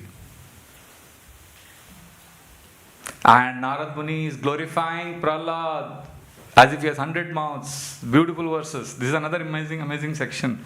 Who is Narad Muni in relationship to Prahlad? He is a guru. The guru is glorifying his disciple with great joy. This is another beautiful section. This is a Vaishnava community. Everybody appreciates everyone. And Prahlad, Narad Muni says, for Prahlad, material life was useless and is glorious because he is only absorbed in Krishna. And unfortunately, in this world, we get influenced by bad planets. Do you all get influenced by Rahu, Ketu? Have you heard of Shani planet, all this? All astrologers will tell you, bad planet has affected you. So Narad Muni is telling Yudhishthira Maharaj, even Prahlad was affected by a planet. Very interesting verse. Not Rahu, not Shani, not Ketu. Now what are the planet? This is the planet. Please repeat. Nesta Krida Nako Balo Jadavattan Manastaya Krishna Graha Grihitatma Naveda Jagadidrisham Nesta Krida Nako Balo. He was not interested in sports. Means he was not interested in the IPL that's going on in India. He is not interested in mundane sports. Jadavattan manastaya Krishna, because he was influenced by Krishna Graha, not Rahu Graha, Ketu Graha. The Krishna planet had influenced him. That means he was not interested in anything material because he was Krishnaized. The most dangerous planet is not Rahu, Ketu, Shani. So if you meet a good astrologer, tell him, how can I be influenced by this planet? Krishna planet. And the best quality of Prahlad is that Narad Muni says, you know what is his best quality?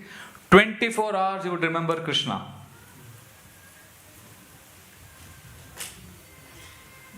All the time he would remember Krishna. So we have 9 processes of bhakti: Shravanam, Kirtanam, Vishnu, Sparanam, Padasevanam, Archanam, Vandanam, Dasyam, Sakyam, Atmanivedanam. So we have best examples for each of this process. For Shravan, who is the best example? For Kirtanam, Shukdev Goswami. For Padasevanam, Lakshmi ji. Like that we have, right? Dasyam, Hanuman. For Sakyam, Arjuna. And for Smaranam, for remembering Krishna, Prahlad. And we are practicing sadhana bhakti. And what is the essence of sadhana bhakti? What is the essence of all rules and regulations?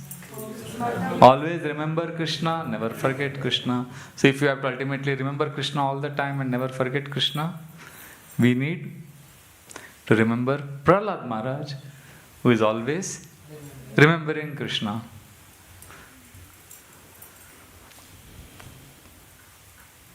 And if we remember Krishna, something special will happen. The first canto says, Yadanudhyasina yukta karma granti nibandhana chindanti kovidam tasya kona kuryat katharatim. See, remembrance of Krishna is something magical. It cuts off attachments. And it also fills our heart with something special, some kind of happiness, a higher taste, that we feel, okay, material world is bad, but it's worth it living in the material world, because I have Krishna. So then Narad Muni says, he was such a nice devotee, Prahlad was such a nice devotee, and his father wanted to kill him. And Yudhishthira Maharaj says, no, how can you say this? He's such a nice child. The second time, Narad Muni has said this. So this time, Yudhishthira Maharaj says, how can such a nice child be killed? Or how can he make an attempt to kill? If a child is bad, then maybe we can understand. But Prahlad wants everybody's welfare. And how can a father want to kill his own son? If this sounds shocking, no, this is common nowadays. I have a friend who is a devotee 16 rounder from Iran. He's initiated. And he told me a story how he brought his sister and mother to temple. And they're also chanting 16 rounds. I was like, wow, so all are there in the family. He said, my sister, my mom and my dad. We are 4 of us. So now he is initiated. His sister and mother are also chanting 16 rounds. So I said, what about your dad? He said, oh, no, my dad won't be a devotee. I said, what do you mean? I mean, you 3 are devotees. You can preach to him. He said, no, if my father comes to know we 3 are devotees, he'll kill us. I said, come again, what do you mean? He said, no, he'll kill us. Oh, he doesn't love you? I said, no, he loves us so much. I said, but you said he was going to kill you. He said, yeah, he'll kill us. I just couldn't get it. I said, does he love you? He said, he loves us so much. But he'll kill us. What to do? He's feeling that's his duty. He has to kill us. I know it sounds crazy, but that's the way it is. That is Kali Yuga religion. We had one movie some years ago called Kashmir Files. It became very famous in India. So it shows about some terrorists. They're giving an interview, and it's there on YouTube also, this interviews of this terrorist. And this terrorist is being asked that for your religion, if you come to a situation where you have to kill your mother, will you? Without blinking an eye, he said, yes, I'll kill her. He's willing to kill his mother for his religion. So Hiranyakashipu Files, if you make a movie of that, what Hiranyakashipu is nonchalantly doing, it's normal, it's common nowadays. So this Prabhu from Iran, I asked him, wow, you're saying so casually. He said, yeah, my father loves his religion and he feels it's his duty to kill us. I said, then, but how did you make your mother and sister devotee? Then he explained the whole story. And then he said, now what are you doing about your dad? He said, we are giving him prasad every day. I said, prasad? But how can you, said we offer it, but how can you have deities at home if your father comes to know? He said, then he showed me a photograph of the gate of his house. So when he takes his car inside, the gate has Jagannath, Baldev and Subhadra painted. Big Jagannath, Baldev, Subhadra. I said, Jagannath, Baldev, Subhadra? Even this idol worship, even this idolatry in your country? He says, no, everybody thinks this is some fashion. Nobody knows that this is Lord of the universe. And then he said, my mother cooks and my sister gets it in a bowl. We come to the gate, we offer it to Jagannath, Baldev, Subhadra. And then we take it inside and then we feed our father and we take prasad. So it was nice. But I don't know why I went there, but yeah, so Hiranyakashipu wanting to kill his son, or a terrorist wanting to kill his mother. So this is how madness can come in. So Yudhishthira Maharaj says to Narad Muni, I have never heard of such a contradiction that a father wants to kill his own son because his sense gratification is getting impeded. And I was hearing one devotee analyze this so beautifully, that this is the aspect of material world we should always remember. No one is happy. Hiranyakashipu had every reason to be happy because he got the best son. He got the best son. Look at the way, there is another example in Bhagavatam of Maharaj Anga, who got a demoniac son. You know his son's name? Vena. So Anga wanted a son like Prahlad. How happy he would have been had he got Prahlad. And Hiranyakashipu would be so happy if he got Vena. Right? Isn't it? Vena used to kill his friends. As a child, he used to kill his friends during play. But they can't exchange. That's what destiny is, That's what it is. Hiranyakashipu wanted somebody like Vena, he got Prahlad. Anga wanted somebody like Prahlad and he got Vena. They didn't get what they want. And Chitraketu said, let me have at least one child. He married 1 crore, almost 1 crore, 10 million wives. He was the crore pati. He was the husband of 1 He had 1 crore wives. He had 1 crore wives and no issue, no child. What a tragedy. You don't get what you want. That's material world. Miseries, you get what you don't want and you don't get what you want. That is the simple definition of misery in this material world. So, Hiranyakashipu's plight continued, was miserable. Now the story begins like this. Prahlad is very attractive. Hiranyakashipu loves his son and he is growing up. And his spiritual master, Hiranyakashipu's spiritual master, Shukracharya, the guru of the demons, had 2 sons, Shanda and Amarka. And he puts Prahlad in their school and wishes Prahlad to be trained by Shanda and Amarka. And Prahlad goes to the school and he comes back home. Hiranyakashipu asks him, my dear son, what is the best thing you have learnt in school? Now Prahlad could have said, if he was diplomatic, what we have in India, we have started this. We go to all religious conferences, tell everyone good things about everything. What is it called? I forget. Interfaith. It's very nice. So he could have said something nice about everything. But what he tells his father is very interesting. So please repeat this verse after me. Shri Prahlad Uvacha Tat Sadhu Manye Suravarya Dehinam Sada Samudvigna Diyama Sadgraha Hitvatma Patam Grahamandakupam Vanam Gatoyat Harimashrayeta. This is what he's telling his father, that, the best of the demons, Asura Varya Dehinam, the best of the demons. Oh, can someone read the translation? It will be nice. You have the microphone, would you like to read? Yeah. Translation. Prahlad Maharaj replied, 1.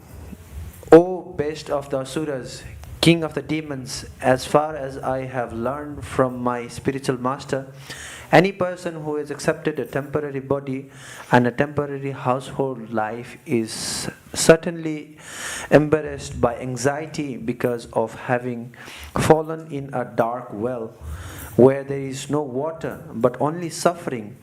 One should give up this position and go to the forest, Vana. More clearly, one should go to Vrindavan, where only Krishna consciousness is prevalent, and should thus take shelter of the Supreme Personality of Godhead. This is what he's telling to his father. Imagine saying this to the king of demons. This is fearlessness and compassion at its best. You could have said, my father, the best subject I learned was geography or history. Or if he really wanted his father's favor, he could have said, the best thing I learned was politics. He could have said something like that. And he's saying, this is a blind well, give up. And he's revealing to his father he's in anxiety because he's accepted this temporary body as everything. Srimad Bhagavatam doesn't flatter. Bhagavatam cuts. We can't do what Prahlad is doing. We can't go and do this.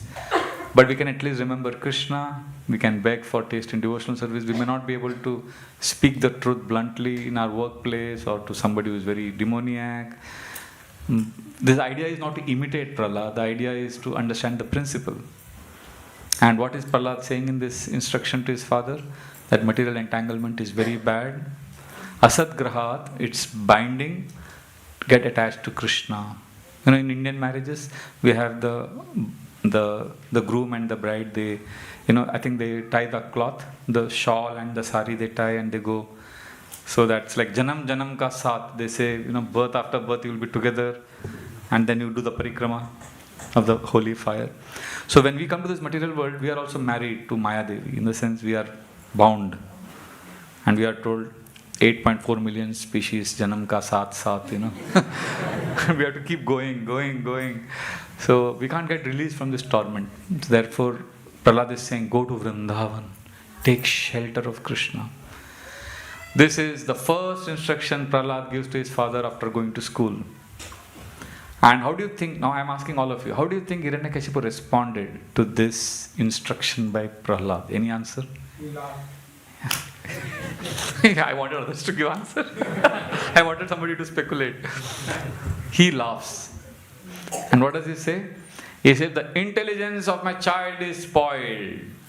I think some enemies are coming in disguise to your school, O Shanda and Amarka. And Prabhupada immediately writes it in the purport. So devotees should go in disguise and tell others about Krishna. Prabhupada just leaps on the opportunity to preach. He says we should go in disguise, and that's what they do in many places. They go and they preach in the airport, they distribute books. We have our His Holiness Srila Kavichandra Swami Maharaj. He was telling a few of us once his story, that he went to one country where ISKCON is banned. And at the immigration, they suspected he's from ISKCON because he was in trousers, he had a cap, he had goggles, he was looking like a smart Western man. He's from America, he has a passport. So the immigration people said, you are one day in Kenya, and 3 days later you are in Tokyo, and then you are in Australia. Who are you? So they suspected, are you some religious missionary? And Kavichandra Maharaj is such a sadhu, but there what he did, he pulled out a bundle of dollars from his pocket, American dollars from his pocket, and he showed it to the immigration official, both the bundles. He said, see, I'm a rich man's son. I have a lot of money to throw. And he put the money back. and I've come to enjoy. And the immigration official said, wow, good, all the best, enjoy. And he gave him the passport. And then Maharaj came, and then he went on Harinam in that country. He's like, see, so this is how devotees are. They are smart. So Prabhupada is telling us, devotees should become smart. They should go like, Hiranyakashipu is suspecting some enemies have entered. Now when Hiranyakashipu laughs, and then he tells Shanda and Amarka, educate my child properly. Now how do you think Shanda and Amarka react with Prahlad in the school? This is the second innings of teaching now. Once Prahlad has come back to school, how do you think Shanda and Amarka now deal with Prahlad? Any answer? Compassionately? Anything more specific, Staranand Prabhu? Strict? Angry? They are bribing him. They start speaking very sweetly. They say, oh Prahlad, we are your friends. Who is telling you about Vishnu? Who is telling you about Vrindavan? Please tell us. But Prahlad, and they say, Vishnu is our enemy. Somebody is telling you about Vishnu. Now Prahlad starts teaching his own teachers. He says, Vishnu is an enemy. So Prahlad is beyond duality.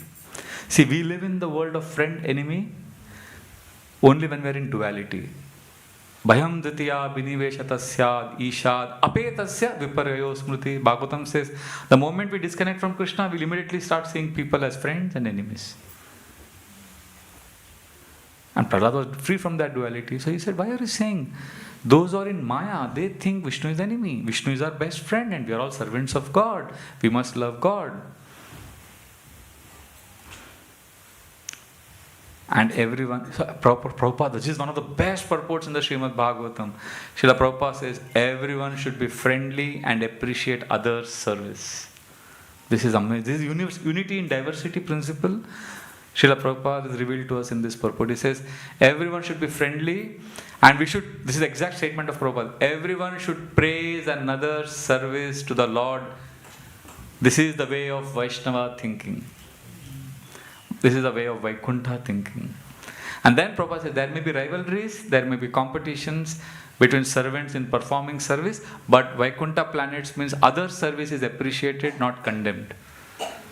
And everyone should be able to render service according to his capacity and ability. Beautiful, no? This is very clear instruction. And if we do that, then we will get the intelligence to serve Krishna properly. Tesham patada yuktanam bhajatam priti purvakam dadami buddhi yogam tam yena mam upayantite. Yamuna Mataji, she would tell this story that Trivikram Maharaj told Srila Prabhupada, Prabhupada, Yamuna, she is not coming with us for book distribution. You should tell her. And Prabhupada immediately said, oh, she cooks so nicely for the deities. But yes, Prabhupada, but she is so uncooperative. She is not coming with us. We have been telling her to do this. Prabhupada said, oh yeah, she sings so beautifully, isn't it? So Trivikram Maharaj didn't get what Prabhupada was saying. Again, third time he said, and then Prabhupada said, oh yes, she dresses the deity so beautifully. And then Trivikram Maharaj understood, oh, Srila Prabhupada is making me understand that I should appreciate her service rather than criticize her. So Prahlad Maharaj, this is a very beautiful section where Prahlad Maharaj is telling his teachers that we should not have enmity. And then when Shandai Namarka asked him, how are you attracted to Vishnu? Who's telling you about Vishnu? And then he says something very beautiful. Yata brahmyati ayo brahman Swayam akarsha sannidho Tata me vidyate chetash Chakrapanir yadrichaya. One of you would like to read the translation? Can you go to the translation? Yes. Brahmanas, teachers, as iron attracted by a magnetic stone moves automatically towards the magnet, my consciousness, having been changed by his will, is attracted by Lord Vishnu, who carries a disc in his hand. Thus, I have no independence. So Prahlad is saying iron filing is attracted to a magnet. I am attracted to Krishna. See, Prabhupada writes in the purport that in this material world, our heart is spontaneously attracted to Maya. But a pure devotee of Krishna is attracted to Krishna. Srila Prabhupada also, there's a very famous pastime of Prabhupada and Brahmananda Prabhu. They were in the ocean side and there is a crab. And Brahmananda is big. And he tried to catch the crab, but the crab escaped him and then he fell on Brahmananda Prabhu fell in the water. So Prabhupada laughed and Prabhupada said, see, Brahmananda is big, crab is small, but he couldn't catch the crab because crab has taken shelter of the ocean. And that's a natural state for the crab. So Maya is huge, big, but if you take shelter of Krishna's ocean, Kripa Sindhu, Karuna Sindhu. So when Prahlad says this, that my heart is attracted to Lord Vishnu is our friend, what do Shandai Namarka say? Bring me a stick. This Prahlad is a thorn in the beautiful sandalwood forest. So they are thinking they are all trees, sandalwood trees, and Prahlad is a thorn. And then they realize that Prahlad is very, very bad, he's spoiled. So now the second innings of teachings begin. And then again they bring him in front of Hiranyakashipu. And Hiranyakashipu, what he does this time? He puts Prahlad on his lap and he rubs his head and he has tears of affection for his son Prahlad. And he says, Prahlad, what is the best thing you learnt in school? And the second time when this happens, what do you think Prahlad answers? We will hear it tomorrow, same time, same place. I've been told it's 7:30 to 9. Hare Krishna. Should we have questions? I don't know what. We have questions? Okay. We'll take one question, one comment. Yes, bro. Krishna Prabhu said we can continue till 9:30. We'll open the doors from here. And devotees can take darshan. Okay. Shri Shri Radha Gokulananda Bhagavan ki jai. Sita Ram Lakshman Hanuman ki jai. Srila Prabhupada ki jai.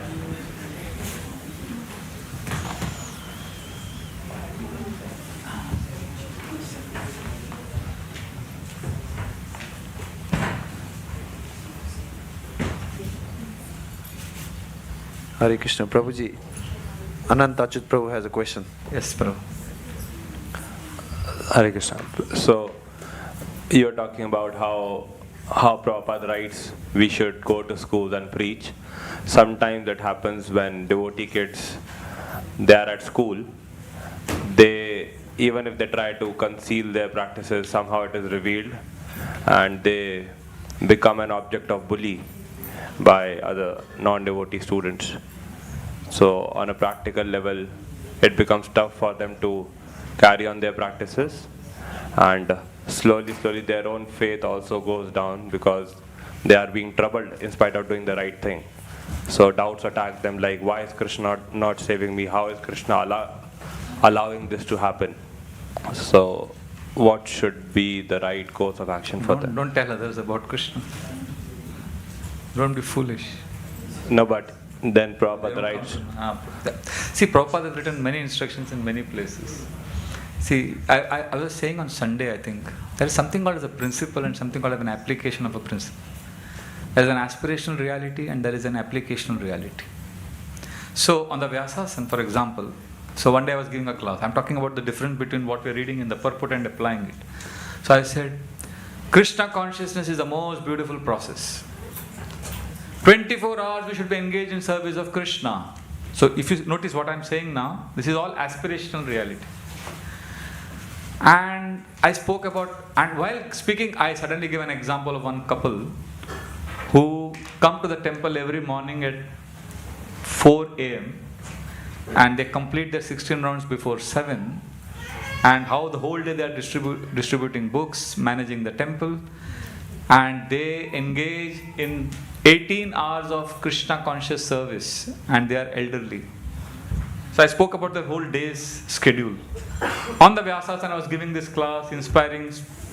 My class was perfectly in alignment with Prabhupada's purports.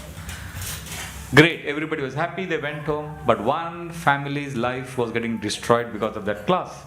So they came to me. The husband came to me saying, Prabhu, we have a big crisis. I said, what is the crisis? So he said, I and my wife and my children, both, he's a very CEO of a very big company. His wife is also a senior manager in a multinational bank. He said, every year we go on a holiday to sometimes Australia, sometimes Europe, and we are inspired to do devotional service. We also like our family, we do everything, and then that is the only time we have for each other. But now my wife has started telling me after your inspiring class last Sunday that this year, those 2 weeks of holiday we'll spend in the temple and do seva. But I am not happy with this. I want my holiday. So what should we do? I said, you call your wife, we'll have another class. So they came. For that time I said, now Mataji, Prabhu, I am going to speak of the Vyasasana. Now this is not Vyasasana class. I said, I told you, why are you doing this? She said, I'm very inspired by that story of that couple you told me. I said, okay, now I'll tell you part 2 of that story, which I won't speak on the Vyasasana, because I don't have the mandate to speak that. Because on the Vyasasana, I'm supposed to appeal to your aspirations. I'm supposed to appeal to your calling of the soul for Krishna. Right? That's what the mandate is. That's what I'm doing. That's how I'm authentically representing Bhagavatam. But there is part 2 of this story, which I'll speak to you now. And that part 2 is this couple I told you about. They're doing amazing service. They do it 11 months in a year. And 1 month in a year, every year, they go to Hawaii. And they stay in a hotel. And one devotee gets them prasadam. And rest of the time, they're just with each other. They go on long walks. They connect with each other. They spend time meditating, reflecting, sharing their heart. And I told them, this 1 month schedule, what they do.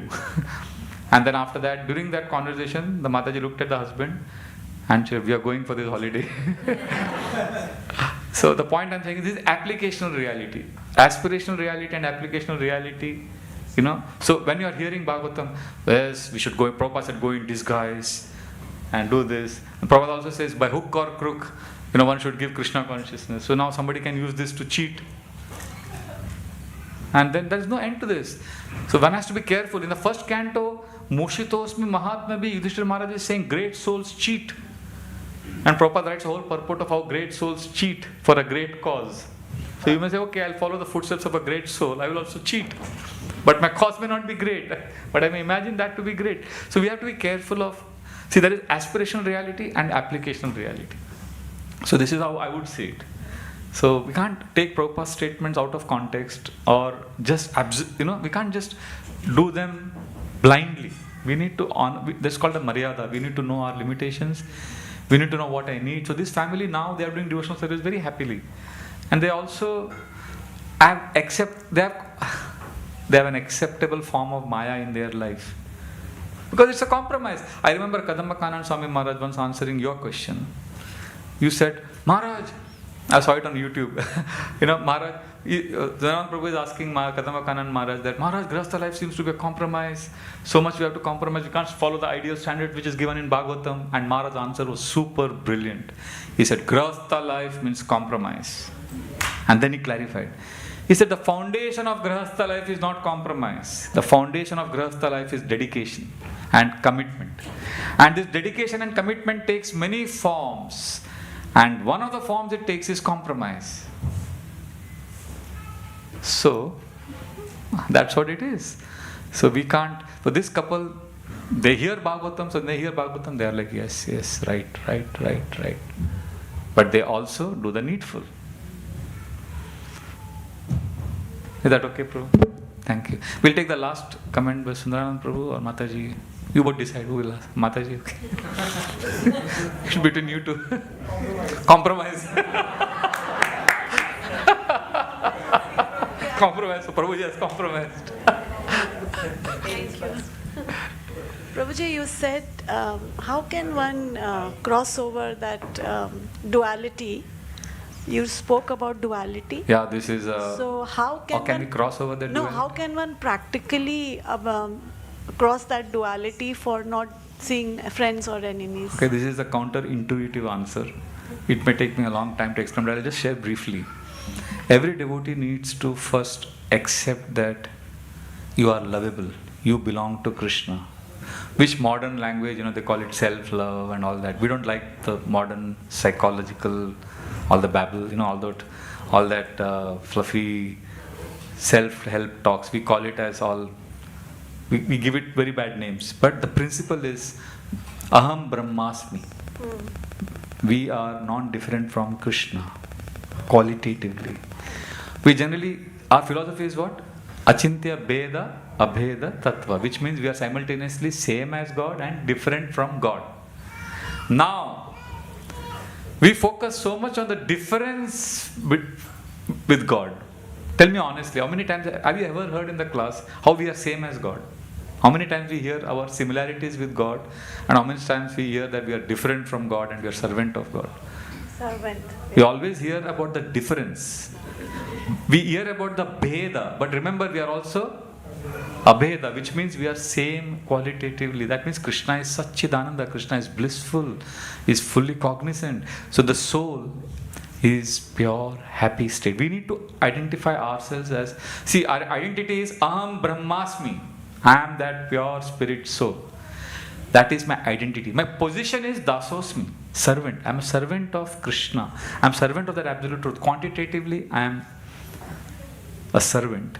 Qualitatively, I am same. So now, because we never focus on the qualitative oneness, we only focus on the quantitative difference. We keep hearing this, then the difference turns into duality. That's what devotees are obsessed with, always seeing each other as enemies, friends. You'll see devotees are the most insecure. Some of the devotees are very, very insecure. Always seeing in terms of friend, enemy, insecure, defensive. Everything, any criticism we hear, defensive. We immediately categorize, he's a good devotee, he's a bad devotee. So this duality, this is a result of duality, and duality comes from fear. Fear increases the duality because we never see the oneness. Every spiritual path talks about oneness. But they only talk about oneness, and they are deprived of the rasa of being a servant of Krishna. They don't enjoy that sweet, loving service to Krishna. But we, in the name of serving Krishna lovingly, we only speak about the difference from Krishna. So much difference that the focus becomes on the difference, not on loving service to Krishna. And that because of the difference, we create duality. So we need to also meditate, practically speaking, on how we are lovable. We belong to Krishna, and you are Krishna's. The more you feel loved by Krishna, more you will be able to see everyone as belonging to Krishna. Our inability to appreciate other devotees, our inability to practice this most important principle which is needed in ISKCON right now, unity in diversity. The ability to accept and appreciate devotees from different background, different inspirations. We are unable to do that right now because we live in the world of duality. And to overcome this, we need to have oneness. And to develop oneness, we need to feel loved. We need to feel safe. We need to have an abundance mentality. I need to feel loved by Krishna. And that happens when I acknowledge that I don't need to do anything to earn Krishna's love. You don't have to do anything because our whole problem is bhakti for us is all about earning. I have to do something to get Krishna's love. You don't have to do anything to get Krishna's love because you're already loved by Krishna. You'll say, Acha, then why do I don't have to chant then. Yes, you don't have to chant to get love of Krishna. You chant to reciprocate with Krishna's love because Krishna loves you so much that you want to say, okay Krishna, I'll chant for you. That's the mood in which a devotee chants, then you will never have duality. Right now, everything for us is a means to an end. I want to chant Hare Krishna so that I get something which I don't have. What is that I don't have? Love of Krishna. But Prabhupada always taught us, we already have love of Krishna. We already love Krishna. It's dormant. We are not doing anything. Prabhupada so many times he says, Krishna consciousness is not new. It is dormant. It is not foreign. So it has to be awakened. So we are not seeking to earn Krishna's love. We want to recognize Krishna's love. We are not putting effort in our bhakti. We don't want to put effort in chanting. We want to reciprocate with Krishna in chanting. That is the paradigm shift that we need to make. Then we will be able to overcome duality. Otherwise, we'll always feel insecure in our relationship with Krishna. We'll feel insecure of other devotees. Thank you very much. Okay, Hare Krishna. Fear were you speaking about? That we have some fear. What? Everybody is different. I have a fear that I'll be judged. I have a fear that, I may not get approval. I have a fear that who will take care of me in old age. I have a fear that my services will be taken away. So many devotees have so many kinds of fears. And we grow up in a scarcity mindset. We'll stop here. It's getting intense now. Thank you. Hare Krishna. Radha Gokulananda Bhagwan ki jai. I'm going to escape from the class. Thank you very much. Srila Prabhupada ki jai. Granthara Srimad Bhagavatam ki jai. Thank you very much. Hare Krishna.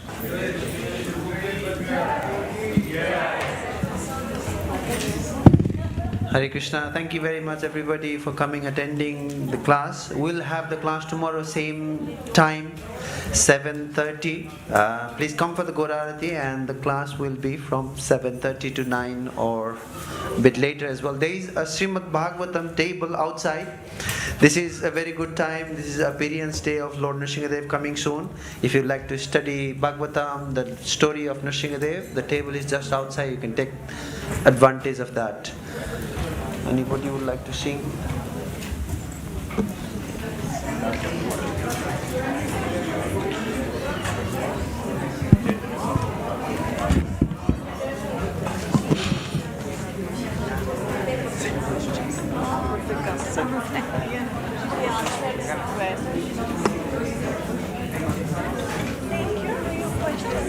Yeah. He's always asking today, first time I wanted to ask.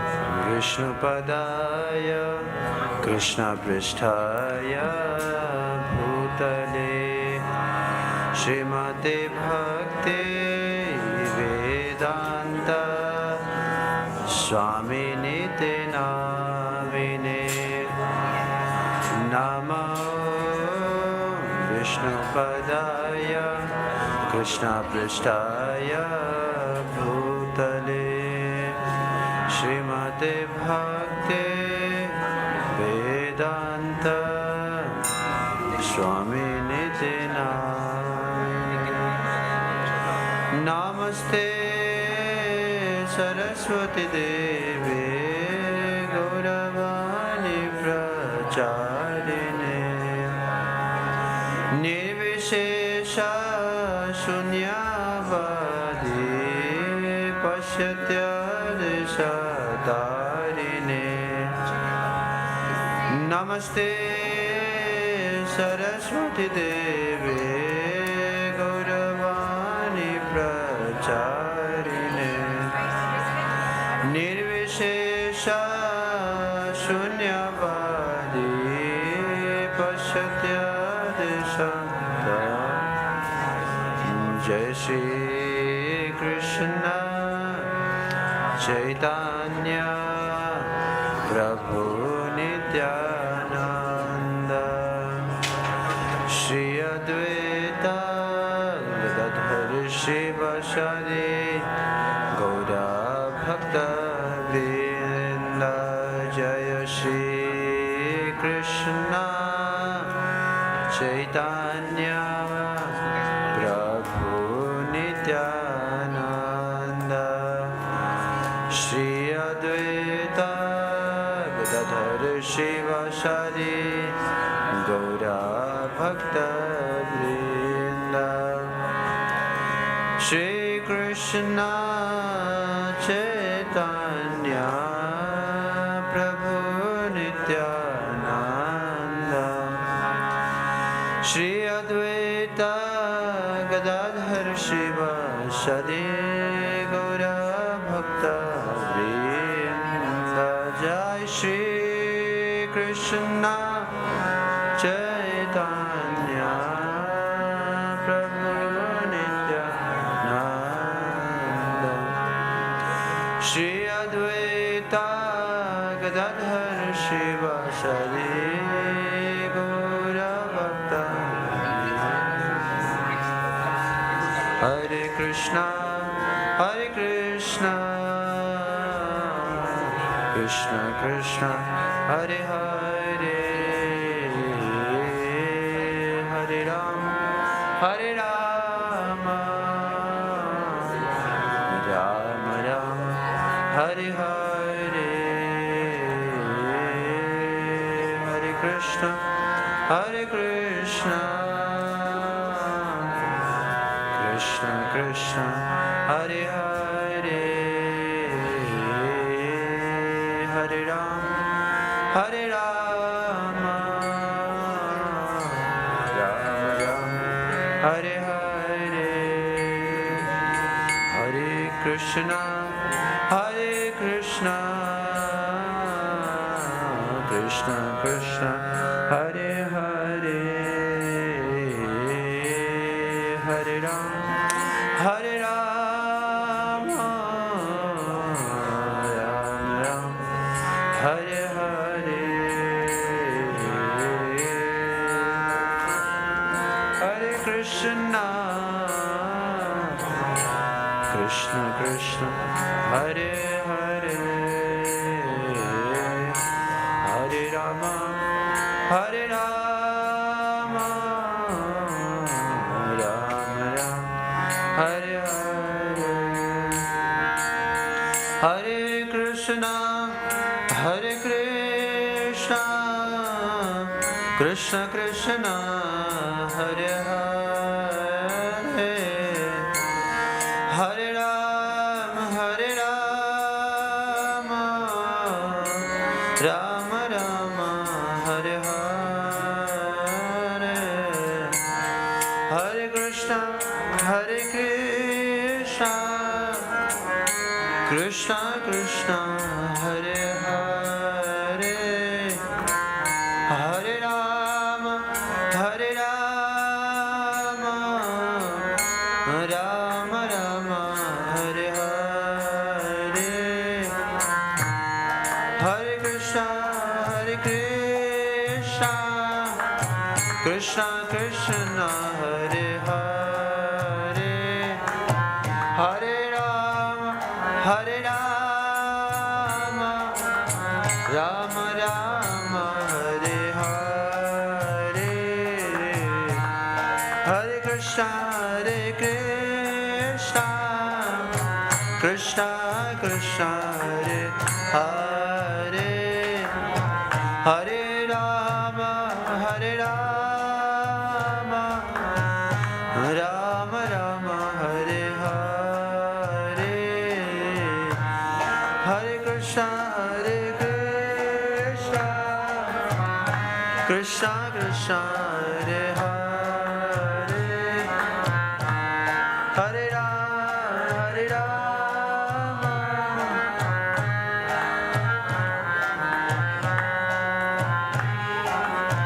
Hare Krishna Krishna Krishna Hare Hare Hare Rama Rama Rama Hare Hare Hare Krishna Krishna Krishna Hare Hare Hare Rama Rama Rama Hare Hare Hare Krishna Krishna Krishna Hare Hare Hare Rama Rama Rama Hare Hare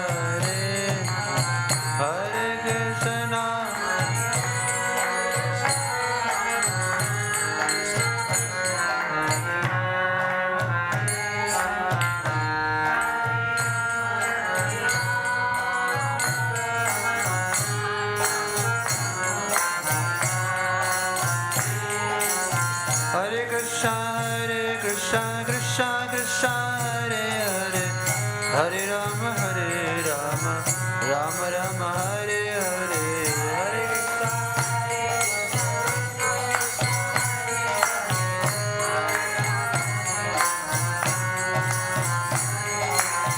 Hare Hare Krishna Krishna Krishna Hare Hare Hare Rama Rama Rama Hare Hare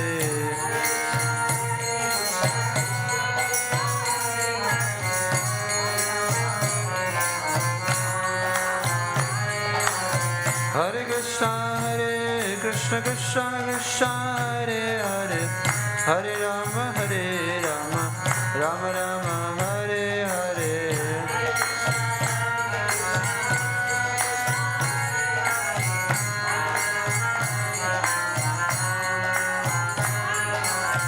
Hare Krishna Hare Krishna Krishna Krishna Hare Hare Hare Rama Hare Rama Rama Rama Hare Hare Hare Krishna Hare Krishna Krishna Krishna Hare Hare Hare Rama Hare Rama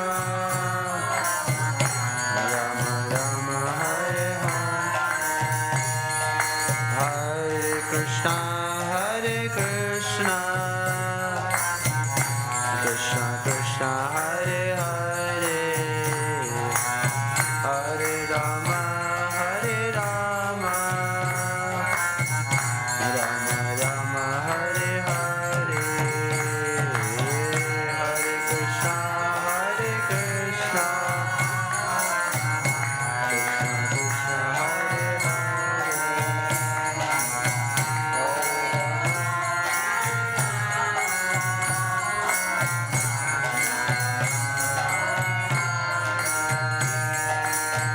Hare Krishna Hare Krishna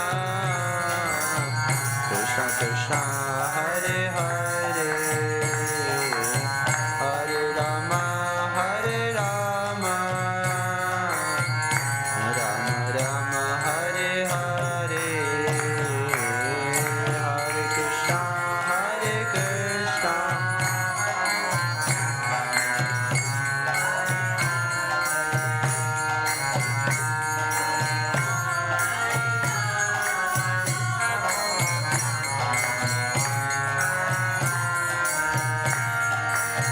Hare Krishna Hare Krishna Krishna Krishna Hare Hare Hare Rama Hare Rama Rama Rama Hare Hare Hare Krishna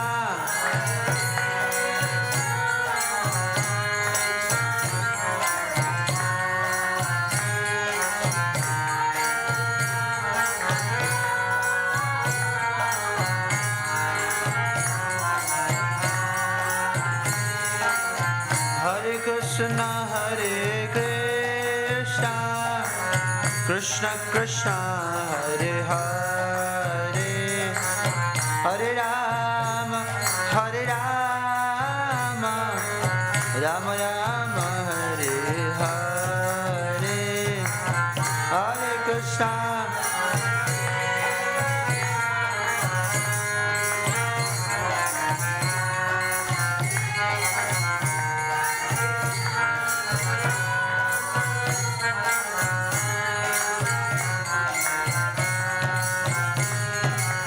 Hare Krishna Hare Krishna Krishna Krishna Hare Hare Hare Rama Hare Rama Rama Rama Hare Hare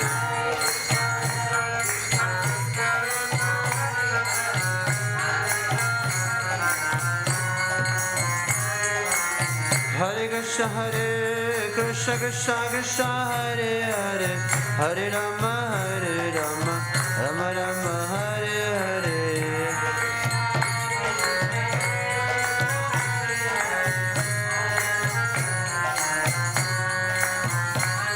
Hare Krishna Hare Krishna Krishna Krishna Hare Hare Hare Rama Hare Rama Rama Rama Hare Hare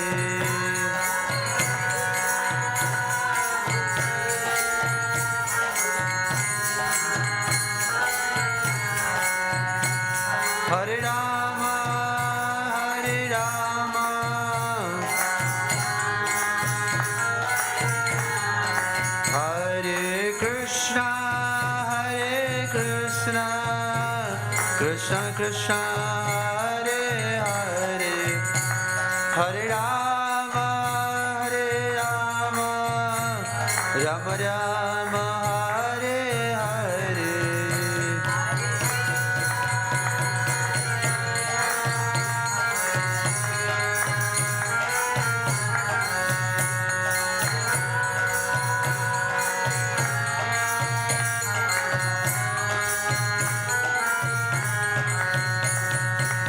Hare Krishna, Krishna Krishna, Hare Hare, Hare Ram, Rama Rama, Hare Hare.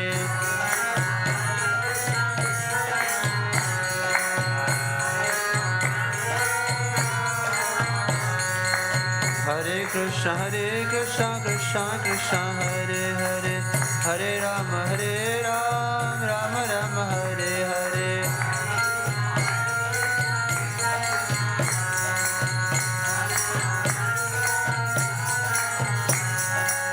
Hare Krishna, Krishna Krishna, Hare Hare, Hare Ram, Rama Rama, Hare Hare.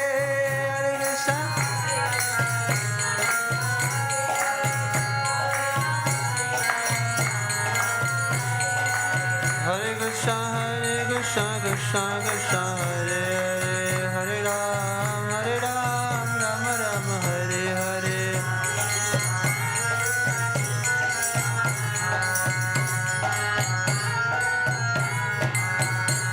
Jai Radha Gokulananda, Radha Gokulananda Radhe.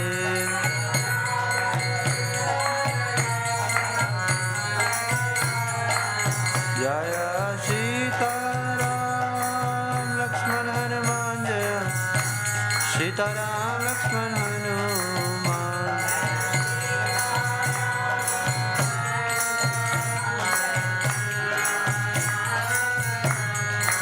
Jaya Gauranita, Jaya Gauranita, Gauranita, Jaya Gauranita.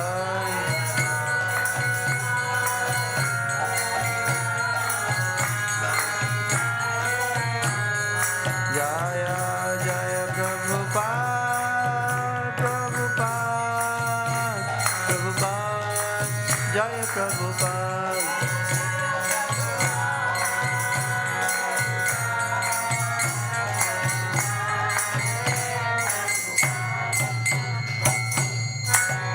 जय श्री राधा गोकुलानंद की, सीताराम लक्ष्मण हनुमान की, श्री गौर निताय की, श्रील प्रभुपाद की, जय श्री नृसिंहदेव भगवान की, प्रहलाद महाराज की, जय निताय गौर प्रेमानंदे, हरि हरि बोल। Thank you. आते हो चले जाते हो। भगवान की मर्जी।